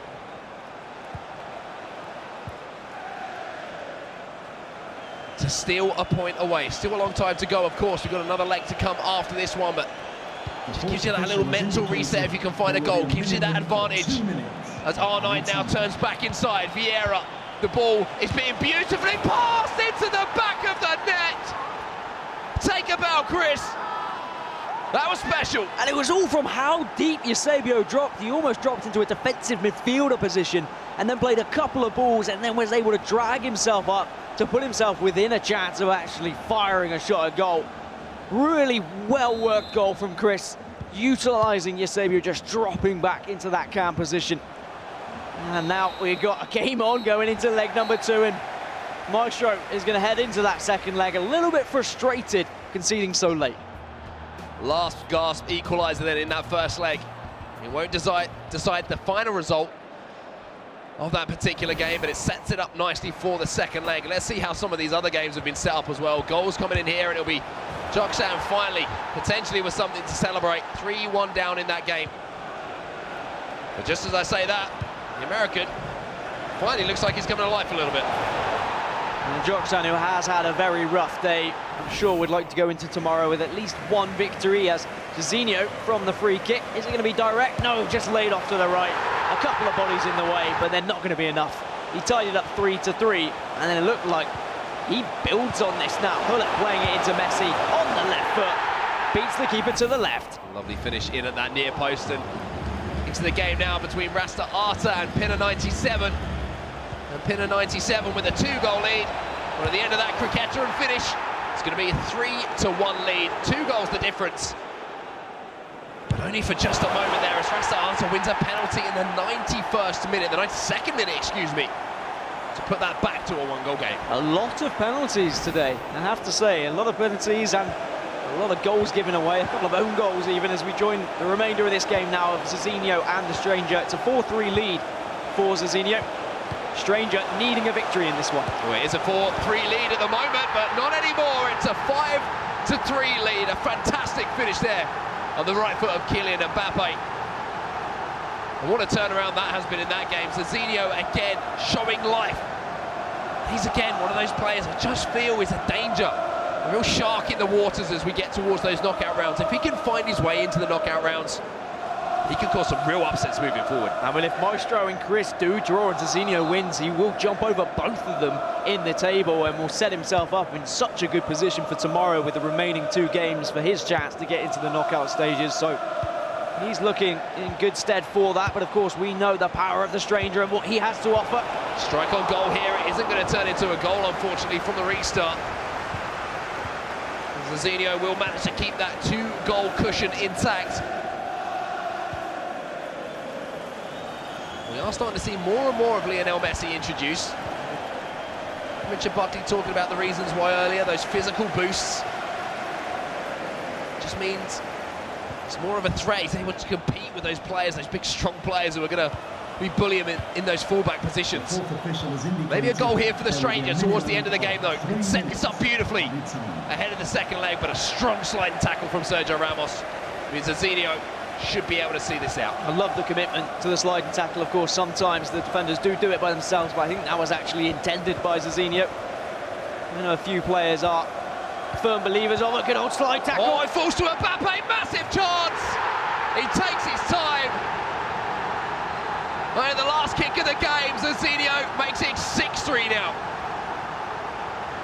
And this could be also the stranger being eliminated if things were to stay how they were. He'd only be on the 2 points. Diddy, Chris and Maestro would move up to 9, Zizinho up to 10. And it would be impossible for the stranger to catch those guys up with only 2 games remaining. So he really needs to turn this one around in leg number 2. Otherwise, he'll be joining the likes of Joksan, for example, for Filza, who have been really struggling in this group. Last-minute goals really can change things here. I think it's going to take a lot more than a last-minute goal to help out Dylan Mike here. It's not been a day to remember. For Nicolas Razek, goals, handshakes, everything's been going his way. Hey, he's used that handshake for 2 different coaches now. Does that mean it's not just particular to the one coach as for Filza? And Joksan tie this one up 3-3, so maybe there might be something to scream and shout about for Joksan just yet. Here's the results as they stand then after leg number 1 on the Xbox. 2-0 to MS Desari. No surprise to see him winning. It's what he's done all day long. Nicolas Razek 5-1 up over Dylan Mike. Marcus Gomes struggling here against PSG's Dax. Rasu again continuing his fine form today. 1-0 up over Zidane. And then Maestro and Diddy Chris drawing, of course, for Filza, and Joksan drawing as well after that late goal. Pina beating Rastrata 3-2 and Zizinho with a 6-3 lead over the stranger, and we are starting to get to crunch time now in these groups. It is the final round of the day, but of course we will round out both of these groups tomorrow, as well as A and C, when we get into round 6 and 7 in all 4 of these groups. Yeah, you thought today was stressful. You thought there was pressure on the games today, having worked so hard across the entire season here on FIFA 19 just to make it here. We will be sending some players home tomorrow. Let's take a look at the Group B table as it stands to see who some of those players might be going home and who might be moving through. And there's only one real name to talk about here, to be honest with you. The current world champion, the king of the jungle, MS Desari, still on top. And you can see it would confirm Dylan Mike exiting the tournament with only 6 points possible remaining. Marcus Gomes would be pretty much out as well, 6 points off goal machine, so he needs to make sure he gets a result out of his game. We'll take a look at Group D as well to see how things are standing here. Pina 97, fantastic day from him, top of the leaderboard. Zizinho currently right in behind him as well, but some big names really not performing, to be honest with you. Yeah, and for Filza, of course, would only be on the 1 point after the draw that we saw in the late changes, as well as Joksan. And that means both of those guys would be eliminated, as well as the stranger. So really, for Filza or Joksan have to win to have any little bit of hope, but even that would be a stretch because they'd need results to be perfect. I'm not sure it's even mathematically possible. Absolutely incredible stuff so far from Group B and Group D. Of course, we had Group A, we had Group C earlier, both absolutely incredible groups this morning. Some real surprises and upsets there. But I mean, we talked about Group A and Group C this morning, the standout players. Now that we're a little bit further into these groups here in Group B and Group D, who have been the standout players for you? I'm saying MS Desari, by the way. He's been amazing. All right, take that one off me. That's really fair. Tass and Stokes, we have to look at both of those guys as well. I mean, Pina has looked really strong. We can't count him out. We can't just ignore him. We need to be screaming and shouting him about it as well. But we are going to jump into a different game now. We're going to jump into Zidane versus Rafsu. Rafsu, who has a goal lead at the moment. But the exciting thing is, Mark, yes, A and C was amazing. B and D is amazing. Tomorrow, both of those, all those groups, they collide into the knockout stages. Yeah, we were kind of hyping up how close the competition is with these 16 players, and it might be almost as close as that ball was to find in the back of the net, to be honest with you. But as you said, Dan, as we get into tomorrow, as we see some of the best in the world exiting the tournament, you are literally left with those elite level players. It is going to be absolutely insane. As Rafsu is another player who has had pretty incredible form in this group, only losing, of course, to MS Dasari, and I don't think you mind too much. There's no shame in that today. Considering how well he's been playing. MS Dasari definitely saying and setting a statement to the rest of the field in this group. Massive chance here for Cristiano Ronaldo, goes near post. I think he was just anticipating a little bit of goalkeeper movement there. Maybe from Zidane. Didn't get the timing right either. You feel like even if that was green, he might have tested the goalkeeper. And now Zidane goes straight up the other end. The Spaniard still looking to keep his hopes and dreams alive. Eusebio, heel to heel, into hurling round the corner to Cristiano Ronaldo. A deep breath from both players there for very different reasons. Yeah, I think Rafsu was even thinking that was going in, and it was just a sigh of relief. The fact that it's just sailed past the bar. And now it means Rafsu can try and press on, but he gives the ball away. And as we've joined this one, I've already seen a couple of mistakes, and I think that happens as you get to the later stages in the day. People start to get fatigued, they start to get a little bit tired, and mistakes are going to happen more often. Yeah, you see those mistakes amplified as well with what is on the line. So tough mentally this stage of a day in FIFA 19 to keep that concentration, to keep those levels of focus against such top-tier opposition. There is a goal to report here. And again, I'm sorry, Dylan Mike, things really aren't looking good for you, and it's now another goal, 7, and now it's just looking worse. But still, what an amazing season it's been for Dylan Mike, the youngest ever FUT Champions Cup winner, the youngest competitor here at the eWorld Cup. He can still go out with his head held high, and I'm sure he is a name we will see again for other iterations of FIFA. Oh, for sure, he's going to be around for a long time, and wouldn't be a surprise to see him back at the eWorld Cup on FIFA 20 as well. But back to this game that we're watching right now. Zidane versus Rafsu. And CR7, of course, he's just going to turn that one out of play, and the whistle will go there. So at half-time, no goals to report between the two players in that particular leg. Yeah, at half-time, it's just going to be a chance to discuss with the coaches and kind of find what's going on wrong, what's going right, as we move back across now to Chris versus Maestro. We weren't able to separate them in the first leg. I wonder if either of the players can make up for that here. Oh, massive chance and a massive save, and oh no! It's happened again. This time, fortune has favoured Maestro. He had an absolute nightmare at the other end of the pitch with an own goal. And sometimes we're here lauded. Having those long legs, having those big player frames in the game, how it can help you. Sometimes, as you can just see there with that perfect example, it can be a hindrance. And all Chris can do is laugh and smile, but underneath that smile, I'm sure, is pure sadness. As now he has to come from behind here and react the way Maestro did after he made that mistake on the other end. Only 7 minutes in though, so plenty of time to try and rectify that mistake. Two of the strangest own goals I think you'll see, we've seen all season, to be honest with you, on FIFA 19 in one game. But now Chris is looking to answer back, and Mbappe gets it on his left. Ooh, and the heel to heel. I think he was looking for another one there as well. Eusebio. Ooh, Maldini. Somehow manages to contort his body to win that header. And now Maestro goes up the other end. Ronaldo takes the strike from distance and tests the goalkeeper. Corner.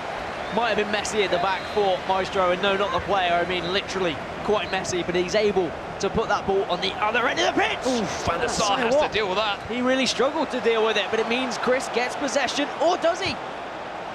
Just about. He's trying to give it back, and Van der Sar will perform the tango there to win the free kick with the onrushing striker. Is that what they call it nowadays? I think it's the best way to put it, to be honest with you. Considering we've only had just under 15 minutes left at the start of this game, Van der Sar's got to get there, and that makes the player as well with the pass. These two players are giving us heart attacks. I'm not sure we can take much more of this, and I mean, that's how we feel. I dare to think how both of these players feel when those mistakes are happening, and it comes that close when it's been a whole season and it could ride on a mistake like that. You've got to be careful. Well, what an opening 20 minutes has been. It's been messy, it's been sloppy. Fun, I'll give you that. And here's Patrick Vieira, and maybe there's a goal. He goes down in the box. Nothing given. You can make your own minds up at home about that one.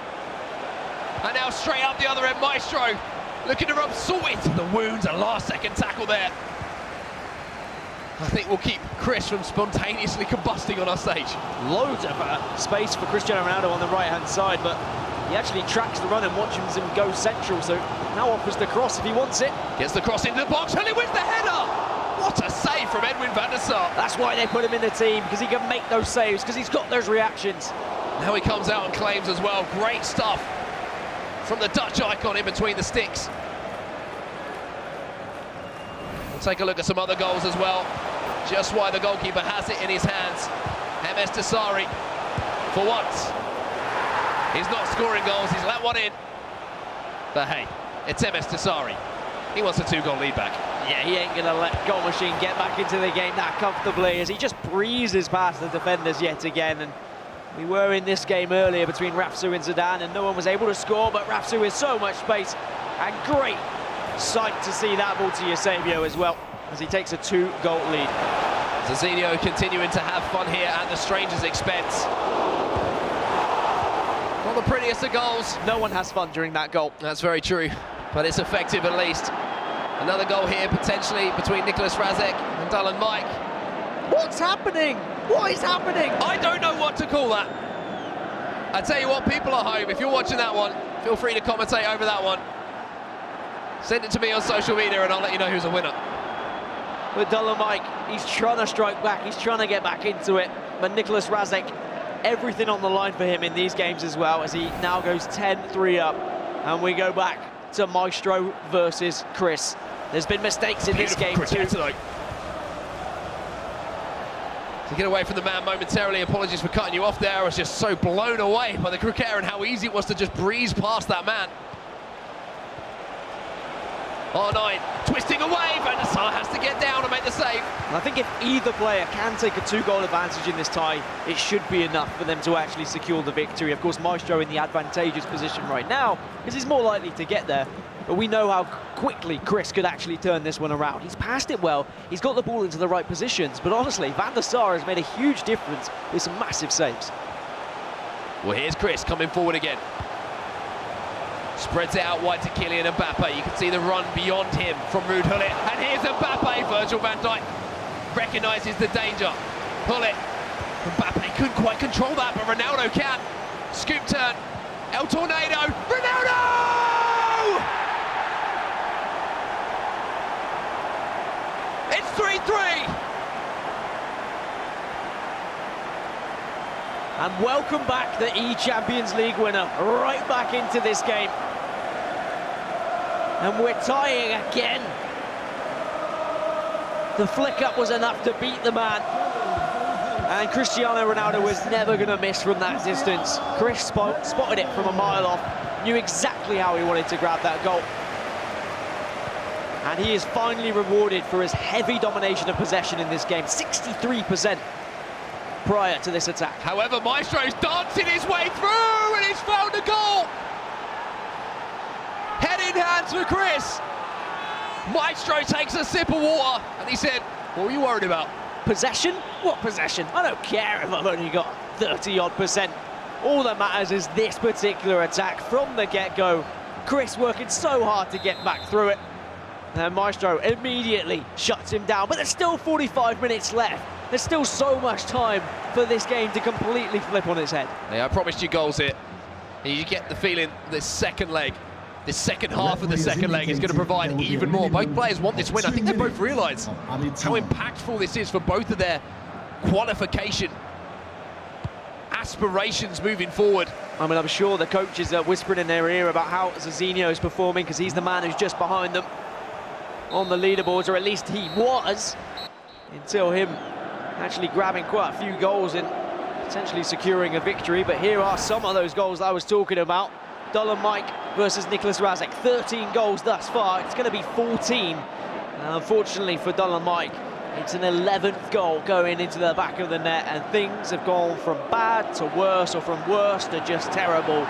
It's not Dullum Mike's day. He has had a good season, but unfortunately just hasn't been able to perform here at the eWorld Cup. Finally, he did manage to get something back, though. At least something to shout about for Dullum Mike fans. A fantastic season for him, as we mentioned. Not going his way today, but Zizinho starting to find some form now, and again from the spot we are seeing so many penalties today. Some saved, some converted, but Zizinho seems to be finding the back of the net more often than not. And then Joksan versus Verfilza, this battle at the bottom of the table. They both know they need a victory to even have a tiny bit of hope, and it's Joksan who took the lead. And then Desari, I mean, even though he's been dominating, we just seem to keep going back to these games. It looks so easy. It's just so comfortable for him, however. Goal Machine looks like he was able to get one back and at least make a game of this going into the latter stages. 2 goals the difference there between those two players, Pina and Rasta Arta. Rasta Arta at this point was trailing, but he's found the opening goal here, and that game is now tied up at 3-3. And Dax and Marcus Gomes, something to shout about here for the Aussie. Yeah, Marcus Gomes needs a victory as well. A loss here would mean he would be eliminated from the competition as it stands, and he's able to get one back here against Dax. Goalkeeper just not able to get a strong enough hand to it. And then Zizinho versus the stranger. Is there any life left in the German man? Can he do the impossible here and get back into this? He was able to make it 8-4. With a confusing header there. Not sure who it came off in the end. I feel a bit sorry for Kai Havertz. I think he got absolutely poleaxed by Patrick Vieira arriving on the end of that one. We are going to see another mess at the back, another mistake here from a player, and Rafsu happy to take advantage. And just after that, 3rd goal in on aggregate. The follow-up here from Kai Havertz, back inside. He's going to make it 4 on aggregate there. Rafsu, what a day the Frenchman has had. Are you kidding me, man? There's a reaction there of Marcus Gomes. Not been his day, but he's still got a smile on his face. And as we rejoin this game, I believe now, there's a goal for Maestro from the corner. And what did I say? A 2-goal lead might just be too much for one of these players to come back in from. Diddy Chris looks down, plays with his hands nervously, because I think he knows now it's going to be so tough to get back into it. Still time to work with, but these players are experienced enough that you have to feel with 30 minutes left, Maestro should have the experience to close the game out. However, let's take ourselves back to Maestro versus Verfilza a little bit earlier, where we were looking going, oh, it's a 5-goal difference. This is true. It's magic. Everything's coming up Maestro. Before we knew it, he was 1 goal up and kind of threw things away. So there are chinks in the armour, defensively at least for Maestro. But with that 2-goal advantage, Chris has really got to be the player who applies the pressure now to his opponent. He's got to be the one to score next.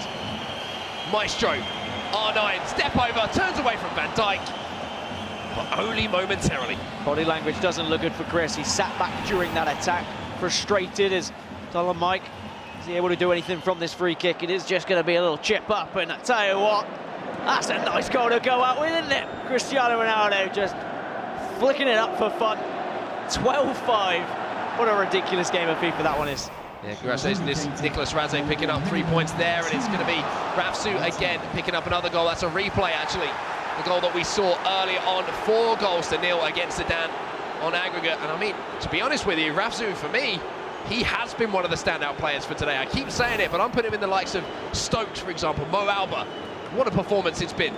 I mean, his record looks pretty much just as good as those players you've mentioned, only with the 1 loss to Desari, so quite rightly we should be talking about him as one of the best players, best performers from today. As we jump now back into the feature game, Maestro versus Chris. It's going to be a pause cued here from Chris as well, I'm sure. Just ready to throw everything forward now and just try and get something from this game. Yeah, 20 minutes or so left in the game as well. Maybe Maestro's looking for one to really seal the deal here. Chris does win the ball back, and that's stage one, but Ruud Gullit wins it back almost immediately here for the young Frenchman Maestro. It's so difficult because you know how good the drag back is, but when it goes wrong, it's so easy for your opponent to take that ball away from you. And then Chris now just has to watch Maestro play this ball around, eat away at this clock. And maybe, just maybe, finish off this tie. Somehow the goalkeeper managed to get there. You saw Maestro almost leap out of his seat there. He couldn't believe Van der Sar managed to make that ground up. Dax versus Marcus Gomes, and it's Marcus Gomes who needs the victory. But I think Dax might be ruining the day of the Aussie. Drag back from Ronaldo, 3-1 now, with just 15 minutes left. Could this be the end for Marcus Gomes? Or maybe there might be a twist in the tail yet. It's Zizinho versus the Stranger. Zizinho putting the final nail in the coffin into the Stranger as well. Yeah, towering header there from Virgil van Dijk at the back post after the scoop-up cross to get the ball into the air. Hit that low trajectory, that flat trajectory, which is so difficult to defend. We're back into our game now, 8 minutes plus stoppage time. Left to go. And Maestro, I think he understands what happened in that last game. Sometimes it takes something crazy like the game against Verfilza where you almost throw something away, a leader, such substance away to kind of reset you mentally towards the end of these games, so make sure you don't repeat those mistakes. He could have got a goal from that. If he can get a goal from this, there's always a chance to snatch a point here. Strike from distance from Van der Sar. It's a strong hand on that one. And Chris has still got a little bit of time on his side here. Needs to score from pretty much the next attack to give himself the time left in the game to create another chance, but there is still enough time on his side. I mean, after some of the stuff that we've seen today, I mean, there's always a possibility of these players getting back into it, as we can jump over and see what happened between Joksan and Verfilza, and maybe Joksan might be going out with a bang after all. It's going to be Verfilza who's going to be sitting at the bottom of that table in particular, as Joksan seems to have come to life, but maybe just a little bit too late in this tournament, as he finds himself 6-3 up against Verfilza. And this one really has surprised me, because Verfilza looked so good at playoffs. Yeah, he was super impressive at playoffs. I picked him as one of my players of the day back there, but one player who will always impress us is Cristiano Ronaldo with his aerial ability. Another goal for him there. As we do go back to the closing moments here of Maestro versus Didi Crislito. And this one pretty much now just the formalities to go through, barring a massive mistake here from Maestro. The fourth official has indicated there will be a minimum. That's going to be offside as well, and that is just going to kill off this tie, and it has been an incredible one, to be honest, this round 5 matchup between two fantastic competitors, our E-Champions League victor and our E-Nations winner. But can either of them possibly get closer towards that E-World Cup? Well, a win like that from Maestro, and a celebration that he'll be hoping he can repeat a lot more as the day goes on. A win there for the Frenchman means that he almost solidifies a place here moving forward. A great day one performance from Maestro. Shaky at times towards the start, but just reminded us of how good he is towards the end. Yeah, he puts himself in such a good position, and Chris, despite the fact he's had a great day, he might find himself sitting outside of the top 4 depending on how results have gone elsewhere. And of course, we'll update you on the tables a little bit later, but a great game between these two guys, and I think Maestro is going to be more than happy with that, especially after what happened earlier with some of those mistakes and some of those own goals. Yeah, for sure. We'll take a look at the latest scores as they stand at the moment. MS Dasari, no surprise, he's winning. That seems to be day one. The theme, to be honest with you, Dull and Mike, well, we'll just get past that one, not going his way. Marcus Gomes struggling there against Dax, 4-1. Rafsu 3 up against Zidane. And then in Group D, Maestro 5-3 versus Chris that we saw. Joksan getting a victory finally, but unfortunately at the expense of Verfilza, who's still yet to win. And then Rastarata 3-3 versus Pinner, and then Zizinho 10-5 against the Stranger. Some amazing, but also some high-scoring games in those group of fixtures. Certainly some incredible games there from the games that we have just seen. Plenty more to come, though. We're going to go for a break right now. Don't go anywhere. We'll be back in just a moment.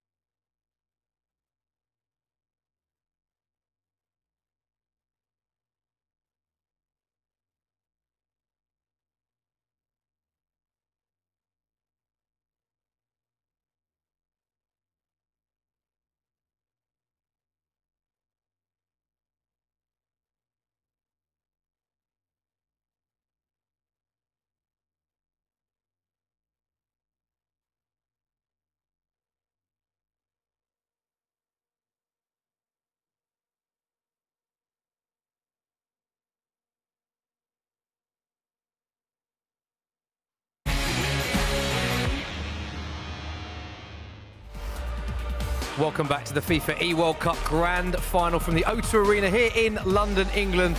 Round 5 is done and dusted, and these were the results. What a day it was for the reigning champion, MS Dasari. He ended the day with a 4-2 win. Goals galore in our second picture. Enrasak 12-5 victory. Dax won 4-1, and Rafsu also winning 3-0. So those completed round 5 from Group B, which were, of course, the Xbox competitors.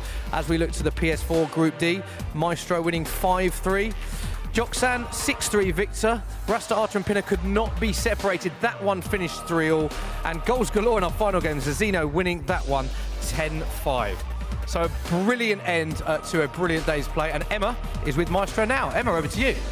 Yeah, I am indeed. And a massive win. You guys were level on points before that last match. You must be pretty happy. Yeah, I'm very happy that I won the last match. It was very important because I know that if I was winning this game, I got 11 points. It's very good for the first day, so yeah, I'm very happy. And obviously you are the number 2 seed in the PlayStation side of the draw, but a lot's been said about you in the lead-up. People saying that on your day, you can beat anyone. So would you agree with that? Yeah. It's cool to hear, but we know it's FIFA. Every day is different. You can see Nicolas this morning. He not play at his best. He lose games, so everyone can lose like Nicolas. So we need to stay focused and play good. Well, you talk about Nicolas. You could be the top seed in the knockouts. Did you watch much of him this morning? What do you make of his performances? Yeah, of course. I watch all the game. I know that Nicolas have 2 games more, so he can beat everyone as well. So I just want to wait the tomorrow game, because nothing is finished. Well, tomorrow, so 2 more matchups, and you do have the likes of Stefano Pina left. So what are you expecting ahead of that? And what will you do this evening? Chill out and plan for tomorrow? Yeah, I know I play Stefano Pina. He's number 3 in the world, runner-up in FIFA World Cup last year. It will be a good game, and I'm looking forward to play him tomorrow. And we're really looking forward to more celebrations from you, because we look forward to those. Yeah, I do one. I don't know if you see. No, I saw.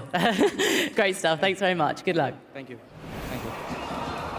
Emma, great to hear from Maestro, and here we've got some of his animation. We were just talking off camera, Spencer, about how Maestro is usually one of the more animated of the FIFA players, and we've got some shots of him just doing what he does best, really, celebrating, but quite calm compared to what we've seen in the E-Nations and other tournaments so far. Yeah, of course, but I mean, the main part of his celebration at the E-Nations was when he won the whole thing, and in those latter games where it really mattered the most. So I've got no doubt if we see him get out the groups and hit those big games, I'm going to see a very animated Maestro. You expect to see it maybe even more animated than the E-Nations, because he was... Bigger event. He was, the biggest event. Yeah, looking forward to it. Hopefully we'll see some more of that. Let's have a reminder of how the groups look right now. So we'll start with Group A. This is the Group A. Obviously, this was the morning session, and this is how it ends. Spencer, great morning for the English guys. Stokes, TAS, Megabit and Tex, they currently occupy the top 4, and of course worth pointing out that the top 4 will advance to the knockout stages, and worth also pointing out that tomorrow the last 2 rounds of fixtures in all the groups before we go to the knockouts. So Group A, Tex, let's talk about Tex for a little while, because obviously he goes into this as the favourite, many people's big favourite, ranked number 1 in the world based on the EA Sports Global Rankings, but is he in danger a little bit there in the current position? Well, the reason that he is in danger is because he has to go up against Stokes, and he also has to go up against Megabit. So we might see that top 4. In fact, most definitely we're probably going to see a shift a little bit. Whether Tex wins, loses, or draws, there's opportunity there if you're not sitting in the top 4 to make movement to go upwards, because it's very close. You saw a lot of people on 8 points, all tied for 8 points, actually. That's very interchangeable in 2 games. And as much as it's great for the English, not so good for the Brazilians, 2 of them down the bottom there. I think Abinho mathematically is going to struggle to get through. The most points he can get is 9, and you say you've got 3 guys level on 8 points. Obviously, still a chance for other players to make into that top 4. But I think what happens in those Tex games is going to be really crucial. And really, that's the most open group of all the groups in terms of the movement that's still possible. So all the games tomorrow are going to really matter. Interesting hearing Tex on Twitter as well earlier saying that he didn't think that he had the best game, but he often says that, doesn't he? He often says that, talks himself down. But, you know, plenty more to see from Tex and huge games that we should look forward to in Group A. As you said, very open group. Yeah, I mean, he said it on Twitter. He said that he was worried he might get grouped, right? Which is possible, certainly possible, but it's in his hands.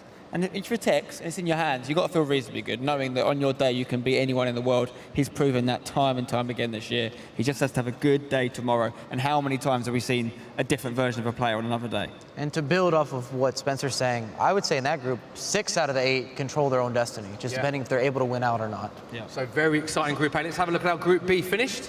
This is the Group B table. I mean, only one place to start, Spencer. Emis Dasari, the reigning world champion. It could not have gone any better for him. He's the only player with perfect record today. The only player that's won every single game, and the only player that could still finish the group stage with all wins. Plus 14 goal difference. He's going to go through, there's no doubt about that. What you're looking at, and where the really interesting places are in all these leagues now, is the kind of 5th and 6th spot. You know, it's looking like Marcus Gomes and Dylan Mike are going to leave us, but we've got Zidane, who's had a loss in his last round, which has hurt him a little bit. He's still in with a chance, but he needs 2 big games, as does Enrasic. Don't forget, this is the group with 3 rogue players in. Right now, 2 of those rogue guys, Goal Machine and Emis Dasari, are going to go through, but it could all change tomorrow. And I do believe Emis Dasari is playing Enrasic in one of the games tomorrow. So depending on what happens there, that could be huge for Rogue. Mike, Group B, how much have you enjoyed watching Group B, aside from Emis Dasari, because we've been speaking about him all day. We're running out of superlatives and words to describe his performance, but the other performers, what else has stood out for you in Group B? Well, Emis Dasari has been dominant, as we all can agree. Everybody here can see that online, everybody's watching. But Rafsu, like I said, he comes in the 14th seed. This is not a favorite. It was somebody that I keep saying is a player to watch. I just feel like he shows up in a lot of big moments. He's not scared at the moment. And when you're here, especially at this event, it's massive. It's monumental. It feels different. The energy here is different. And you can tell how much it means to all the players. And we're seeing more unforced errors than we've ever seen from the top players in the world, because these are the top guys. All of them have a ton of experience. They played a bunch of events, and most of them have at least 2 to 3 years of experience at the pro level. And we've seen giveaways in the back. We've seen missed penalty kicks. We've seen set pieces. We see mistakes towards the 90th minute. And I think anybody can kind of make a run. So it's just a matter of really being able to grab that moment and make it your own. Okay, let's have a look at Group C. This is how Group C finished. Quickly, the thing that jumps out here, we've been talking about the top end of the table, Spencer, but the thing that stands out for me in Group C is the #1 ranked PlayStation player, Nicholas, lost his first 3 games and is currently sitting in 6th, in real danger of being eliminated from this tournament. Definitely in danger. Even if he wins his next 2 games, that doesn't guarantee him progression out of the group. And we're talking a lot about Nicholas. And what he's done is he's taken a bit of attention away from Lev Vinken, who's also another top player, one of the best in the world this year on PlayStation. He's in the exact same position, also only on 6 points. It's pretty much impossible for both Nicholas and Lev to both get out this group now. So one of them's going to go at least, if not both of them. This group is terrifying. When you look at it, everybody said, hey, Marco's going to be the guy that's not going to be there. He's sitting in 3rd. Anyone can beat anyone. Everybody's a big name. We've seen results on results on results from each of these guys on an individual level at different tournaments. It's wild they all ended up in the... This is the group of death, hands down. That is the group of death. Finally, let's have a look at Group D. Quickly, Pinner, last season beaten finalist Spence, doing very well, but 2 tied on points, just goal difference separating Pinner and Maestro. Definitely. I mean, you said the Group C was the group of death. I'd argue that maybe it's Group D, not only because it begins with D and so does the word death, but also because, here's a stat for you, there's only 4 players in the tournament that haven't lost a game. 3 of them are in Group D. Wow. The only other player, Emis Dasari. Love that. Okay, so Pinner hasn't lost a game, Maestro hasn't lost a game, and I believe the other player is Chris Leto, I think, who has lost a game. He's drawn a few, but there's 3 players in that haven't lost.